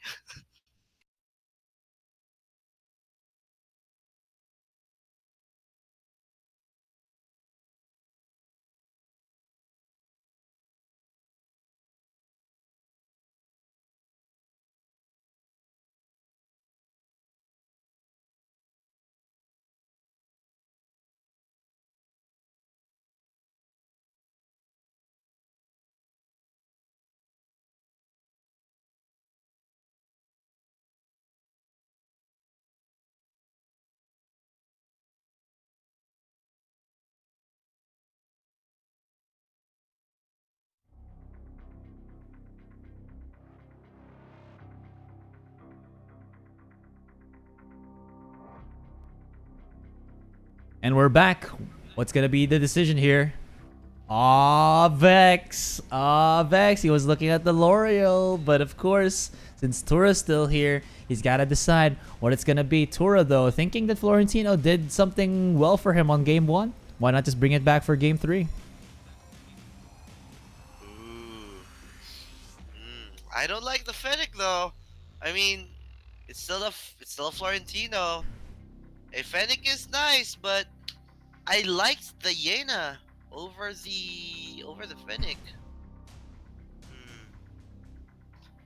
I guess we have to wait and see. The thing is, does Fennec have enough of a zone or a soft CC to be able to kind of keep the He has the frames to dodge a particular skill, so it could still potentially work. But then again, if you want to really go toe to toe, Yena would have been a better pick. True. And I mean, if Vex was thinking maybe I can use, the power of the Fennec to push the lane and take the tower quicker than my opponent, he still has to traverse that big gap from mid-tier 1 on Tura's side to mid-tier 1 on his side, wherein I think Florentino has enough dashes to kind of chase him down and whittle him as well. So I don't think his Fennec is a smart decision, but we'll just have to see how Vex kind of implements this. Maybe he could also use it to clear the waves faster than Tura can, but it's going to be iffy, so to speak. But now he's starting it off. Level 1 immediately gets the stun. And maybe this is where he starts to set his game plan. He's using his advantage there. He's going to be able to get another stun here. And actually, this could be a kill. That is nice. That is so quick. Nice. If he pushes the wave faster, though. Tura has a cleanse. Tura has a cleanse to remove the potential stun coming in from Vex's Fennec. But at the same time, you also need to consider that Vex is running a Fennec with Devil's Awakening. Once he pops that cyclone, the cooldown from his first and second skill will drop dramatically, and it could potentially change a 1v1 trade. But who knows? Once this Florentino goes rolling, you already saw what happened in the Florentino versus Florentino matchup. It could still go either way, but it's going to be much harder for Vex. Oh, There you go, Tourist going in, and he has Yeah, the ability just to like just that. get those heals rolling, and he took so much damage. I even wondered why he kind of controlled the wave there. Now, Tura can actually go for a dive if he so wanted to, but this will allow even the tower to take quite a bit of damage already with this big wave already crashing down, and this will deny some CS for Vex. Vex decided to walk back to lane. Maybe he was afraid to get stopped from his recall. I want to point out, this is Tura. Tura can just freely farm, play it safe, and just have fun. See, that's another lane of pressure. Tura is gonna get 2 slashes in before Vex actually gets to roll away. Now, as Florentino continues to apply this kind of pressure, Vex is gonna have a really hard time. So unless he makes a really sick outplay or starts the fight first against Tura, it's going to be a completely different story because Tura already has a cleanse and Vex is going to be down in gold. There it is. He does have the Cyclone out already. Tura. Yeah, this is the thing. I really was waiting for Vex to kind of just push already and get some free damage on that tower and start to kind of whittle it down. But again, the game plan for this madman, I don't know. Maybe he's just looking forward to, you know, since he's a Vex, since he's a Fennec, he can clear out the waves better than Tura can. But in the duel, you're already seeing Tura winning it out straight up. But once Tura runs out of dashes and Vex gets a stun, the damage does get to kind of be pushed back. But still, I don't think it's enough. Well, at least for now, it's not enough. Yeah, case right now. I mean, Vex has to really execute and do a really nice outplay He spotted him for too. things to work. Uh-oh. Forced him to That's flicker a over. flicker burnt. And he is just kind of stalling this wave so that Vex has to go all the way out of his way just to get the last hit onto it. Tura's going to be able to traverse around the Cyclone, but Vex is playing smartly around it. He will be able to dash, but I think that's not going to be it. That's going to be it. It's going to be the kill. One more stun though. Vex is a madman. Vex! Woo! Look at that! That was the outplay I was talking about. He had to do that. That was some sick plays. Oh my god! Woo! That was a game. There we go. Let's go. With a super powered mind, a mechanical K9. Vex just played this by the. He didn't even look like he didn't even seem like he knew that he was gonna lose or he was gonna win. He was like, yeah, this is the game that I just play at my own style. And Vex played it out of his mind. Hot damn. Was sick. That was sick. Vex proving it once again. And with that being said, Vex going to the finals. Let's watch this highlight, guys. We'll be right back.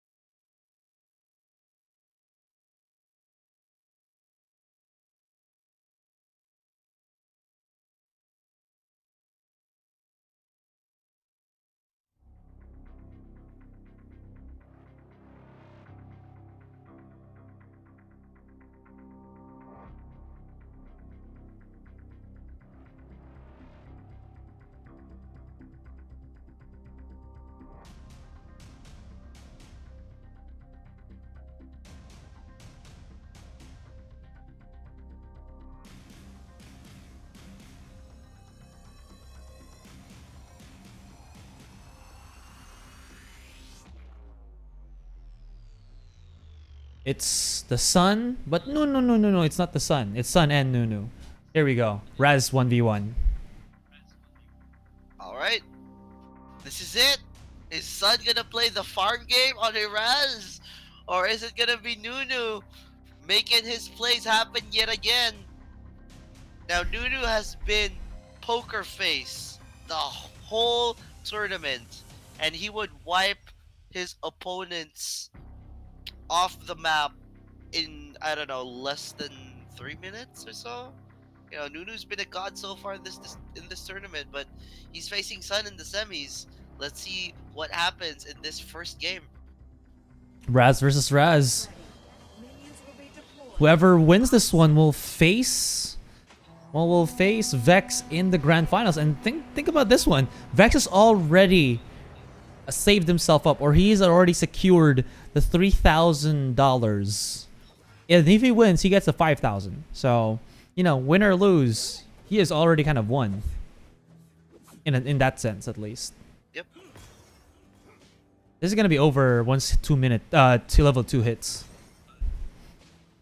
Unless these players really play for the long haul. But Sun, no. Why did I say but? No, Sun does play for the long haul. I mean, that's sad, but you know, you see in the pokes right now, I don't think Nunu is going to allow that to happen. Very true.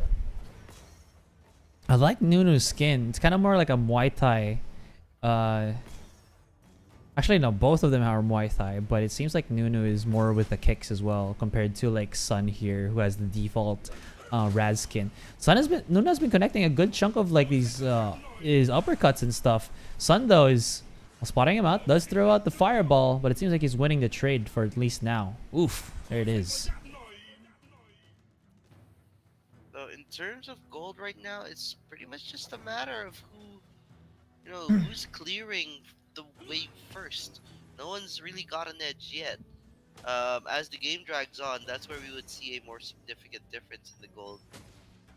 I would honestly think that they would have started and, you know, gone balls deep onto each other, but it seems like it's not gonna happen just yet. Again, $5,000 onto the line and the title of 1v1 show match champion. I mean, like, real talk here, right? You would brag to your friends when you say like, guys, I'm the AIC 2019 1v1 champion. I deserve the respect that you have not given me. To your friends and some stuff like that. You know? I wouldn't. What I would brag about is that I made a joke on, live casting about spring rolls. Here we go again, boys and girls. Back to the spring rolls as we see this Raz v Raz matchup. But get ready for this, because the waves are crashing in, and Sun might miss a last hit. No, he will not. He's back. Oh, pushed him back. Nunu away. Ooh, below half, but Nunu runs for the high heels. Throws out a kick for good measure and is going to recall to base. Nope. Just gonna fight it out. Makes it work, man. Makes it work. Again, I feel like we're just gonna put this to the end here, but the wave clear on both these guys are pretty terrible. So I don't know how this is going to end. Nunu though is starting to kind of take a little bit of damage. Sun actually went in and dashed and ate himself a fireball. Nunu underneath the tower. Is Sun gonna go for it? Both of them have their ultimate, so this could be a turnaround for either or. But Sun playing, of course, the controlled game. This man is not as hot as the Sun. He is just, the opposite. He's the opposite of the Sun. No. He's not a hot blazer. He's a cool blazer. Or an ice cold killer. Calculated and deadly.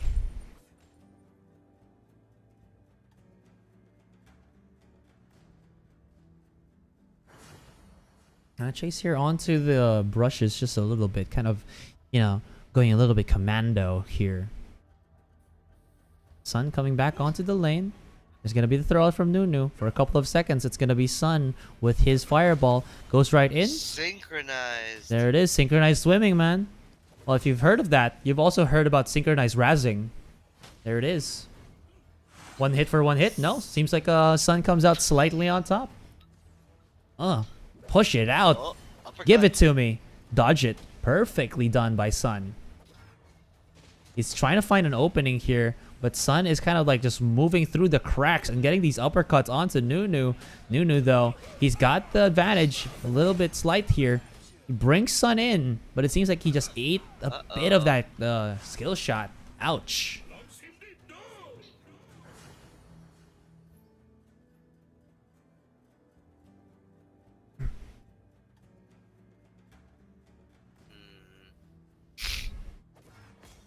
We still have, of course, the grand finals to think about.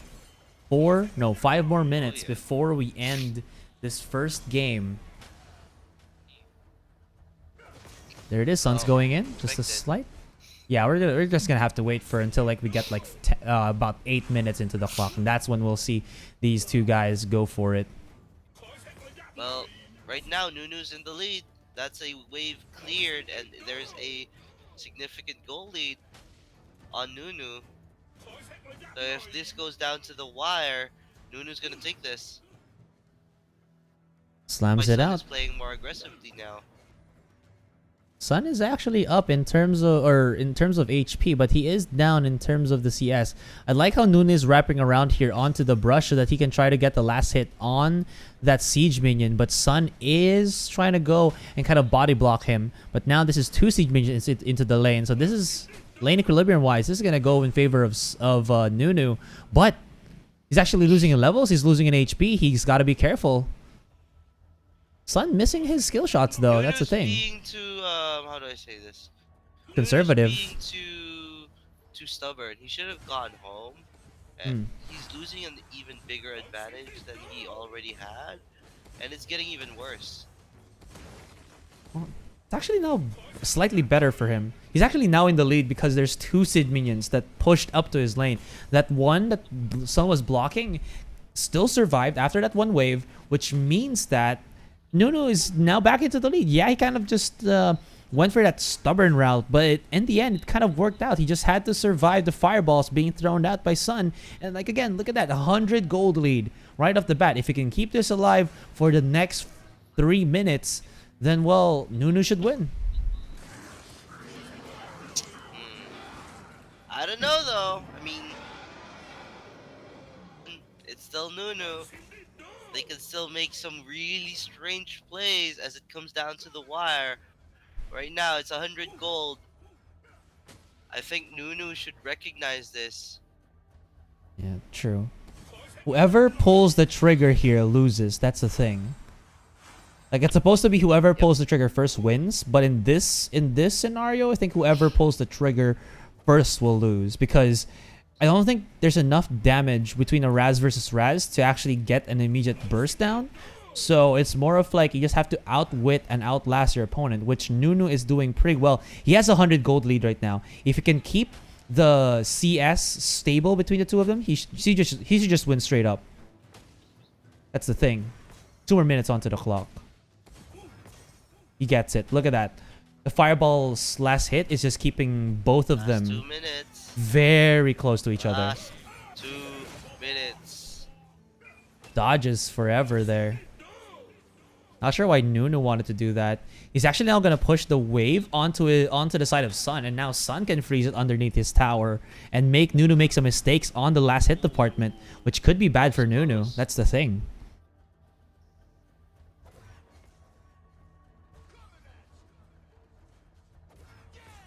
Nice last hit from Nunu here. Follows it up. 1 minute 30 seconds left onto the clock. 200 gold for Nunu. Sun's got to start to sweat a little bit. He's not getting the lead that he sorely needed. Oh no! Okay, that could have been a bad thing for Nunu. That was around 30, 25 gold that was kind of denied away from Nunu here. Now we're on the last minute. Sun's hard pushing though. Gets out the 1 minion. Last hit onto the siege here. He gets it. Wonder why Nunu doesn't want to block it. He could have actually just blocked it and force Sun to miss a slight bit of gold. That's a thing. On to the last 20 seconds. This is it. He's hitting it. Last hits once again. Nah, there still should be an... Yeah, there still should be a lead here for Nunu. That should be GG. They're just gonna chase on into each other. That's game. That should be game. No, he's gonna flicker over the wall and try to get another amount of CC here. Smart. Nunu is so smart there. Okay. He got the W for game 1.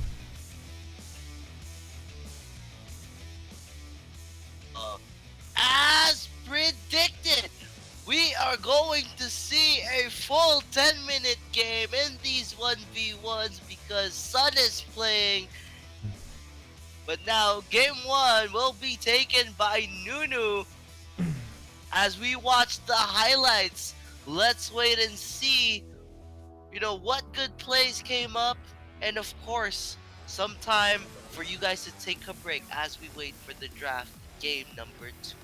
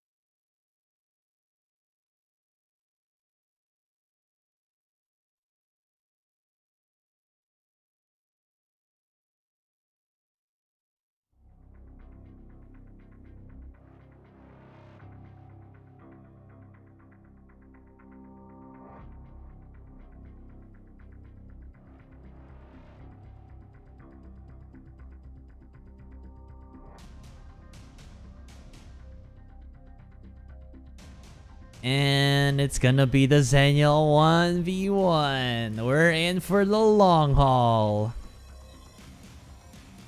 So again, I don't want to jinx anyone here, but I saw someone in the chat just mention that it's an interesting tournament, but there are no more support picks. So now we're in for another 10-minute game with a Senior v Senior mirror match, because we need to see who could farm better in 10 minutes. here's the thing. Again, the 1v1 show match is more of like bragging rights for these players. You know, who's the best at 1v1s? And you get a hefty sum. If you get, again, first place prize, you get 5,000 US dollars. If you get second place, it's 3,000 US dollars. So, you know. Sun is already smiling. He already knows. Yup, you're playing into my game.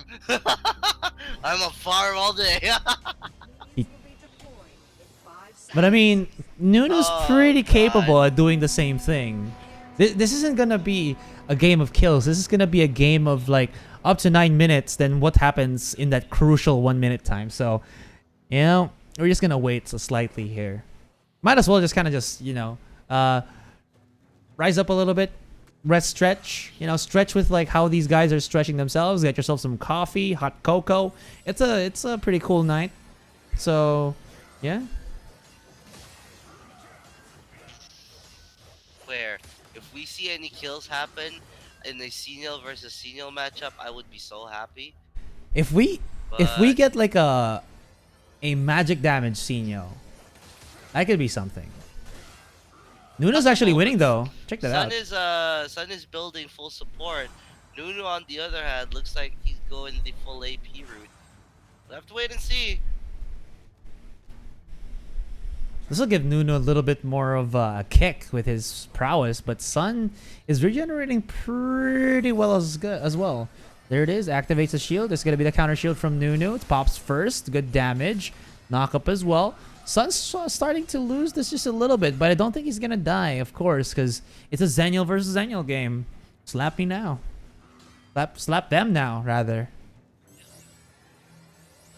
Yep. Galactic skins, so they're going for it. They're just gonna hit each other. Ooh, this is interesting. The senior basic attacks are hitting pretty hard. This looks like Nunu's. Ooh, Sun though. One more auto attack. Does he have it? He does. Oh my god, there we go. That's a 2-0. Nunu, he has done it. 2-0. Sun is off the tournament. Congratulations, Nunu, on a very well played time. And that is it. Check out the highlights. No 10-minute farms. Sun is grinning. He knows his game plan failed. But that is it, boys and girls. Let's go to the highlights and wait for the finals.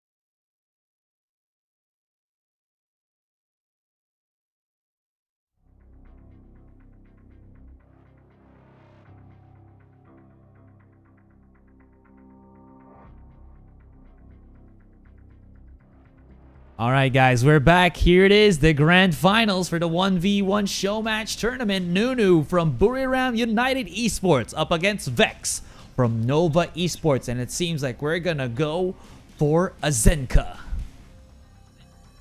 Oh yeah!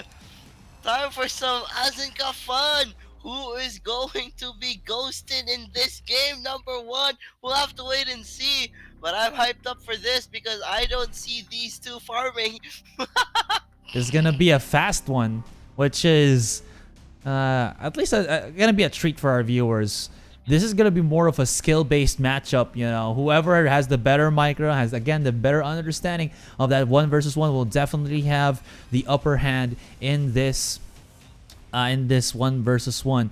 Being able to use that passive of a Zenka to a good enough extent will definitely give an edge to either Nunu or Vex. Is it the evil mastermind, or is it going to be the, I don't know what to call Nunu. Cold face killer. Stone Cold Killer. I've never seen him smile. That's true. He's the anti what do you call this? He's the anti-strat call. He's the anti-strat guy. He hates strats. He just goes for being, you know, micro-intensive. The micro man versus the evil mastermind. There you go. I like it. I like how we'll call it like that. I can't even imagine. Like both of them, like Sandstorm. we're gonna see it though, but we're not gonna hear it. Sandwrath. Good knockup though. Nunu has the advantage here. He's chasing Vex. Both of them have Flicker, so they can at least be able to blink away from their opponents. Both of them have Arctic Orb as well, so if they want to time their skills really well, you know, one really good timed Arctic Orb could change the game. We'll have to wait and see. It's all about that control, man. It's all about that micro play. Vex is actually pretty low here. Nunu can go for a dive. One auto attack, flicker into another auto attack can really help it out, but Nunu playing the safe game will try to go to just recall back onto base. Vex, though, spotting out his opponent. Is he really going to recall? No, he decides otherwise because he knows it's going to be a risky sentiment to actually recall as Nunu is shoving the wave very quickly. He's trying to go for it. He's trying to look for it. There it is. Is he going to commit? Vex actually just goes in. Mistakes were made. Mistakes were made. Oh, he actually dodges it. One more auto attack, and that is it. Nunu. There we go. That's game 1. I knew it. It's gonna be a bloodbath. Nunu takes game 1 with a very well-timed flicker. Takes out Vex in the first game. Now with that, let's see what Vex has in store for game number 2, because this was some really, really fast games. And we're probably gonna see more action just like that. And with the highlights, let's wait for game 2.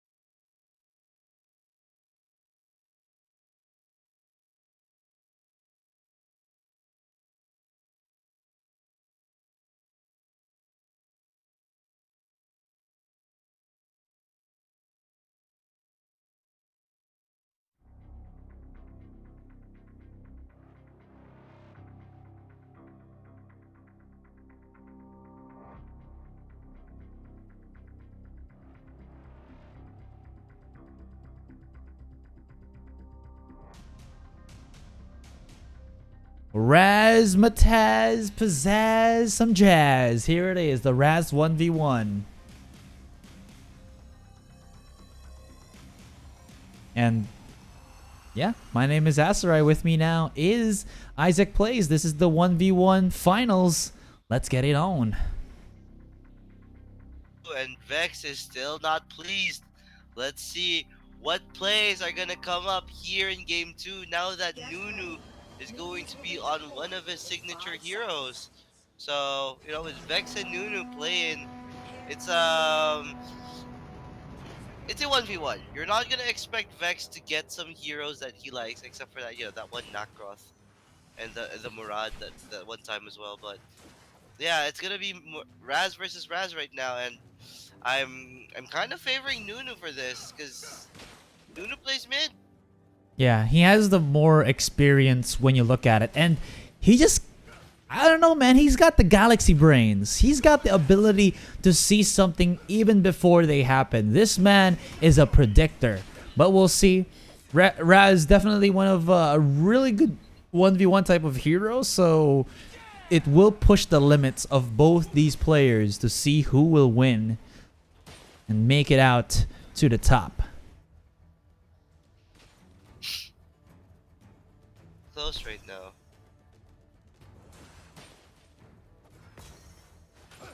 Based on the items though, it looks like Vex is going for the usual Phoenix tier. But then Nunu, yeah. Okay, there we go. Here's something that happened a while ago, though. Something we can't forget. We saw a game as well with Vex and Hura, I believe, that went with Raz versus Raz, and we saw nothing until the 10-minute mark. But knowing Nunu, like you said, it might look otherwise, but knowing Vex, he's going to do something of that type of shenanigans. The mastermind is at work.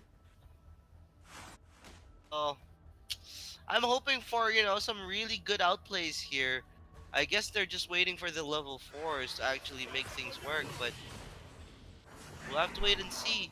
I really want to see some cool stuff, but it really depends on whether they're going for the late game or whether they're going to make any kills happen. Good slow here coming out from Vex. Does hit and connect onto Nunu. I'm really liking his skin. I love the projectile that comes out from it. It seems a little bit more streamlined, a little bit more fast because of how sharp it is. And it just makes you feel like you're kind of hitting your skill shots a bit better, you know. Now Nunu is on the chase. Vex is gonna have to rush away a little bit here, but there won't really be too much to kind of clear out the waves. But Nunu kind of controlling the waves so that Vex doesn't get any much of the XP there. Smart plays from this man right here.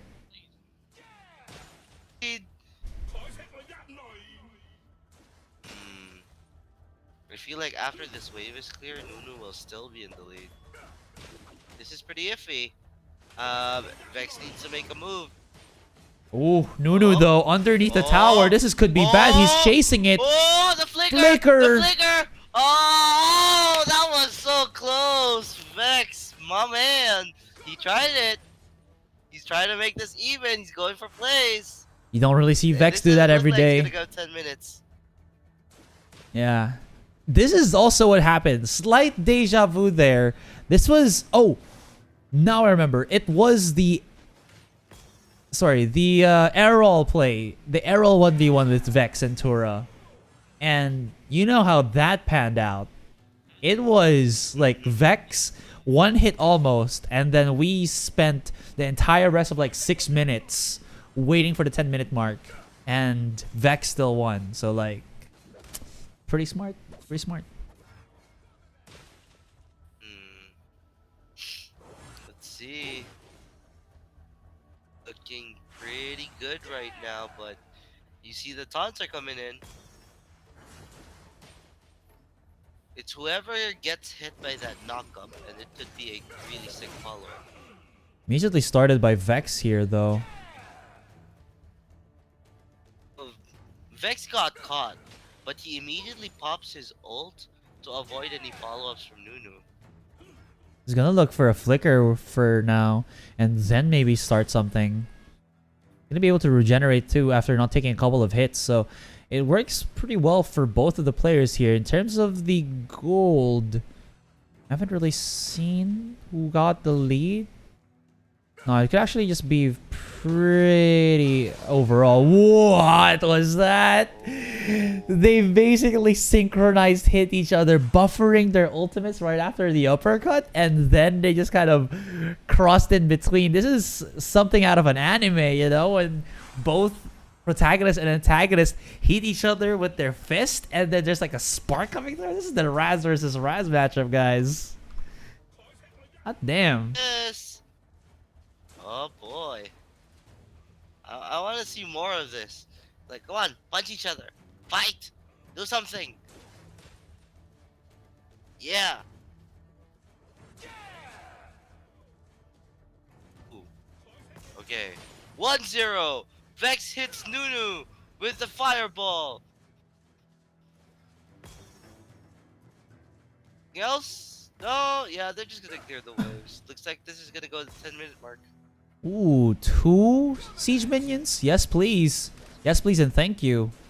Big gold lead here for Nunu. Nunu's actually in the lead right now because of those 2 sieges. I think Vex might have mishit one of them. That's why he's gonna be in the back end for now. That's actually pretty smart. Nunu gets a slight lead here. And the longer this game goes, the more better it is. The much better it will be for Nunu.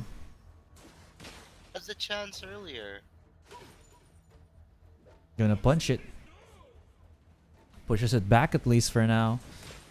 Again, every last hit that you get will make everything so much better for any of the players here. So if you can make it happen, well, please do.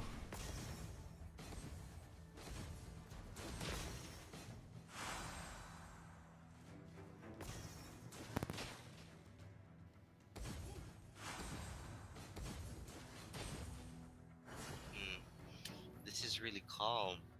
They're really thinking of ways. Ooh, Nunu comes in. Big damage. There goes the damage.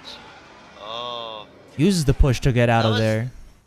Yeah, that was a little too far to the left there. If Nunu timed that ult perfectly, he could have dragged Vex all the way back. Vex is really low. He does have a flicker though, but still, Nunu can make so much happen right now because there's a siege minion. Look at the damage on that tower already. It's down to half HP.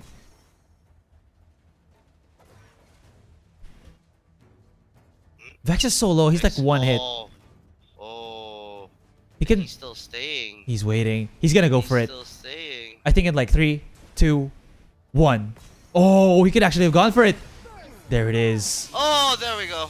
Did I count it right? Did I count it right? Yeah. All right. There goes the dance. There goes the dance. Nunu takes it. Nunu is the 1v1 tournament champion. And that is all she wrote, boys and girls. You know what they say about Nunu. He protect, he attack, but more importantly, he uppercut. Let's go. All right, let's go to the highlights. Let's go. Let's go to the highlights, boys and girls, and let's wait for the next 5v5 series. It's gonna be Liyab Esports versus One Team Esports.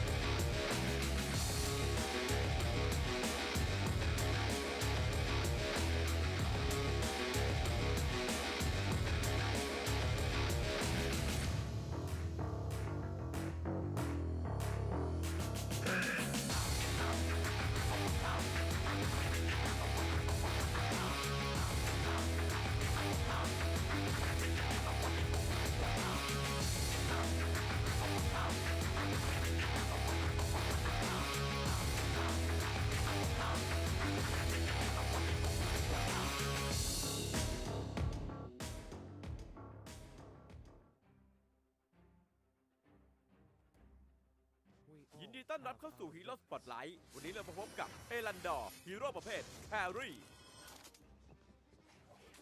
ชีวิตนั้นงดงามเสมอดุจดังบุปผายามแรกอรุณสกิลติดตัวโซซิล 1. การโจมตีปกติจะสร้างโซซิลใส่เป้าหมายเมื่อครบ3 ครั้งจะสร้างความเสียหายเวทแก่ศัตรูในบริเวณ 2. เมื่อใช้สกิลหรือเก็บโซแลมการโจมตีปกติครั้งต่อไปจะโจมตีเพิ่ม1 ครั้ง 3.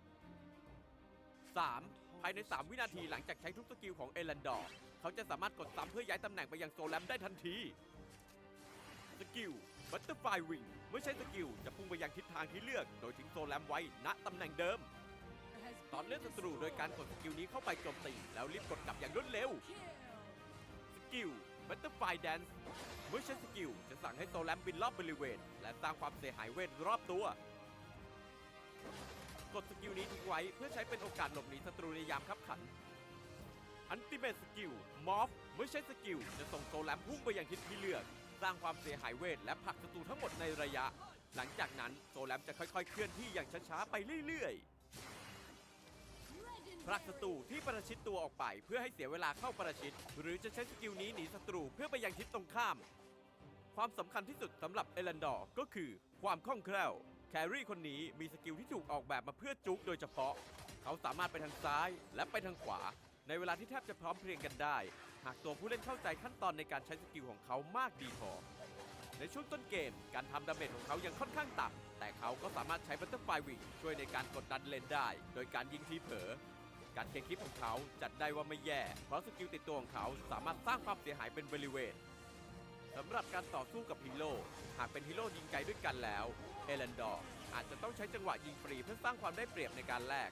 แต่หากต้องปะทะกับฮีโร่ตีไกลเขาจะได้เปรียบมากเพราะเขาสามารถใช้บัตเตอร์ไฟวิงและบัตเตอร์ไฟแดนในการหลอกสกิลทิ้งระยะและหลบหนีได้แบบต่อเนื่องจนยากที่สายประชิดตัวจะตามทันนอกจากนี้อัลติเมทอย่างม็อบยังใช้ขัดจังหวะทีมไฟท์และจังหวะไล่ล่าของศัตรูได้ดีมากเอลันดอร์สามารถเล่นได้ทั้งป่าและเลนแล้วแต่คุณจะเลือก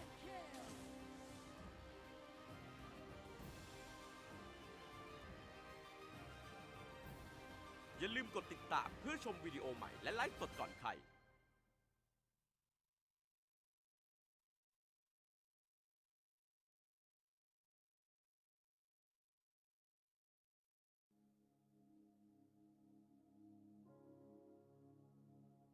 Water is the origin of all life.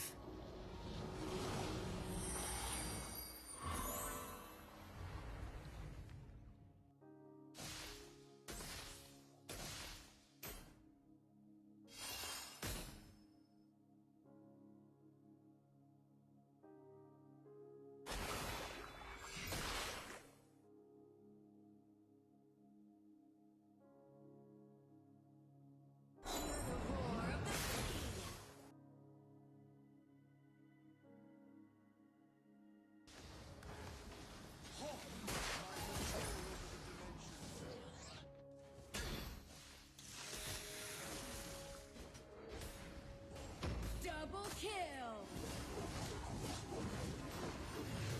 Triple kill! One kill!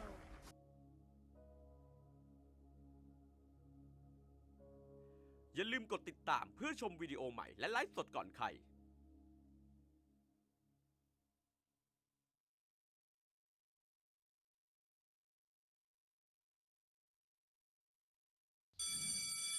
ครั้งนี้ห้องเราต้องชนะ ขอลูกแม็กหน่อย เฮ้ นี่มันไม่ใช่ลูกแม็กซะหน่อย ไฮเยเท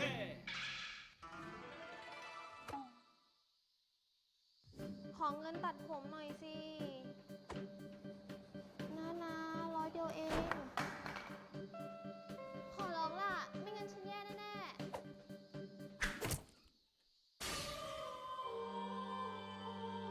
ขอบคุณนะ ไฮเยเท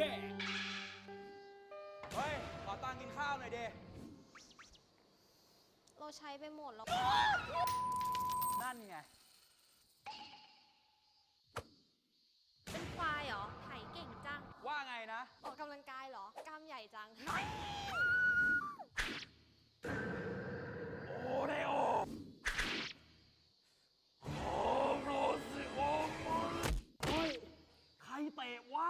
ยะเทเท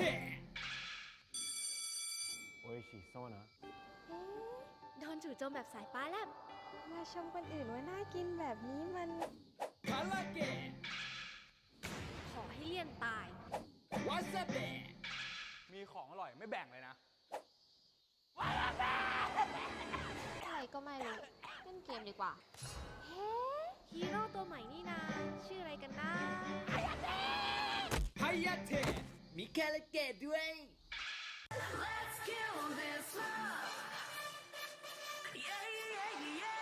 ดีนะ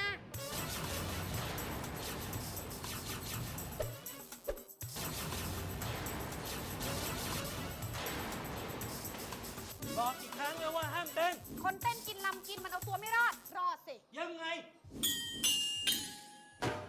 หนูรอด เพราะหนูรำ รำอะไร รำ รำ รำ โอ้ยรำ ลำไยเหรอ รำคาญด้วย รำสักทีรำดาบ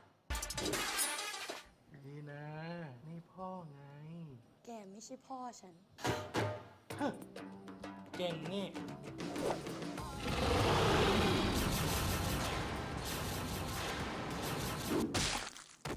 ใช่ ฉันเก่ง แม่ภูมิใจในตัวลูก แกก็ไม่ใช่แม่ฉัน ใช่แล้ว นี่พ่อเอง พ่อ ดีนะไฟเตอร์คนเก่งของพ่อ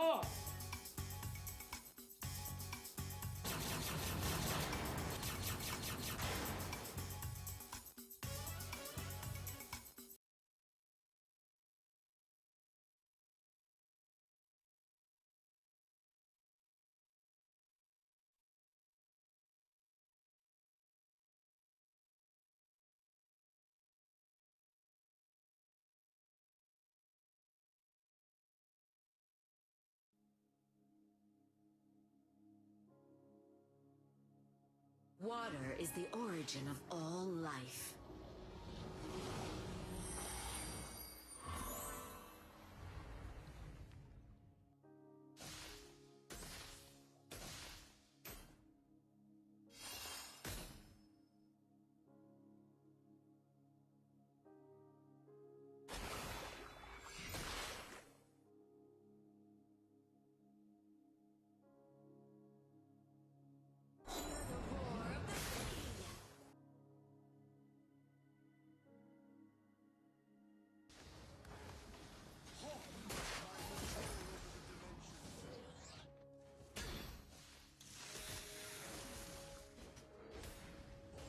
Double kill!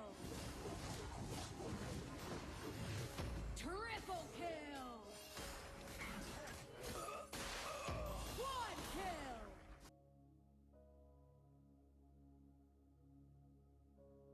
อย่าลืมกดติดตามเพื่อชมวิดีโอใหม่และไลฟ์สดก่อนใคร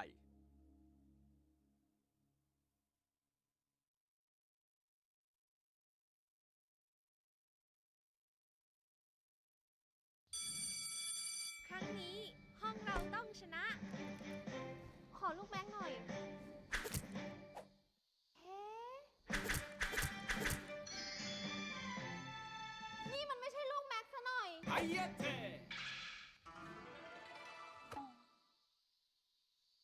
ขอเงินตัดผมหน่อยสินะ100 เดียวเอง ขอร้องล่ะ ไม่งั้นฉันแย่แน่ๆ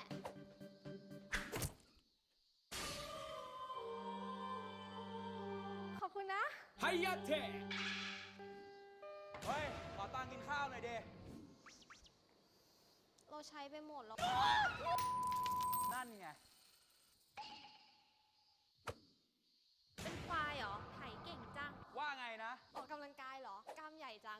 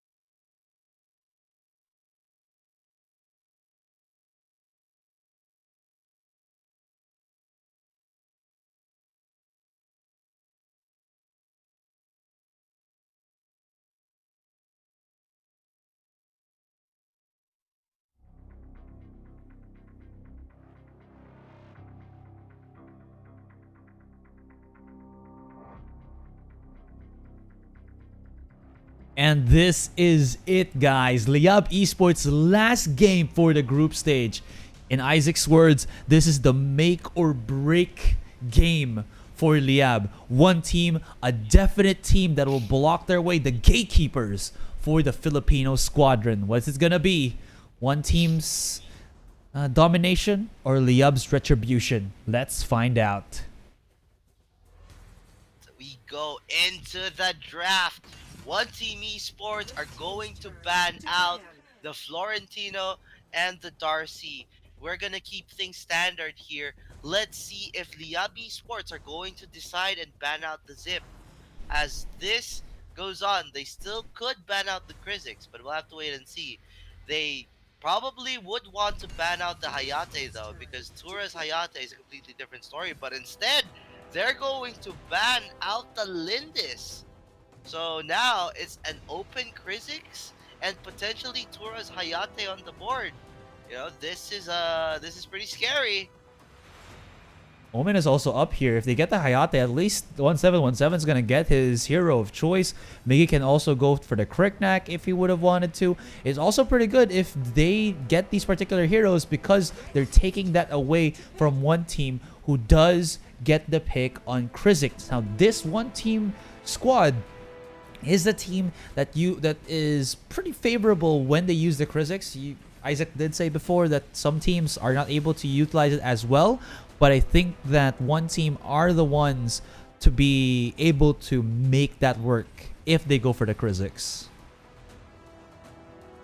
Oh yeah. Now, the question here is, what are the next two picks going to be for Liyab? Ganga?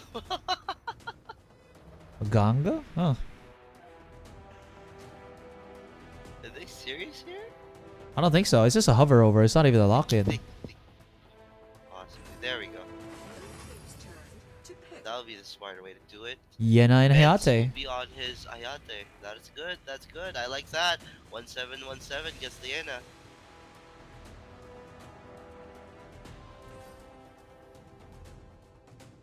Walin planning to secure the Crixie for One Team Esports. Let's see what Xian Yo plans to pick. This is interesting. Xian Yo is going to play jungle this time. They're looking for the Liliana. They might actually just pick the Liliana here and then ban maybe the Crixie if she doesn't get picked immediately by Liyab. But does this mean that one team is conditioning Liyab to take the Crixie? If they do, that or they expect Liyab to pick Raz. also true. Gambit though hasn't really been the best Raz for the moment for Liyab, so something else to give him an advantage would be much needed here.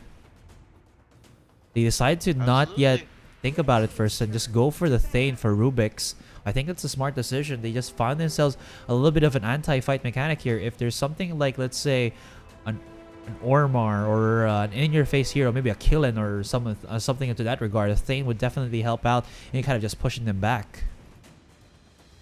I like the Thane pick. I mean, you know, Thane's been a really good pick in the AIC so far. Krizix, on the other hand, when going against Thane, it's not been a really good thing. So, based on the bans now, they're gonna go on ahead and take out the Chi and the Murad. Let's see what the last two bans will be, because Liyab are still in need of a mage and a possible I get about Raz? jungler. For the side of one team, they need the jungler as well and their own DS lane. So the Omen ban is smart. That means that Yena is going to be matched up against someone else. At the same time, One Team Esports is looking to leave the Crixie open, so that is something that Gambit could actually take. Gambit takes that. It's yeah, I feel like it's gonna be a really good idea to just be able to. Crixie just does so much for everything. And it wouldn't make sense for him to go for something not, because at least with this one, if Liyab doesn't have a good start in this game, they'll be able to have that Crixie to kind of just clear out the waves and of course set and disengage. It does work well with the Thane, but Liyab deciding otherwise, looking for the flash. There might be something here. They might be looking for that Hayate flash combo or something. There's not the Murad here, but it still works. This is interesting. This is pretty interesting. Flash game, I mean, you know, they're gonna need that gap close, try to chase down Elsu.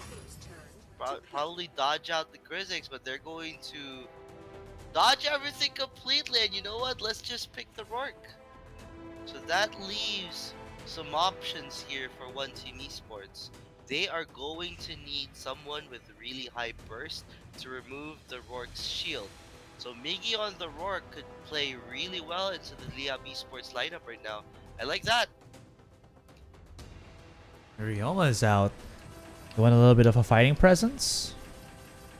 You're hovering over the Kriknak as well. Imagine that. You get yourself a Kriknak, you got yourself the Elsu.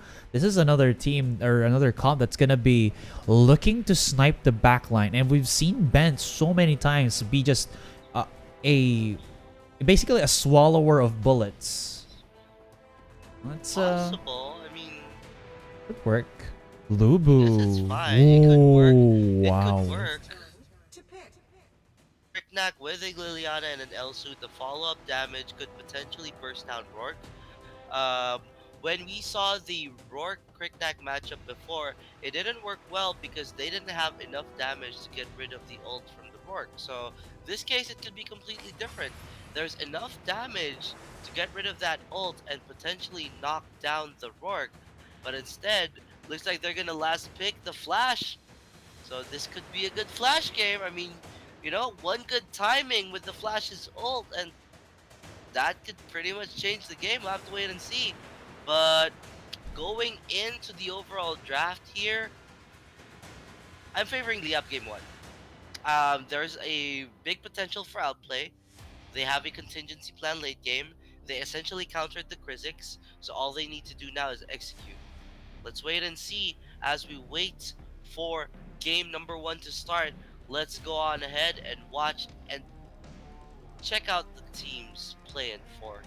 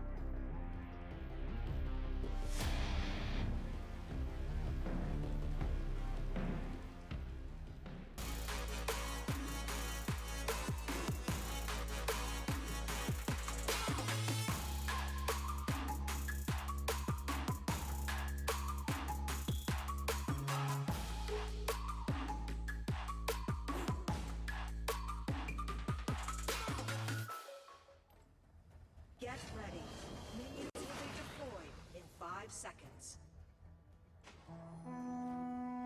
Prepare to engage. Here we are, guys. Game number 1. One Team Esports versus Liyab. The one thing that really just kind of speaks to me is this Lubu being played by the kid.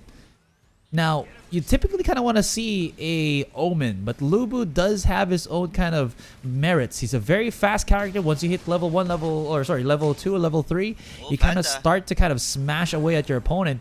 Fanta, on the other hand, yeah, gotta get caught up with just a little bit, maybe hoping to spot out Miggy here, but Liyab are on the defense. They won't allow it. Still, though, they are playing quite carefully, but look at this. Tura from the other side, forcing Vents back.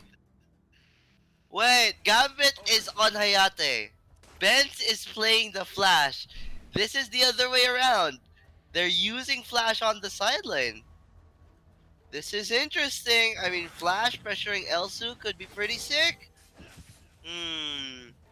Yeah. Liyab are making things, you know, they're thinking outside the box here. I like that initiative, especially since it's make or break. You know, fingers crossed. Let's see things happen here. I gotta say, I'm always a fan and always in awe of how Liyab always makes this type of drafting work for them. Now, all they had to do is be able to get the one up here. Tura with this Elsu, yeah, like you said, gotta be careful there.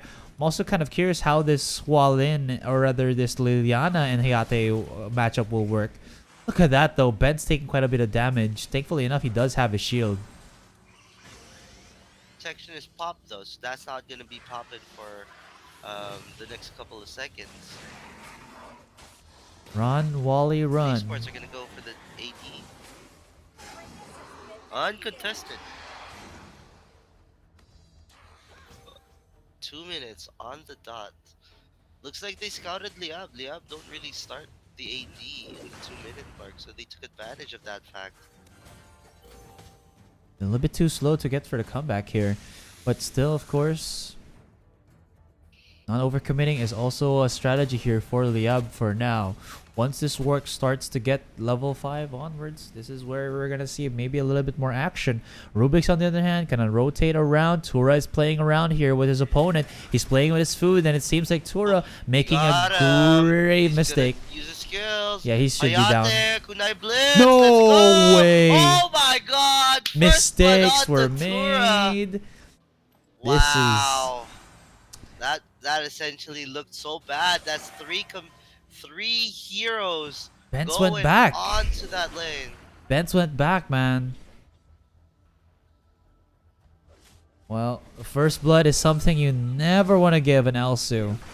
Well, they did in a 3 versus 1. That just means that there's also a sort of setup around the map somewhere for one team here.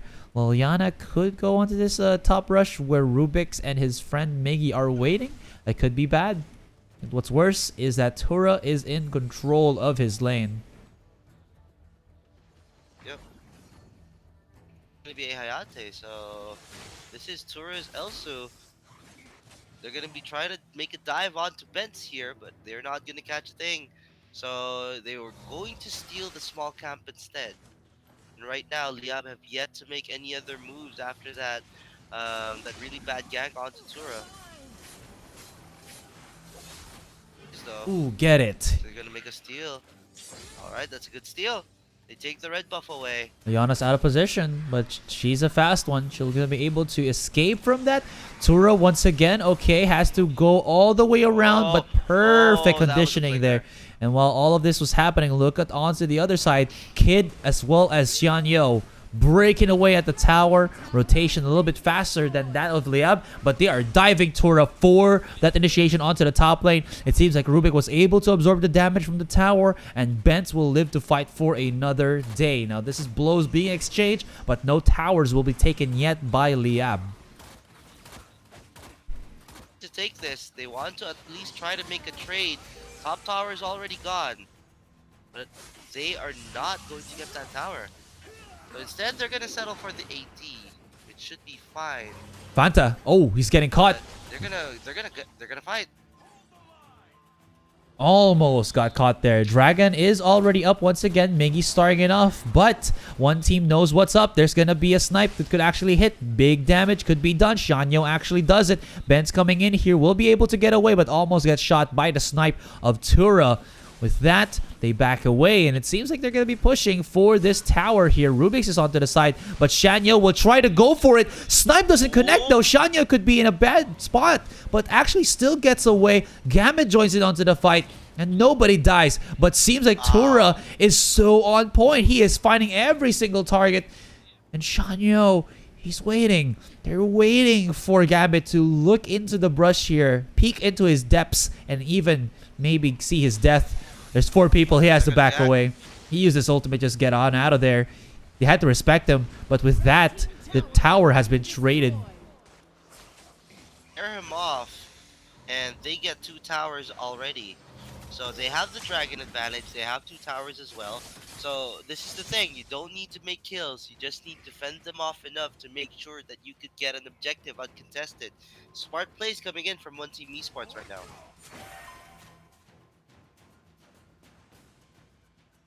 1-2. Not really a big lead for one team here, but if you think about it, the way that they rotate kind of just outweigh or out-rotates Liyab. Liyab have been forced to kind of save their members underneath towers and whatnot because of how quick one team can pull the trigger and not really have to commit to the fight. But if Liyab don't commit to the fight, one team can actually burst somebody down, and that's when it becomes to start, you know, turning all hairy and whatnot. One team gonna go for the retreat here. One team does have a nice wraparound on that brush, so Tura is in no way in shape in any foul. Quick wave clear here. This could be the mid-tier 3 going down, even though Benz and Miggy are here, and Shanyo soloing the dragon by himself. Down. Majority of the objectives, one team are recognizing where Liyab are on the map, and they're using that to their advantage. As they get more objectives, they are slowly going to increase this gold lead. That they will. That they will. I haven't really seen what this pick from Bents really can make. They still have the Hayate, which means that Liyab aren't really lacking in terms of the ADC department. What's going to happen here is that they're not going to be able to really utilize their laning phase. It's basically dead as of the moment, but one team is showing that, you know, after that, they have much more control in this pushing / teamfight phase. I'm curious to see what Benz can really bring to the table with this flash.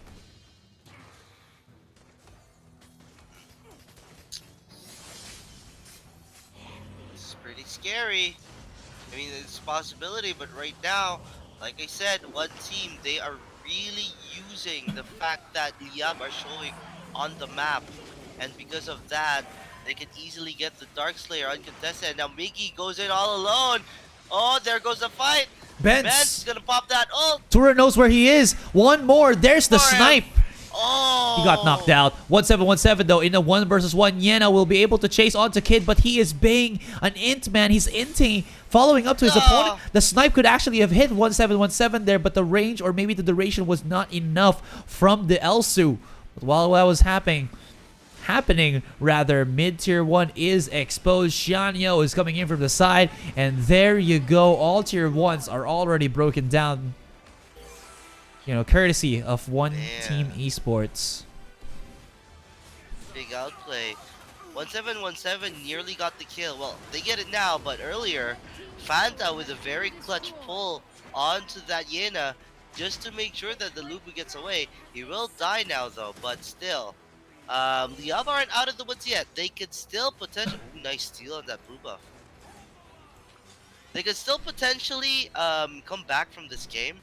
It's not all over yet, but right now they're gonna need to change their strats because they're just getting poked down, and One Esports are using their information advantage against Liyab, and they are playing around the map.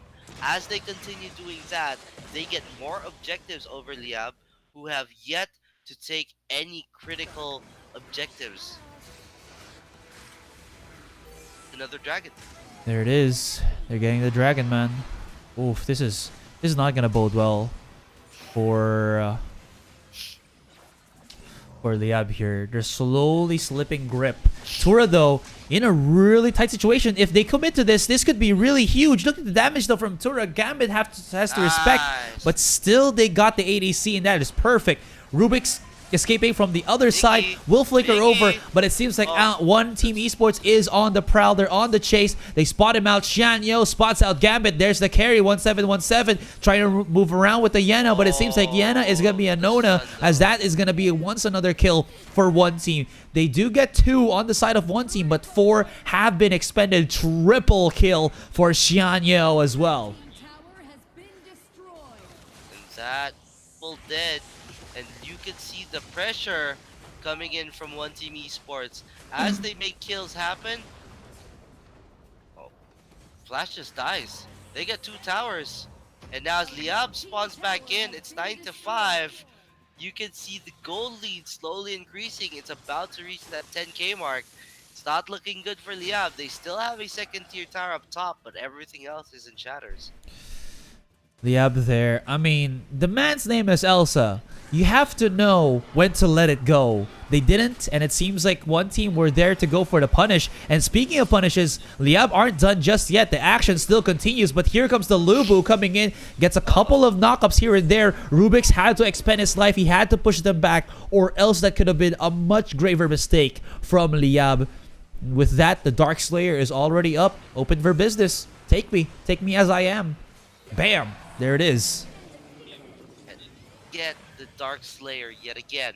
They can apply more pressure in one lane, or they could just drop the Drake topside and just go full 5-man.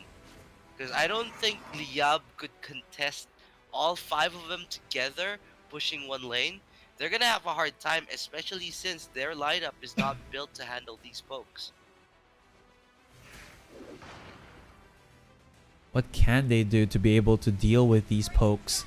It's so difficult. Try to kind of get around it, because at first you kind of want to, you know, the one way to counter it is you mitigate the vision of your opponent around the map. The problem is one team esports are so good at being able to kind of spread themselves all around without taking any casualties whatsoever that Liyab have to really force some team fights to make it happen. And now here he is. Ruby spotted. He does get away though. So he will be able to fight for another day, but still, it's right there. Ura has been such a boss on this Elsu. You know, the vision game, the way that he snipes him down, the steals, it's proven really big right now for one team esports, and you could see how easily they could push this game.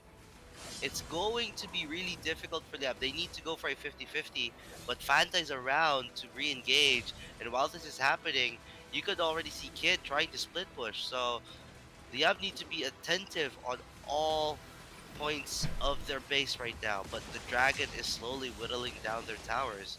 There goes Engage. It was supposed to be the Murad, man, to be able to catch on Elsu, but now, of course it was banned out.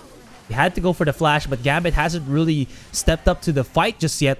He got spotted out by Shanyo, and with 2 out, with the Miggy, the Rourke, and the flash already away from the board, I don't think they're going to be able to defend this. Shanyo just goes in, claws, pincers rather, out to strike, and he destroys his target. He destroys another one. He can even go for another if he just wanted to, and another triple kill for Shanyo. There's game 1 for one team esports.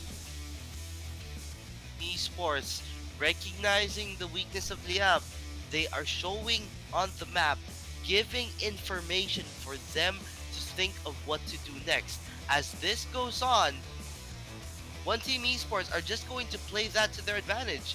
Oh, I see 3 of them in the bot side. You know what? Let's take an objective mid. Let's do it top. Let's try to get this. They're gonna play defensively. They're not moving across the river. You know what? Let's just take the Dark Slayer.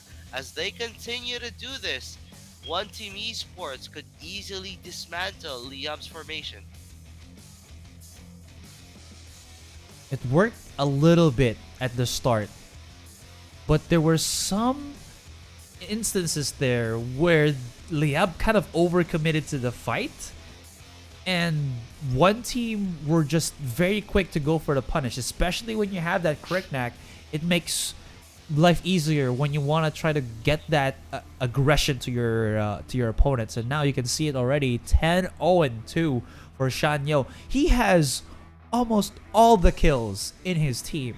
He has just been bursting people left, right, and center. The flying cockroach. You never want to see a flying cockroach, but sometimes they are, you know. Yep. Yes. Point out, like Sanyo, there was a series in the past that really cost one team the game because of Sanyo's performance. But this time, Sanyo shows up big, he performs, gets 10 kills, and look at the stats. No towers taken, no dragons taken, no slayers taken. One team played the map well, secured all of the objectives for themselves. If they continue playing like this, I don't see a way for Liyab to come back. Very well played from this jungler. 80% kill participation, 10 kills, no deaths, and just 2 assists. But still, key player of the game. He brought this team to a Game 1 victory. Very well played. That will be, just us kind of waiting for the second game to unravel. Here's the highlights. We'll be right back.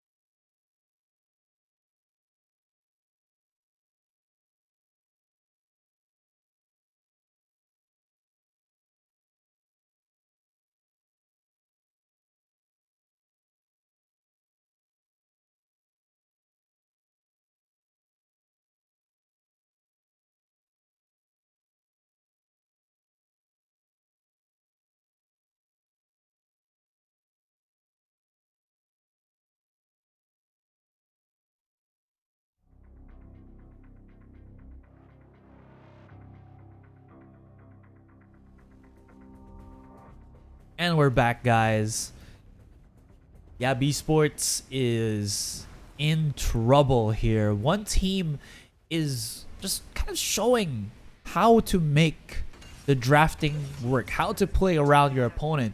I'm not sure how Liyab kind of wanted to play with their composition. Bent's going on the Flash as an ADC, Gambit playing with the Hayate, but it really didn't flesh itself out, at least for that first game. Maybe the second one will be a different story. Well, come on. Let's all end our energy. It's not the end. We still have one more game. Let's try and hope for the best. I mean, who knows? Based on the bans right now, they are going to get rid of the Kilgroth and the Krizix. One Team Esports are looking to ban out the Zip. This time, though, it's going to be Liyab Esports blue side, so that means they take first pick. So let's see what the answer is going to be.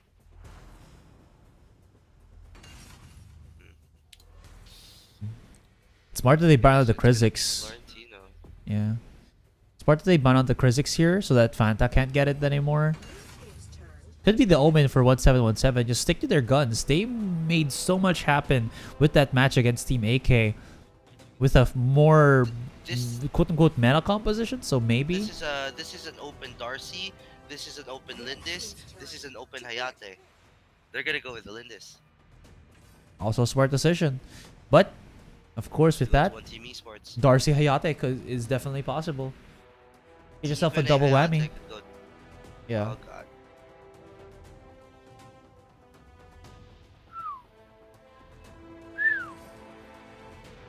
Oh, that's Yep, big damage.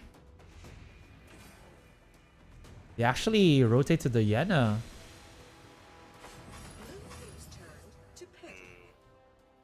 So this means that they can probably get the Hayate plus the Omen to their side already.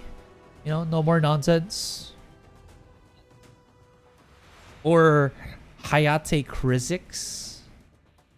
That's you get yourself triple range. Get yourself a little bit of poke from afar. Works against the Yena. Might not work much against the Darcy, but still, it's some still kind of open-ended picks here. If you think about it, they're pretty versatile with what ever support or tank they get.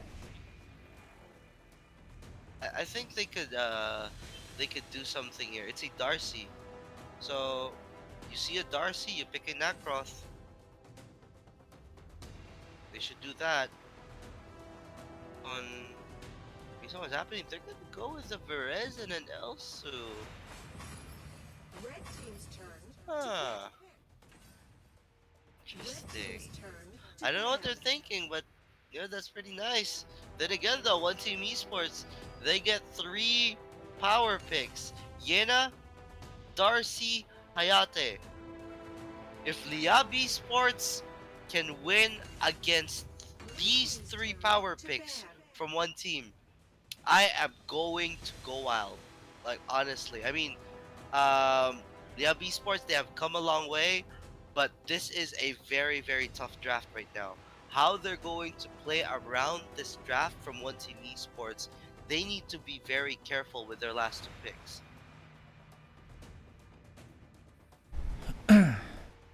Perez. Okay. Gotta ban out the Rourke. Tefera is also out of the equation here.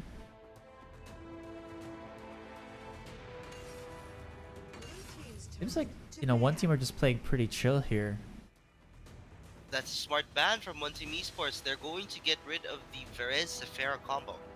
So that means that Verez could probably be relegated to the TS lane, if that's the case. But, you know, it's not set in stone yet. With Omen gone, they need to ban a mage, because this is most likely a Darcy in the jungle. With that being said, the 4th pick will decide. And be an Enzo.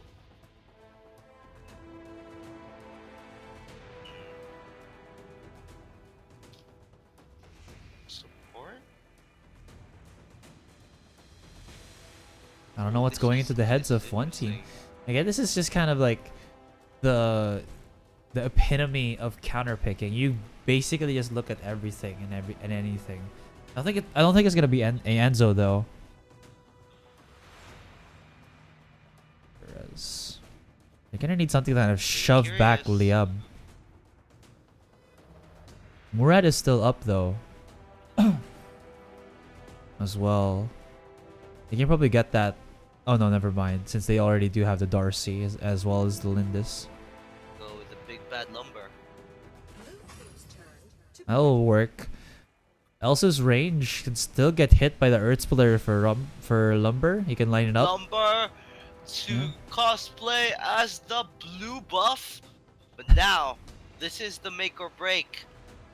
What are Benz and Rubik's gonna be picking to finalize the Liyab Esports composition for what could potentially be their last game? Right now, I need them to really just try a very aggressive jungler. I feel like an aggressive jungler could work here. Based on their composition, they could still put. They already have the Lindis, so that's their aggressive jungler. But if Lindis is going to stay back and farm up, it might cause something completely different. It's gonna be really hard. But now, oh, I like that. Okay, you know what? You don't get the Verez Natalia combo. We might as well just go out with a bang. If they could make this work, this is gonna be big. I'm telling you guys, they have a chance. I can see it already. It's Natalia and Grak. You guys know what the combo is. If Rubik's could get a hook, that Natalia combo can delete them off the map, and it's going to be 100% possible. Now, it's all going to depend on how they execute, as always. This is the last game for Liyab Esports, potentially. Let's wait and see, because this is going to be really, really fun to watch. It's also the first crack game. So, what are your thoughts, Azurai? Oh man, I'm just waiting for the Grok, man. Get yourself some polls on some people. I've been telling in the stream already. I want to see the Grok just because I want to see how good people are at trying to dodge these hooks, and when you get it, it's such an added factor, you know, that it gives you that insta kill if you have enough damage to follow up after that incredible pull. But it seems like to stop all of that, since Grak still has to get in range, Diao Chan for One Team Esports in the mid for Hualin. Oh man. It said it's going to be the Grak Natalia combo, rounding it up for Liyab Esports. This is it, boys and girls. Lend your energy to Liyab Esports. Let's see and figure out whether they could get through and take a game off of One Team Esports. Let's go to the highlights.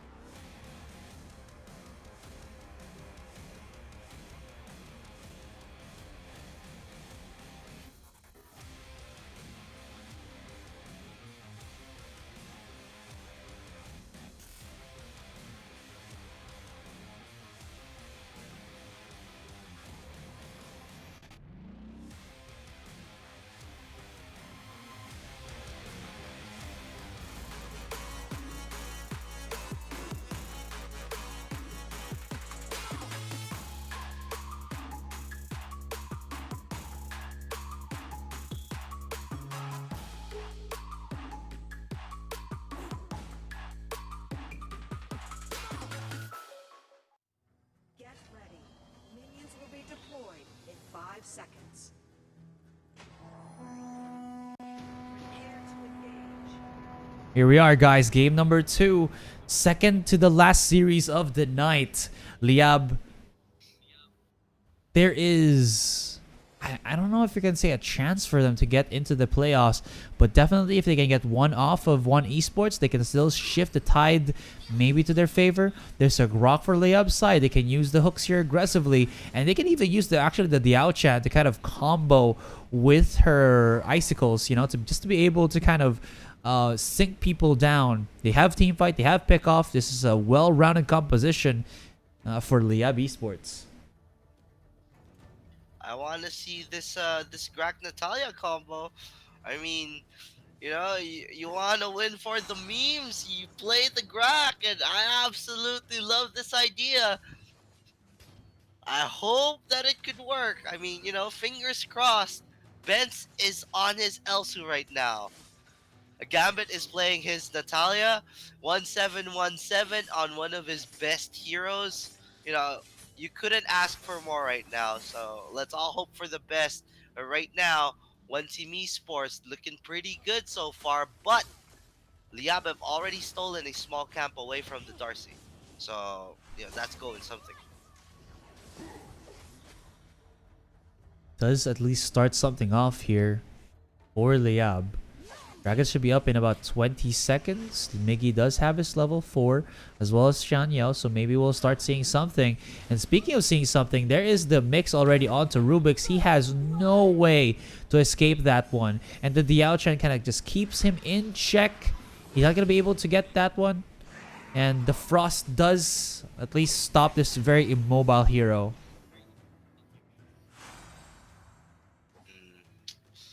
That's a heavy formation coming in from One Team Esports there in the bot side. They're going to be able to take that AD uncontested. So same formation as before. One team is repeating their actions, and most likely they are going to start pressuring the bottom side, where it's going to be Tura and Benz fighting it out. We just need to wait for the right rotation, because Fanta is going to try his best to protect Walin here. It's a Grak. You can't really leave this guy alone. And his hook is so slow in terms of its travel time. You have to kind of not be spotted out to make the most out of it. And now Gambit might be in a very tight situation. Activates the laser. Hualien could be in a very bad spot. Fanta does get hooked in. He will be able to escape, but still not much to be had. Not much to be killed. And one kid here spotting out 1717 does get stunned up by the Verez. And now still another stalemate. Nobody overcommitting to any fights. But speaking of committing to any fights, here's Xianyao just bursting his speed up. There's the hook coming in from Rubik's. Is Fanta down? No, he's a pretty tanky dude. And Ben's missing his shot with the snipe. But this could open up the bottom tier 1 if they're quick enough, if they're fast enough to deal the damage onto the tower. There is the ultimate activated, and Tora just goes in, rips out the Kunai Blitz. And that is 3 kills already for one team. They're looking for this tower right now. They've poked out a majority of the front line for One Team Esports, but the tower survives with a sliver of health. Right now it's 1717 trying to protect the mid lane and the top lane, so hindsight, still pretty good.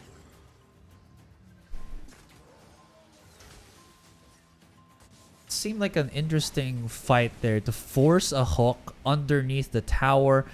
Granted, that was Fanta, but it seems like Liyab overstayed their welcome, knowing that there was only like 5 to 7 seconds, maybe even less, for them to kind of go for that rotation. Now, Hualien and Xianyao right here onto the side, waiting for a little bit of kerfuffle, as Hualien is trying to set up for Frost. If Rubik's gets caught, he's a pretty big guy. He's an easy target here for One Esports. And I also want to point out that, that Natalia ult could essentially stop you just in case you get caught by the Darcy. So it's a very, very nice save. And, along with the crack, you are seeing One Team Esports playing a little bit more careful here. There goes a hook, but it's always Fanta getting caught out. Boom! Big damage. There's Tura activating the ultimate. Miggy should not be able to survive this. There's the auto attack. And that was a quick, clean succession of kills and skills, meaning that mid tier 2 and top tier 2 could be something. Benz is spotted out here. Fanta does have his ultimate. He can pop him out, but they decide otherwise. They're just going to go and clean up a couple of objectives, which is pretty big for one team. And this is only 5 minutes into the game. We are already seeing one team run away with the lead. Nice pull, though, for 1717. This could be big. Poke. Still. We're just going to dash away. It's going to recall 0 to 6 right now.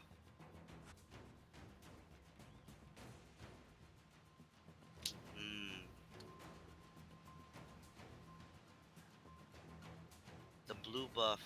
What? A kid is just waiting in that bush, waiting to see who plans to get that. But Chasing it. Daniel's dead. Ooh, it's so big. Daniel's dead here, though. Tura's coming in from the side. Traded, though. There's a big flag from Kid. That is not so good. They're flanking them. They get 2. They get 3. They're chasing onto the 1. Make that 4. And that is a 1 to 10 in terms of the kills. A 4,000 gold lead for One Team Esports. They don't really have a wave here in the mid. They shouldn't be able to get this. Well, it's going to be Fanta actually absorbing the tower hits. Smart. Here's our highlights. It was a nice play coming in from Kid. He waited in the bush to see who would get that blue buff, but since no one was going there and most of the fight was at mid, he decided to just go wrap around from behind, catching Migi out, and that is going to result in a kill. And since Liyab got sandwiched there, 4 are going to go down. 1-7-1-7 barely gets away with his life there. Daoshan activating the ultimate onto the bottom lane. He really wants to chase down 1-7 or at least deny the recall. Shanyo is here and I don't think he's going to be able to escape. There it is. Bottom tier 1 executed. Hook will not connect from Rubik's, and this is a big chunky wave that's going to be hitting the bottom tier 2. I don't think they're going to be able to kind of stop this onslaught from one team. And effectively 7 minutes and 30 seconds in, already all outer towers have been taken down.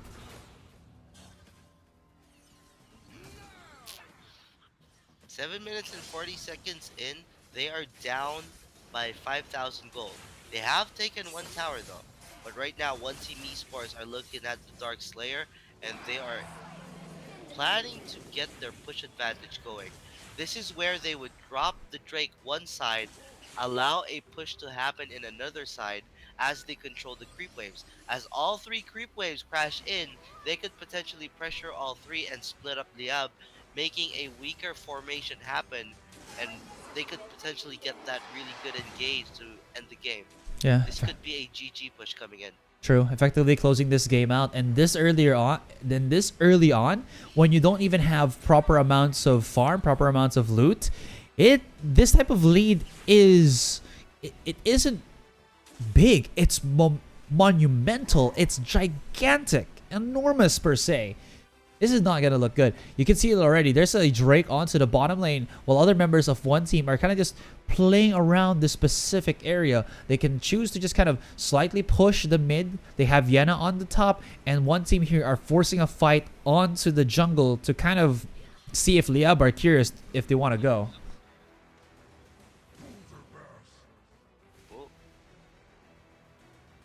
At hook, didn't go towards the right.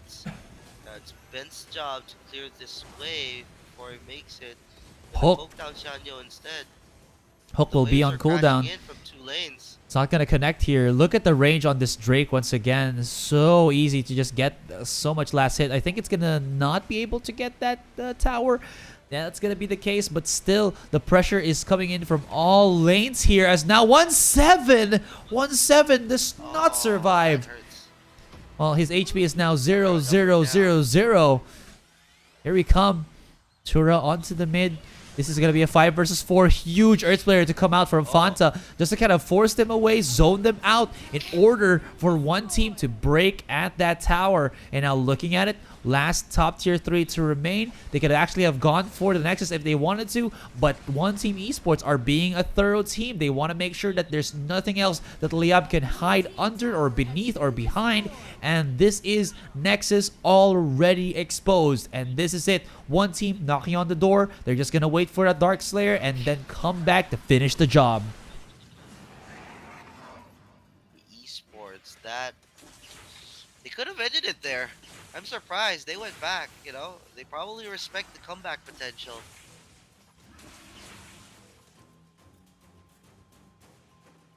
Maybe. I mean, there's a big maybe to that.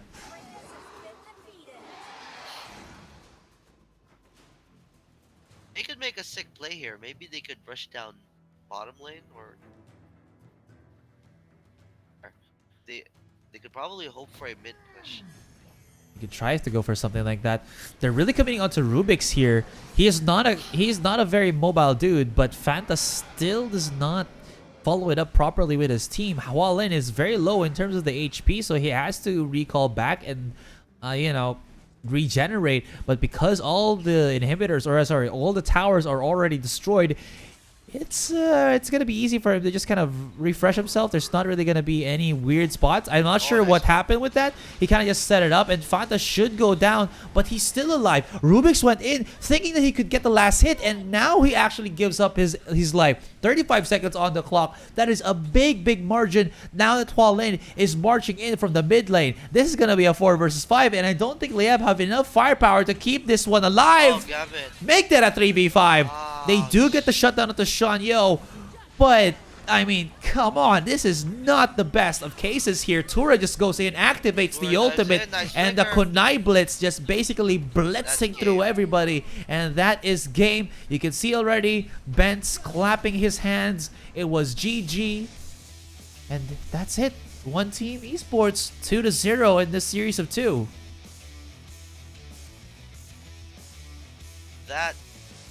Let's be proud, boys and girls. Our representatives tried their hardest. They got to the international stage. No other team has done that yet. So, win or lose, I'm pretty happy. They've come this far. They got one game off of Team AK. I'm happy with that. It goes to show you could still match up in the main stage, but there's still more to go before we could reach the top 8. Good experience, and hopefully we can do even better the next time. True. So that means that Liyab right now are -8. Definitely not the. I don't think there's any chance at all for them to kind of come back. Fine. I mean, you can never take it away. First PH team. That's true. Still something cool. It's something for the books. And personally, I'm proud. Yeah, we still got this far after they have gone a long way. Hundreds. It's not easy to get there. Yeah. Believe me. Regardless, based on what happened here, it's a 2-0 by One Team Esports. They have executed, played with their information to figure out what step they need to do next in order to get an objective. And Xianyo making some really smart picks here, but it was Fanta who made most of the plays happen, because that lumber was a really big pain in the Liyab composition. He tried to make sure that he could have his team protected to enable Tura, to enable Xianyo, to enable Hua Lin. As that goes on, it's the support players that are not really in the spotlight, but you gotta give them some credit. Overall, though, hats off to Tura, an amazing player, and he takes the key player of the game.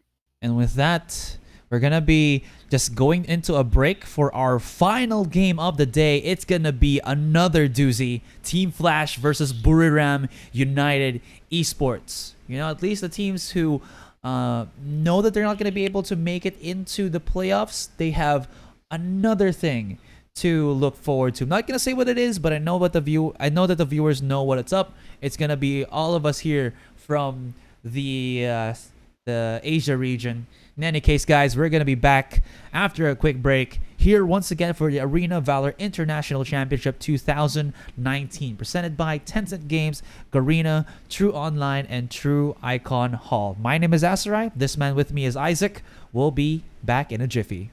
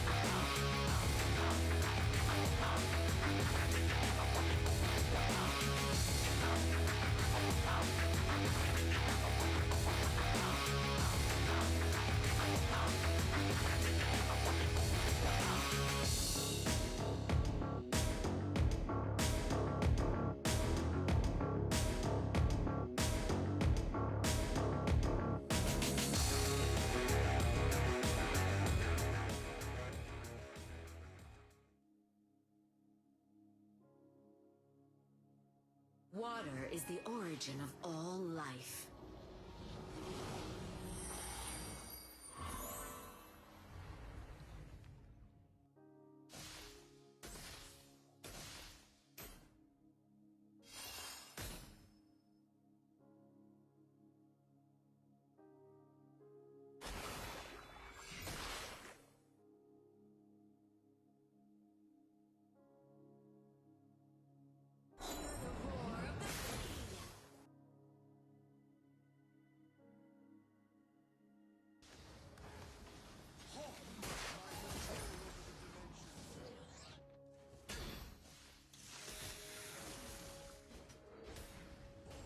Double kill! Triple kill! Quad kill!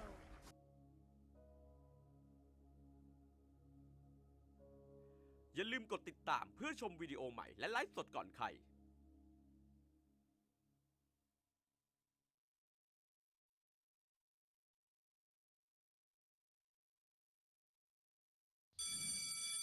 ครั้งนี้ห้องเราต้องชนะ ขอลูกแบงค์หน่อย เฮ้ นี่มันไม่ใช่ลูกแม็กซ์ซะหน่อย ไฮเยเท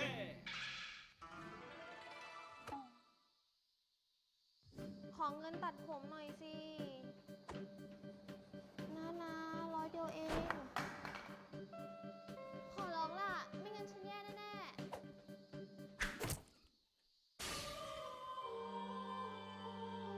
ขอบคุณนะ ไฮเยเท เฮ้ย ขอตังค์กินข้าวหน่อยเด เราใช้ไปหมดแล้ว นั่นไง เป็นไฟล์เหรอ ไถเก่งจัง ว่าไงนะ ออกกำลังกายเหรอ กล้ามใหญ่จัง โอเรโอโรสิโอมันเฮ้ย ใครเตะวะ ไฮเยเทเท โอชิโซนะ โดนจู่โจมแบบสายฟ้าแลบ มาชมคนอื่นว่าน่ากินแบบนี้มัน คาราเกะ ขอให้เลี่ยนตาย วาซาเบะ มีของอร่อยไม่แบ่งเลยนะ อะไรก็ไม่รู้ เล่นเกมดีกว่า เฮ้ฮีโร่ตัวใหม่นี่นา ชื่ออะไรกันนะ ไฮเยเท มีคาราเกะด้วย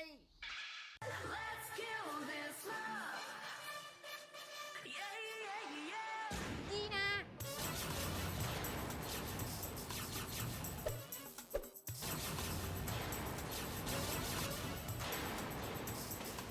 บอกอีกครั้งเลยว่าห้ามเต้น คนเต้นกินลำกินมันเอาตัวไม่รอด รอดสิ ยังไง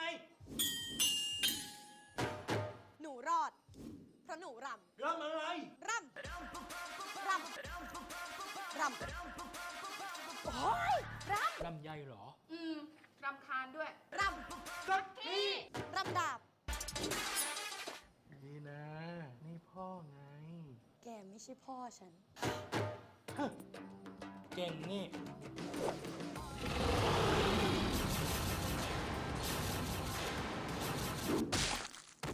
ใช่ ฉันเก่ง แม่ภูมิใจในตัวลูก แกก็ไม่ใช่แม่ฉัน ใช่แล้ว นี่พ่อเอง พ่อ ดีนะไฟเตอร์คนเก่งของพ่อ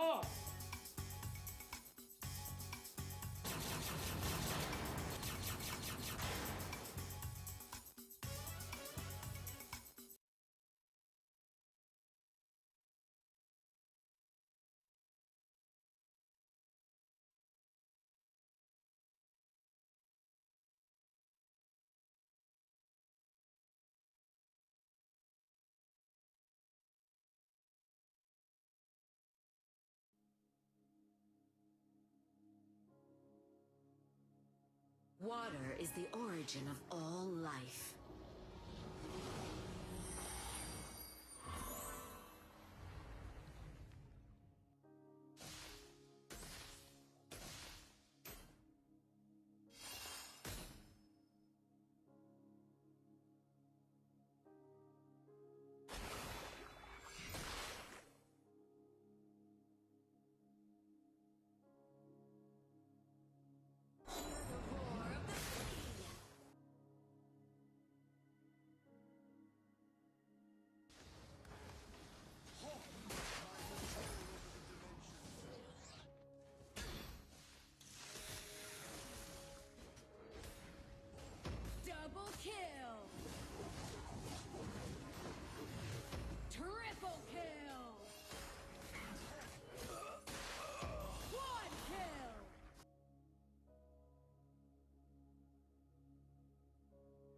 อย่าลืมกดติดตามเพื่อชมวิดีโอใหม่และไลฟ์สดก่อนใคร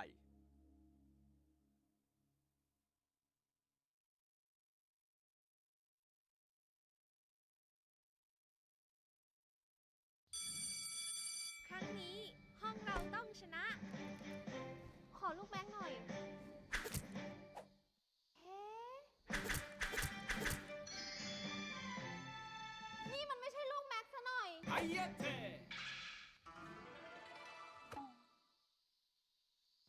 ขอเงินตัดผมหน่อยสินะ100 เดียวเอง ขอร้องล่ะ ไม่งั้นฉันแย่แน่ๆ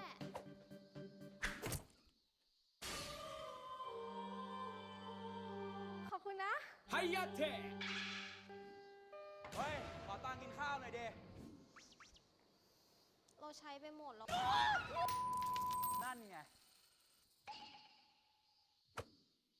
เป็นควายเหรอ ไถเก่งจัง ว่าไงนะ ออกกำลังกายเหรอ กล้ามใหญ่จัง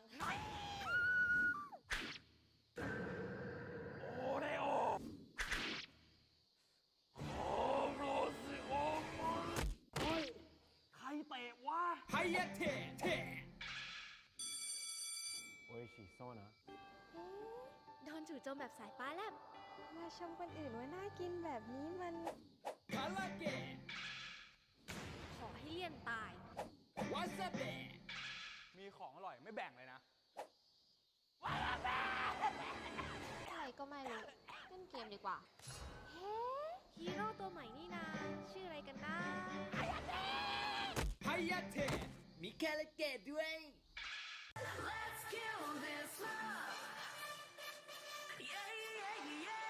ดีนะ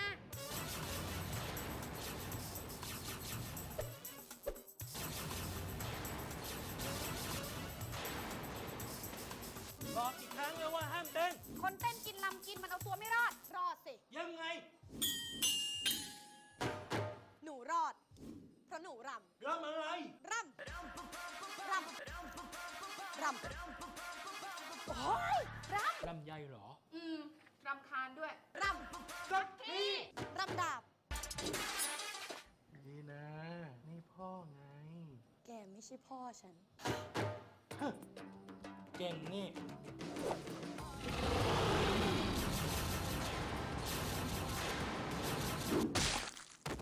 ใช่ ฉันเก่ง แม่ภูมิใจในตัวลูก แกก็ไม่ใช่แม่ฉัน ใช่แล้ว นี่พ่อเอง พ่อ ดีนะไฟเตอร์คนเก่งของพ่อ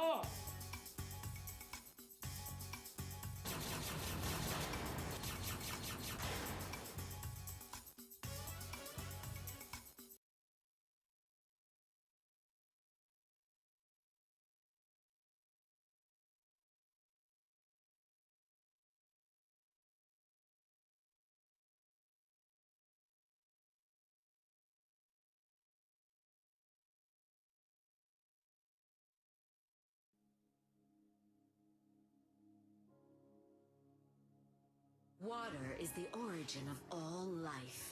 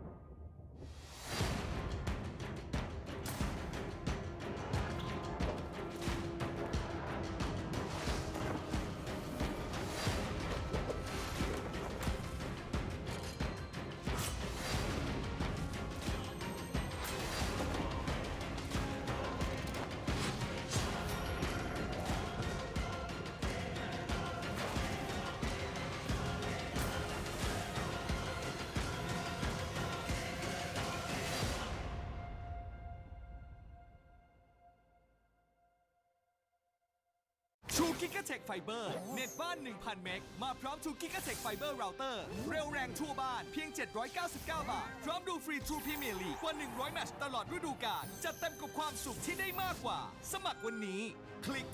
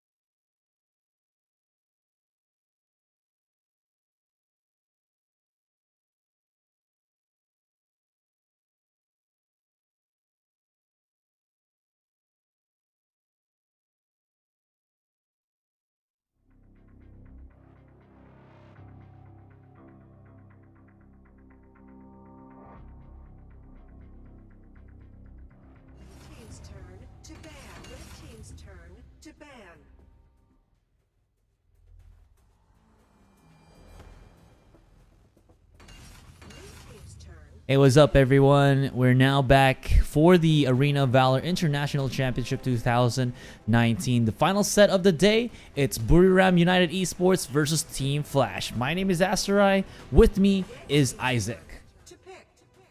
Oh boy, this is gonna be a juicy series. We have BRU and Team Flash, both favorites, both favorite teams. People think that one of these guys could potentially win it all, and right now they will be facing each other in a best of two, and BRU are going to secure a senior for their first pick. Team Flash looking to go with a Florentino. So bans are looking pretty standard, but BRU are going to get rid of an Omen and a Hayate. Team Flash went with getting rid of the two most annoying support heroes. So now their next two picks Are gonna be, just gonna be looking for a little bit of more control. All right, the Ormar. Like that. Doesn't say too much. Can actually do very much everything you want from a support. It also counters the Zenial. You got yourself a solid front line, and that just means that there's a little bit more of an open-ended setup here for Team Flash they can pick up. For Buriram, they still have two more picks. They can go for their mid, they can go for their ADC. Take away, you know, the picks of Team Flash. Yate's been banned out though, so that's something. I also want to point out, you know, this is a senior with a Darcy and a Yena. Right now, it doesn't look like much, but there are so many good heroes that you can pair it with. So I'm liking BRU's current 3 picks. Let's see what and company are planning to go for. Just pretty aggressive. You might be seeing a Kriknak or a Lindis come out from Team Flash. Kind of just play around this Darcy. You do have the front line of the Ormar, so everything that you can want in terms of zoning is already there. So going for a much more aggressive or glass cannon-ish type of pick for your jungle is pretty much plausible at this point. And there you go. There's the Kriknak. Oh, that is nice. I like that. I mean, Kriknak's a pretty good pick. I mean, they've essentially established in the AIC that Kriknak is not going to be out of the meta. They have been using it time and time again, and you know, we've seen teams either be destroyed by a Kriknak or practically lose with a Kriknak. Could go either way. Now, looking at the bans here, they're going to get rid of some really quick assassins in the Murad and the Quillen, whereas for BRU, they're going to look into getting rid of more mages in the Ignis and the Raz. Crixie is still going to be open. Liliana is also still open. So those are the potential mid laners they could go with. But then again, looking at the draft here for BRU, they already have a Darcy. So this could potentially be either a jungler or a mid laner. I was gonna say that they have a possibility to get an even less to be picked ADC, less likely to be picked ADC because of how many pick-off heroes there are already out there. But from the looks of it, we actually do see a lot of bans around that area. So some pick like Tel-Anas might be pretty good to try to pick up right now. Fennec is also a pretty good thing to pick up right now. It's also going to be able to kind of just zone out Vera's here. It's a nice alternate to the Ignis. It's a nice alternate to the Diao Chan. And this should be a pretty smart choice for Buriram if they wanted to go for the Fennec. And mind you not, I think this is the only team who has made Fennec work in the entirety of AIC. And Marja. Oh, Marja. As a support? I am liking that. I think Sinyo's going to be on the support. Right. Yena And this is a mid Marja. placed. Yeah. Yeah, they're going to place Yena in the DS. So it's either... this is going to be Darcy at mid, Fennec in the jungle. So they're going to use Marja in the AD lane. So it's gonna be a delay tactic with the Marja on AD, just making sure that they would pressure the enemy Ooh. AD later. Over though. over the Morin? Okay. Show me what you got, dwarf man. Nightmare Suitor. Actually, not too bad.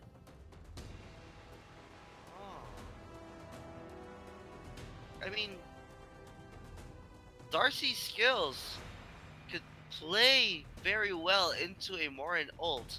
You know, that combo ult with the knockback into the stun, that could change a lot. I mean, I wouldn't mind if it was a Morin. It is gonna be a Go Morin. with it. Go Also, into B. Yep, first one on the jungle Fennec. Nunu is gonna be putting Darcy at mid. We're gonna play the Foxin on the Marja, and the Isolindos is gonna be taking the Cino. For the side of Team Flash, you're looking at Cricknack, ADC, going to try to take control of the early game because they are planning to do this late. It's a Florentino, it's a Morin, it's a Verez. You want to make sure this Morin scales to get to that point where he could 1v5 late game. So they need to delay the game while Cricknack makes the moves. So that's what the playstyle is probably gonna be for BRU and Team Flash. But as we wait for game 1 to go underway, let's go and check out the highlights.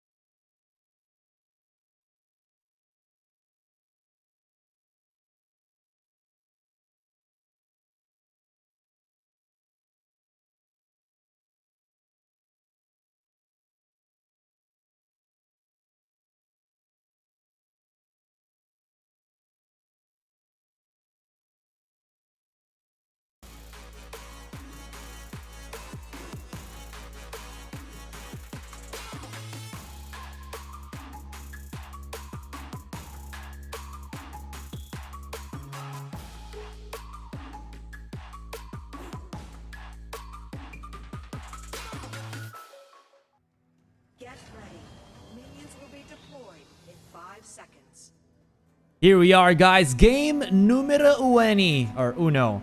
Buriram United Esports up against Team Flash. And it was a long, hard-drawn draft. Because you know that they were really thinking, racking their brains. Not only using 10%, but 100% of their mind power to figure out how to get this first game draft into their hands and maybe follow up with the first game win in this series of 2. My name is Asarai. This guy with me is Isaac. We'll be your casters. Let's get it on. I'm liking the matchup here at mid. It's a Verez and a Darcy. It's going to be really interesting. Lindos is going to be applying a lot of pressure to XP though, so I don't really want to look at the top lane matchup because Yena is supposed to stop on this Florentino, but who knows? Man. Another interesting thing is the Foxen and Morin in the bot side, so exactly. It's going to depend on how they play, but I'm looking at Team Flash requiring, probably a bit of time to ramp up, allowing Ellie to farm, but then again, it seems that with a Darcy and a Fennec for BRU, they want to just go. But, I mean, Team Flash might say no. That's the thing.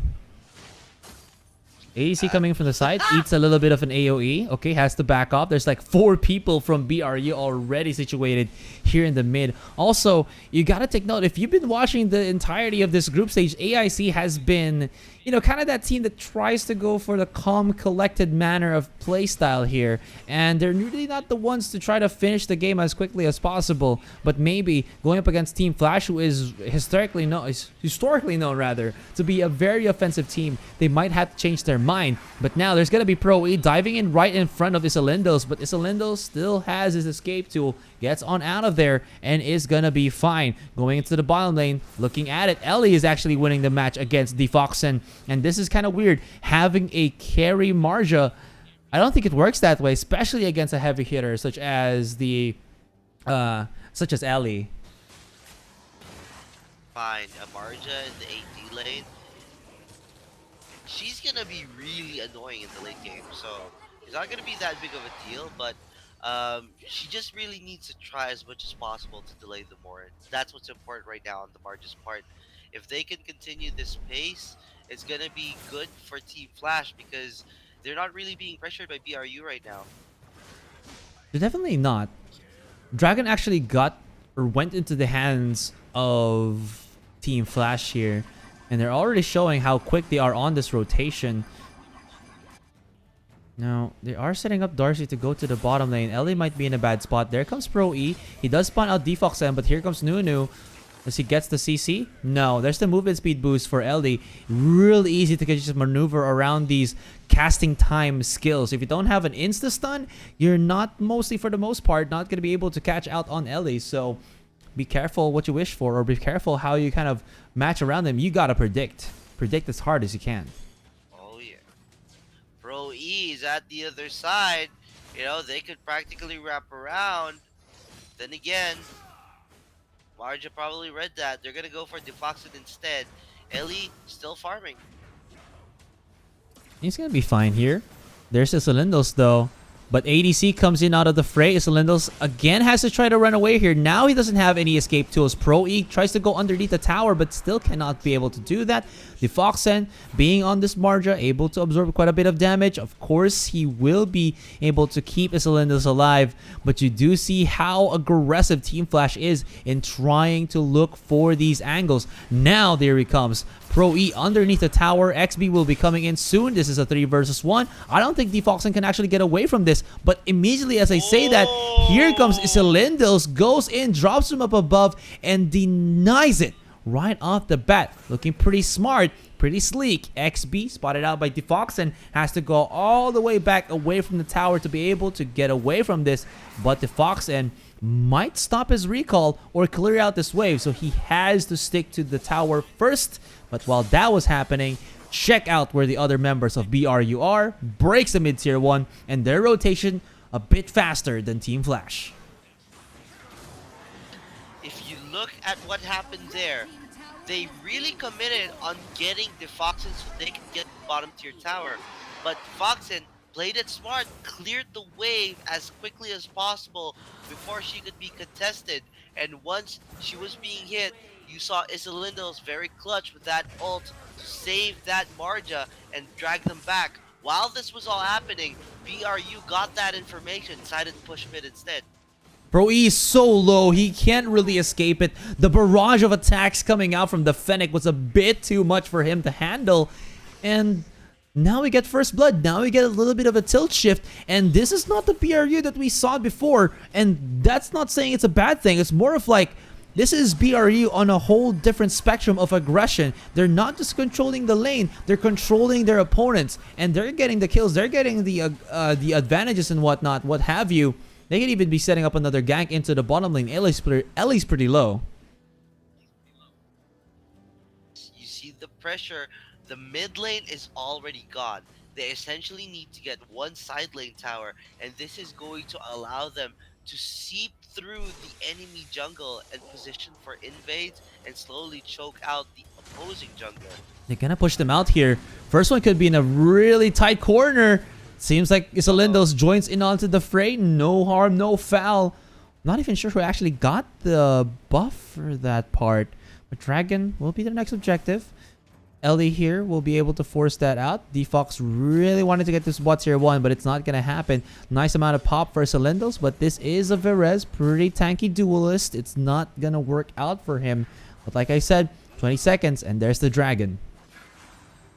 I want to point out, if you look at what's happening right now, this is BRU who are still currently undefeated. This is a Fennec that already has the Reaper burnt out. They're taking more towers though, so this is the right pace. Florentino's dead, ADC's coming in. ADC looked like he's in no man's land, he's gonna die as well. Now it's Pro E getting stuck. Looks like that's gonna be a no. And with that Fennec, I mean, yeah, again, we've said it before, the range not as good, but when you keep him, when you allow him to hit the tower freely like this, it's gonna be a quick game. It's gonna be quick pushes here, there, left, right, and center. And after all of that kerfuffle, there's a Dark Slayer, and that is a quick one. 7 minutes and 30 seconds in. Here's a replay. There we go. Engagement. They focused on the towers while one person just full on engages to get that Florentino. Overfly was the best target to do that, and ADC fully committed, knowing that first one could be killed without the Reaper. But then again, very good saves from the teammates working together, and they get more than they bargained for, even with the Dark Slayer up. Very well played. Very well played, man. This is a really tough start for Team Flash. It looked like they were kind of, you know, positioning quite well. They were looking pretty strong. They were able to force out BRU when they needed to. But BRU, the way that they rotate, the way that they gravitate, it's on a whole different spectrum here. And now they're going to be pushing up, looking for the mid-tier 3. But while that was happening, here comes Nunu breaking away at the bottom. And that will immediately expose these tier 3 towers. What a quick succession of plays for BRU. They're going to try to catch up Defox N here, but it seems like that's not going to happen. Gao, though, up into the forward position. You don't want him to get caught out. He is the Florentino. He can make something happen if the fight progresses, but it seems like that's not going to be the case. Played this fast. He played it quick. They chunked them down, but they did not fully commit to the team fight. Just enough to force back Team Flash. As this was happening, there was a wave coming in, so they knew that with the Dragon slowly hitting the bottom tier tower, they could take a different tower instead. Bottom tier towers had a sliver of health. This is essentially 2 tier 3 towers gone. They just need to worry about the top lane now, and they should be fine. BRU are in clear control of this game. So quick with that Fennec. They have a big wave here in the top lane, and this has to be a forced fight from FL unless they want to see that tower of them just get decimated straight up. They're delaying them as much as possible. Beautiful knockoff from Pro E here, though, but the question is, who's to follow up? Answer, nobody. Bottom has been already exposed. I don't think it's going to be able to survive. They should be able to take it even without a wave. Well, they do respect that FL could go for a punish. That is just one hair away from being knocked out, and that should be it. But it seems like Ellie will say otherwise. First one into the front line. Has to be careful here, though. They suck in onto XB. Here comes Isalindos, and this is a full 5-man. 5 seconds before Pro E comes back, but BRU have done their damage, and only top tier 3 to remain. go.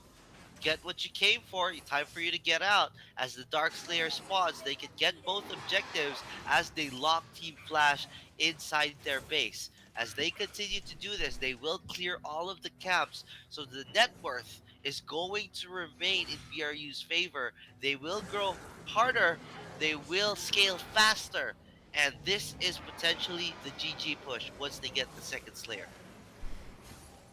That's what he said, right? I'm faster. I'm stronger. I'm Batman.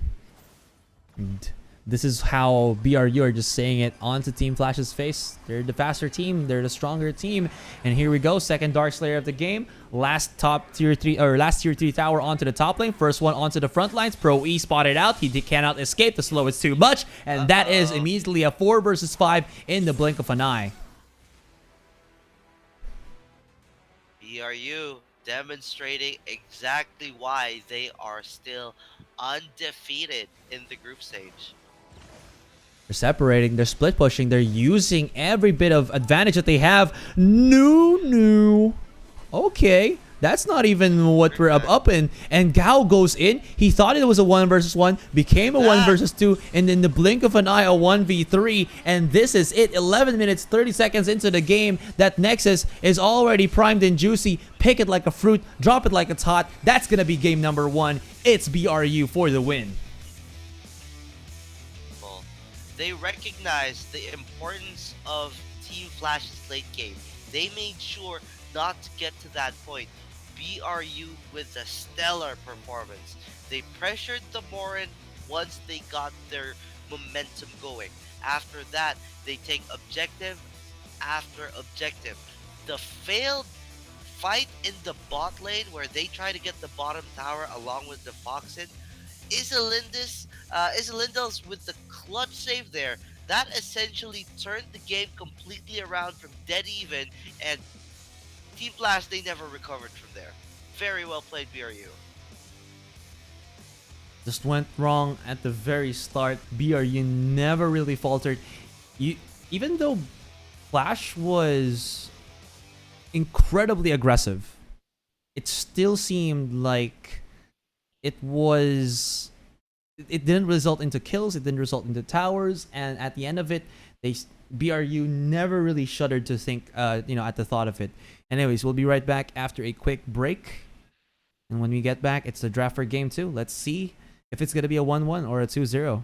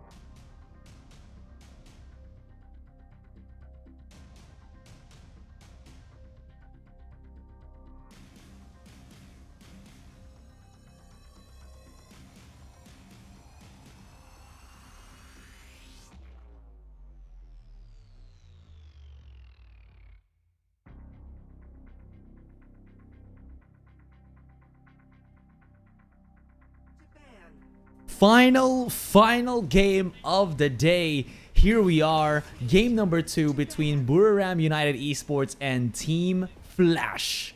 Is it gonna be the comeback? Is it gonna be the domination? We'll find out. BRU are going to be red side, so Team Flash gets first pick. Whatever they decide on could be pretty interesting, because this time they're banning out the Senior. No saves this time. A Florentino, as usual, gone. Chris X could be banned already. Now it's going to be the Omen. So Zip is open right now for Team Flash if they want to get it. You can get it for Pro E. Pro E, he didn't really have the best performance in the previous game. He was caught out very many times, and I think that was more because even though Ormar is amazing at being a frontline, he is great at starting ganks, the problem is he has 0 to no mobility. He just walks around and he can get caught up. If you have slows, if you have some range characters, he gets punished heavily. He does, and like Isaac says, there's the Zip. Last lock-in though. It's back to Team Flash deciding on their composition. BRU, they have this plan. The moment they picked Zip, it was an instant lock-in to Yena and Hayate.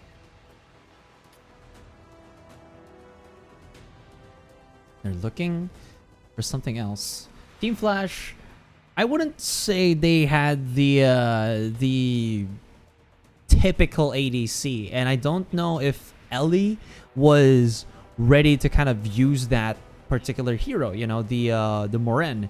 And now this Valheim hover over could be something. I don't think it's gonna be the case. Too early if a Valheim pick might not be too good. They do have the Zip for protection though, but I still don't think this should be the case, but they do. It's the Valheim ADC here for Team Flash, or maybe it's the Valheim jungle.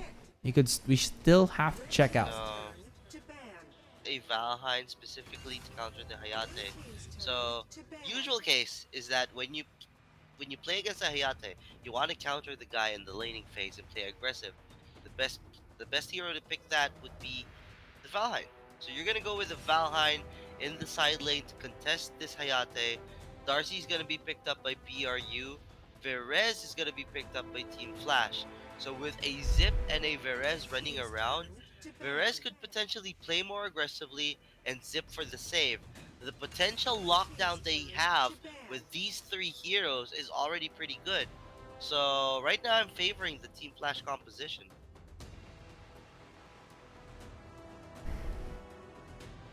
Got the Baldoom. Kilgross no more. Lindis no more. There still is the Murad here. But they do have the Darcy. We've seen a Darcy mid though. It's still very possible that we might see maybe a Murad in the mid, but I highly doubt it. I think Buriram, they love to go for something more of a fleshed out, you know, we cover all corners type of composition. But still, it seems like Team Flash are afraid they will ban that Murad out. So leave Buriram with something else, but they pick the Ormar for themselves. It works out well. I like it. There's a good chunk of crowd control, and you get double spin with Hayate and Ormar. Not to mention, it could potentially stop the Zip from running away. So even if you do eat up a teammate to save them, if an Ormar or a Darcy could lock you guys down or bring you guys back into position, it could still change the game and get you guys picked off one by one. Now, Team Flash are going to be hovering for an Elsu. BRU still have yet to reveal whether their Darcy is going to be the jungler or their mid lane. They could still potentially pick either a mid lane or a jungler, so that is a really nice flex for BRU. For Team Flash, on the other hand, this is going to be their full composition coming up, and they're hovering possibly a... Elsu? Wait, what? This... Okay. I have an idea. BRU can probably go for a Zill and have so many easy targets in the back to make this work if they do decide to go for a mid Darcy, but they're hovering over the Diao Chen. Nail it, and are we gonna see a jungle Valheim? Probably. We're going to see a jungle Valheim! Oh my, you know what? I don't care. BRU, You can have it. Nice composition. Zhao Chan is perfect. Sure. But this is a jungle Valheim. Let's hype it up. Let's check it out and see how this jungle Valheim would do with a Zip Elsu in the side lane. Verez taken mid and Roxy fighting against Yena in the DS lane. Take it away. Go to the highlights.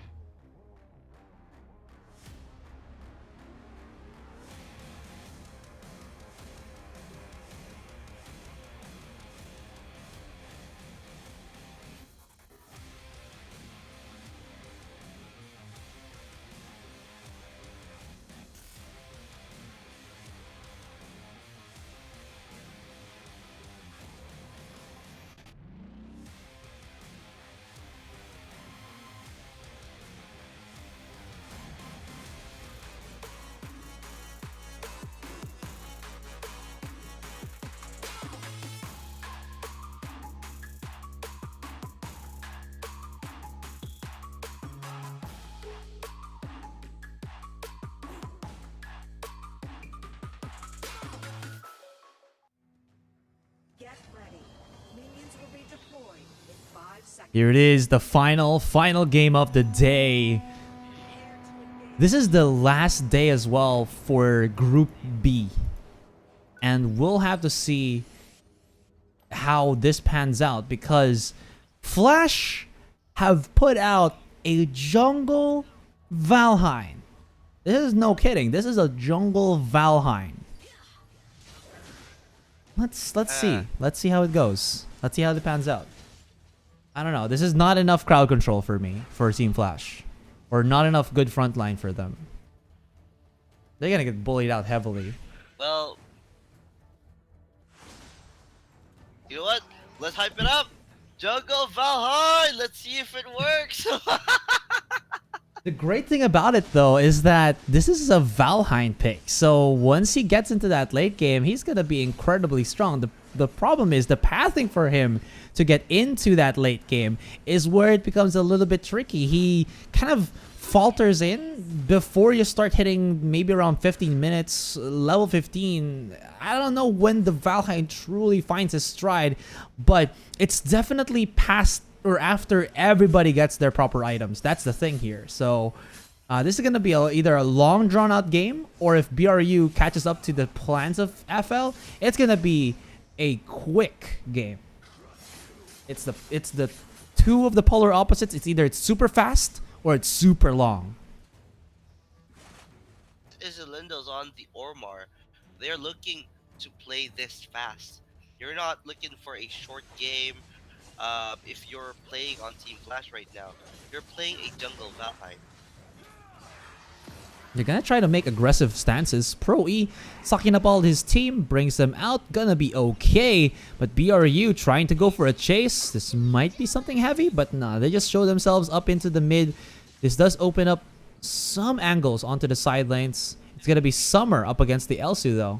Or Yena versus the Elsu.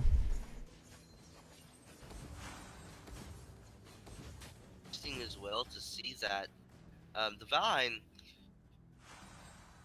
he buys war boots first. He did not complete the jungle item.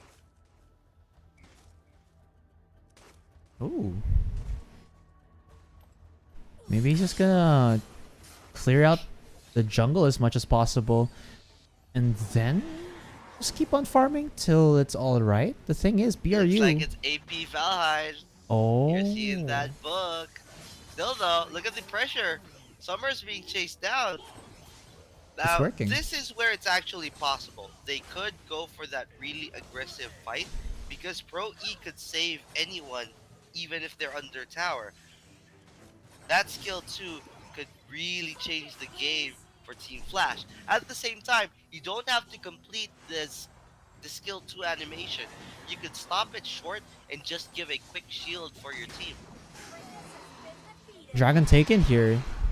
Looks like it's a good start for Team Flash. All right, AP Jungle Valheim. Let's see how it works out. For now, it's starting it off pretty strong, pretty good for Team Flash. And they decided to opt for a lane swap. So it's going to be the Yena matching up against the Elsu. But this is fine, allowing both Elsu and Yena to scale. Roxy and Hayate fighting on the other side as well. So either way, it's more favorable compared to a Roxy Yena matchup. So pretty smart play here from BRU. And of course, what this will do also is going to give Defox a much freer time in the top lane to kind of just, you know, keep getting some auto attacks in and whatnot. He's not going to be afraid to always try to get sniped out by the Elsu. So it kind of works both ways. They both benefit, both ADCs rather, benefit from this lane swap here. So all's well that ends well. Isalindos will be showing himself onto the mid. Defox and is right to the side. They're not going to commit. First one, on the other hand, is going to try to trade onto Gao. Has to be a little bit safe. But now, not doing much to be had. And I feel, again, this is looking more to be in the favor of BRU. Just because it does allow them to kind of scale a little bit longer. Or give them time to scale a little bit longer. So Lindell's got to back away here. Look at the rotations coming in from BRU. They know what they're planning. They know what's up. Isalindo's gonna go in. Oh, this is going to be huge. Daoshan activates her ultimate, stops it with the ice powers. The Ice Queen has come out from the grave, but it seems like the crowd control from Team Flash will persevere, get a couple of shutdowns, and here you go. Mid-tier 1 is already exposed, has to back away. There's the minion, the siege minion, and it does get denied. Live to fight for another day, I say. They only take out Nunu. First blood, go into ADC. Jungle Valheim with Devil's Awakening. You pop that ult, you can pop that stun and that first skill again. This is gonna be big. Honestly, if this works in the competitive scene, beware ranked games. Get ready to see Valheim in the jungle. If Team Flash can make it work, then who knows what you could see in your games. Imitation is the greatest form of flattery, they say. Is Lindos? Okay, gets spotted out. And I thought, you really think that it was gonna be something else in the jungle role. But, you know, the inner machinations of my mind are an enigma. As we try to figure out how this will kind of unravel in the long run, because the more this does go through, the more damage FL will be starting to dish out, to stack up. And of course, having that zip is a great tool to keep the squishies alive. Look at this. Team Flash are up in gold. They have 2 dragons, but BRU have 1 tower being taken. They're still rotating in, but with the pace of the game, it is starting to slow down. BRU need to step this up because you don't want to face this Team Flash lineup in the late game.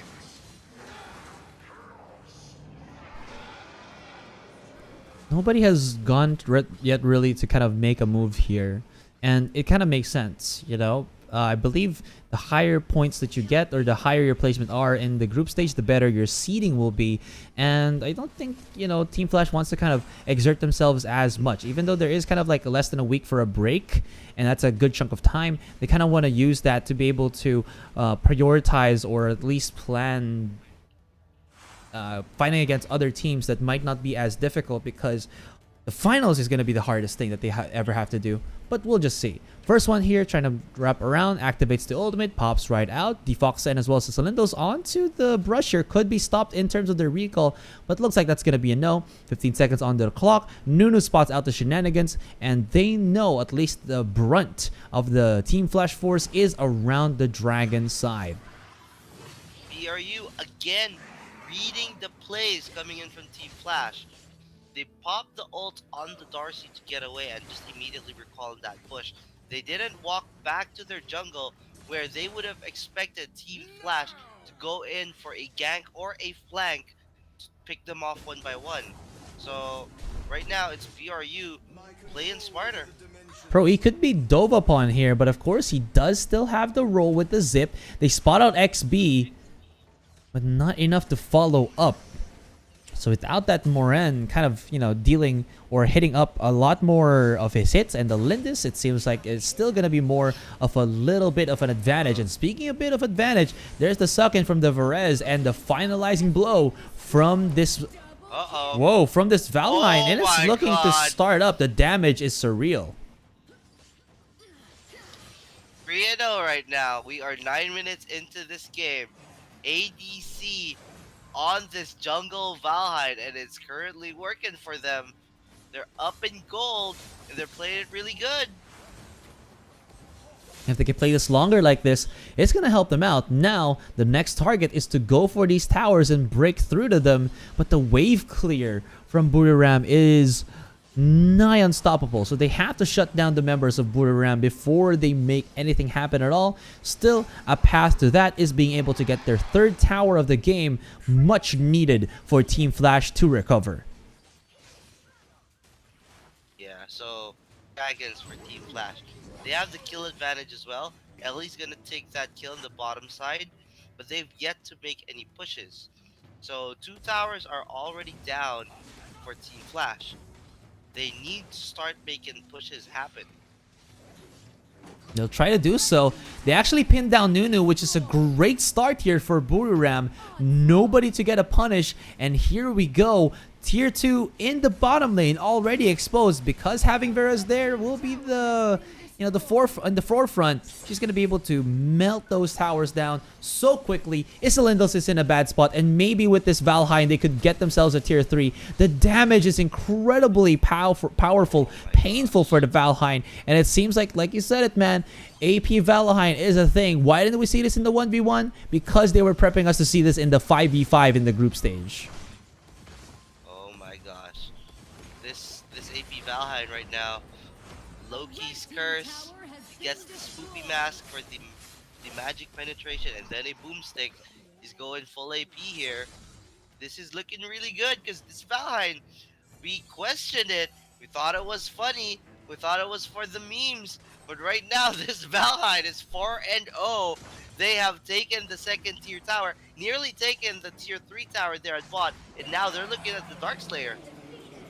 He's kicking ass and taking names. ADC. Well, his name does say ADC, so it kind of makes sense that he did pick an ADC character, although he built it a little bit more magic-centric.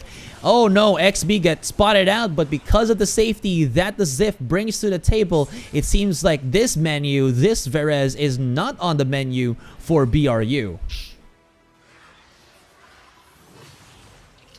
Pro E could be in a really tight spot.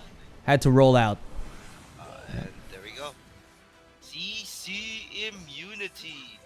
Pro E on the Zip. This is why you don't give away this hero. Zip is no joke. XB underneath enemy lines here once again, but he is absorbing quite a bit of damage. He is the Varese. There's the ultimate from the Diao-chan. This might be pretty deadly, but Pro E once again is right there. Now FL coming back right at it again. Gao destroys it with the help of ADC. This is looking to be a much better game for Team Flash. I cannot believe it, but it is happening. It is working, and Gao will be forced out. This mid-tier 3 is exposed. The bottom one is already destroyed, and this will help out from Team Flash to closing out the game. Now, okay, they're playing an AP Valheim, but that's not really the reason why they're winning. If you look at the spells being brought in here by the Valheim, by the team, 2 people are running cleanse. This is essentially stopping this Diao-chan from being relevant. And there we go. They get away just fine. ADC does not die. This is helping them. Oh, this could actually be almost it. They actually get the ace already. They just need it. That's game. AP Valheim. Wow. The jungle boys and girls, they did it 11-1. 13 minutes.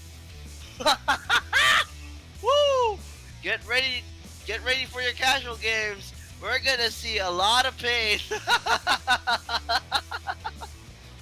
Oh my gosh. I have no words to say. Just special thanks to our sponsors, Tencent Games, Garena, True Online, and True Icon Hall for making the AIC 2019 possible. Well, it seems like BRU aren't the gods that we thought them to be. Still a difficult match from game number 1, but game 2, Team Flash shows that they are the god killers. And yeah, this ends it for Group B. And also, BRU, they do not end the group stage undefeated. Why? Because this team, Team Flash, went off the meta, played something really different, ran 2 heroes with cleanse to make sure that Darcy and Giao Chan are a complete non-factor, and of course, they have a jungle Valheim. You know what? Team Flash, you thought really well. That was some really smart games. Very, very well played. 7 towers, 3 Abyssal Dragons, 1 Dark Slayer, and of course, MVP, that Verez, he made it work all across the map. The Valheim jungle was impressive, but my god, Pro E showed up. He didn't have a good game in the first one. He kept getting caught out, but this time, you give him a zip, and you are going to watch yourself burn. Very well played. Key player of the game. Supports our life. Sports Our Life. And with that, it concludes the day's matches. We have already set the table. The pieces have been laid out, and we have our Group B finalists. They're going to be going to the playoffs tomorrow. It's going to be the continuation for the group stage. The final day of the group stage is tomorrow, guys. It's going to be Group A. And after that, we'll be coming back for the stream November 16 to 17 for the playoffs, semifinal or quarterfinals, semifinals, and then 24th is where we drop it with the finals.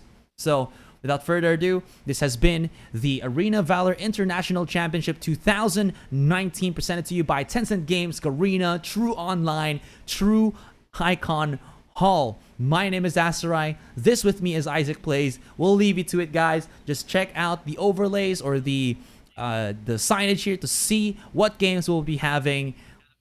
It's been fun, guys. We'll be seeing you tomorrow. Don't you go. Actually, go now, but come back tomorrow. We'll see you then. Bye-bye.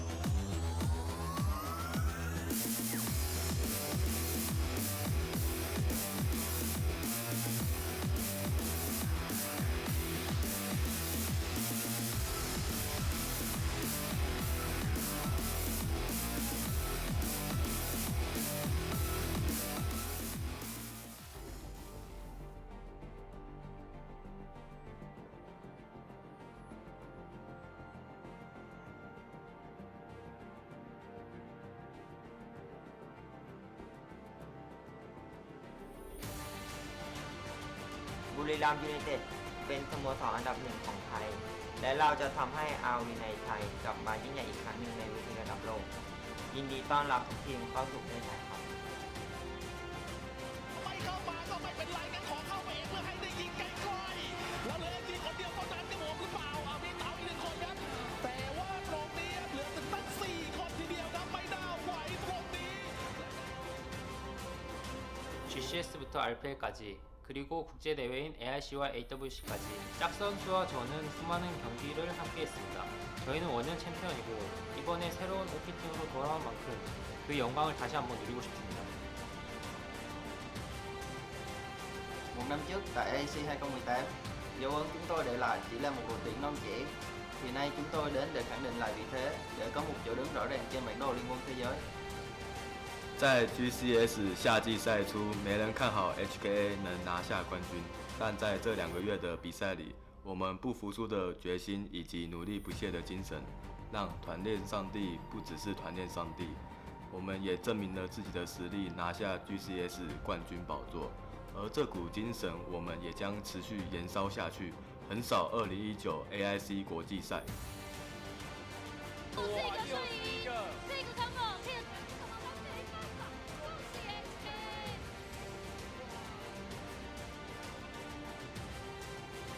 Selama bertahun-tahun menghadiri banyak turnamen internasional, tim kami selalu stabil karena tidak ada perubahan besar dalam personal. Bocah ajaib sudah memiliki keberanian yang lebih stabil di panggung internasional. Jadi saya percaya bahwa AIC 2019 akan menjadi musim bagi AOV Indonesia untuk memiliki terobosan yang belum pernah terjadi sebelumnya. 在今年 AWC 以及 GCS 夏季赛失利后，我们从中学习了许多，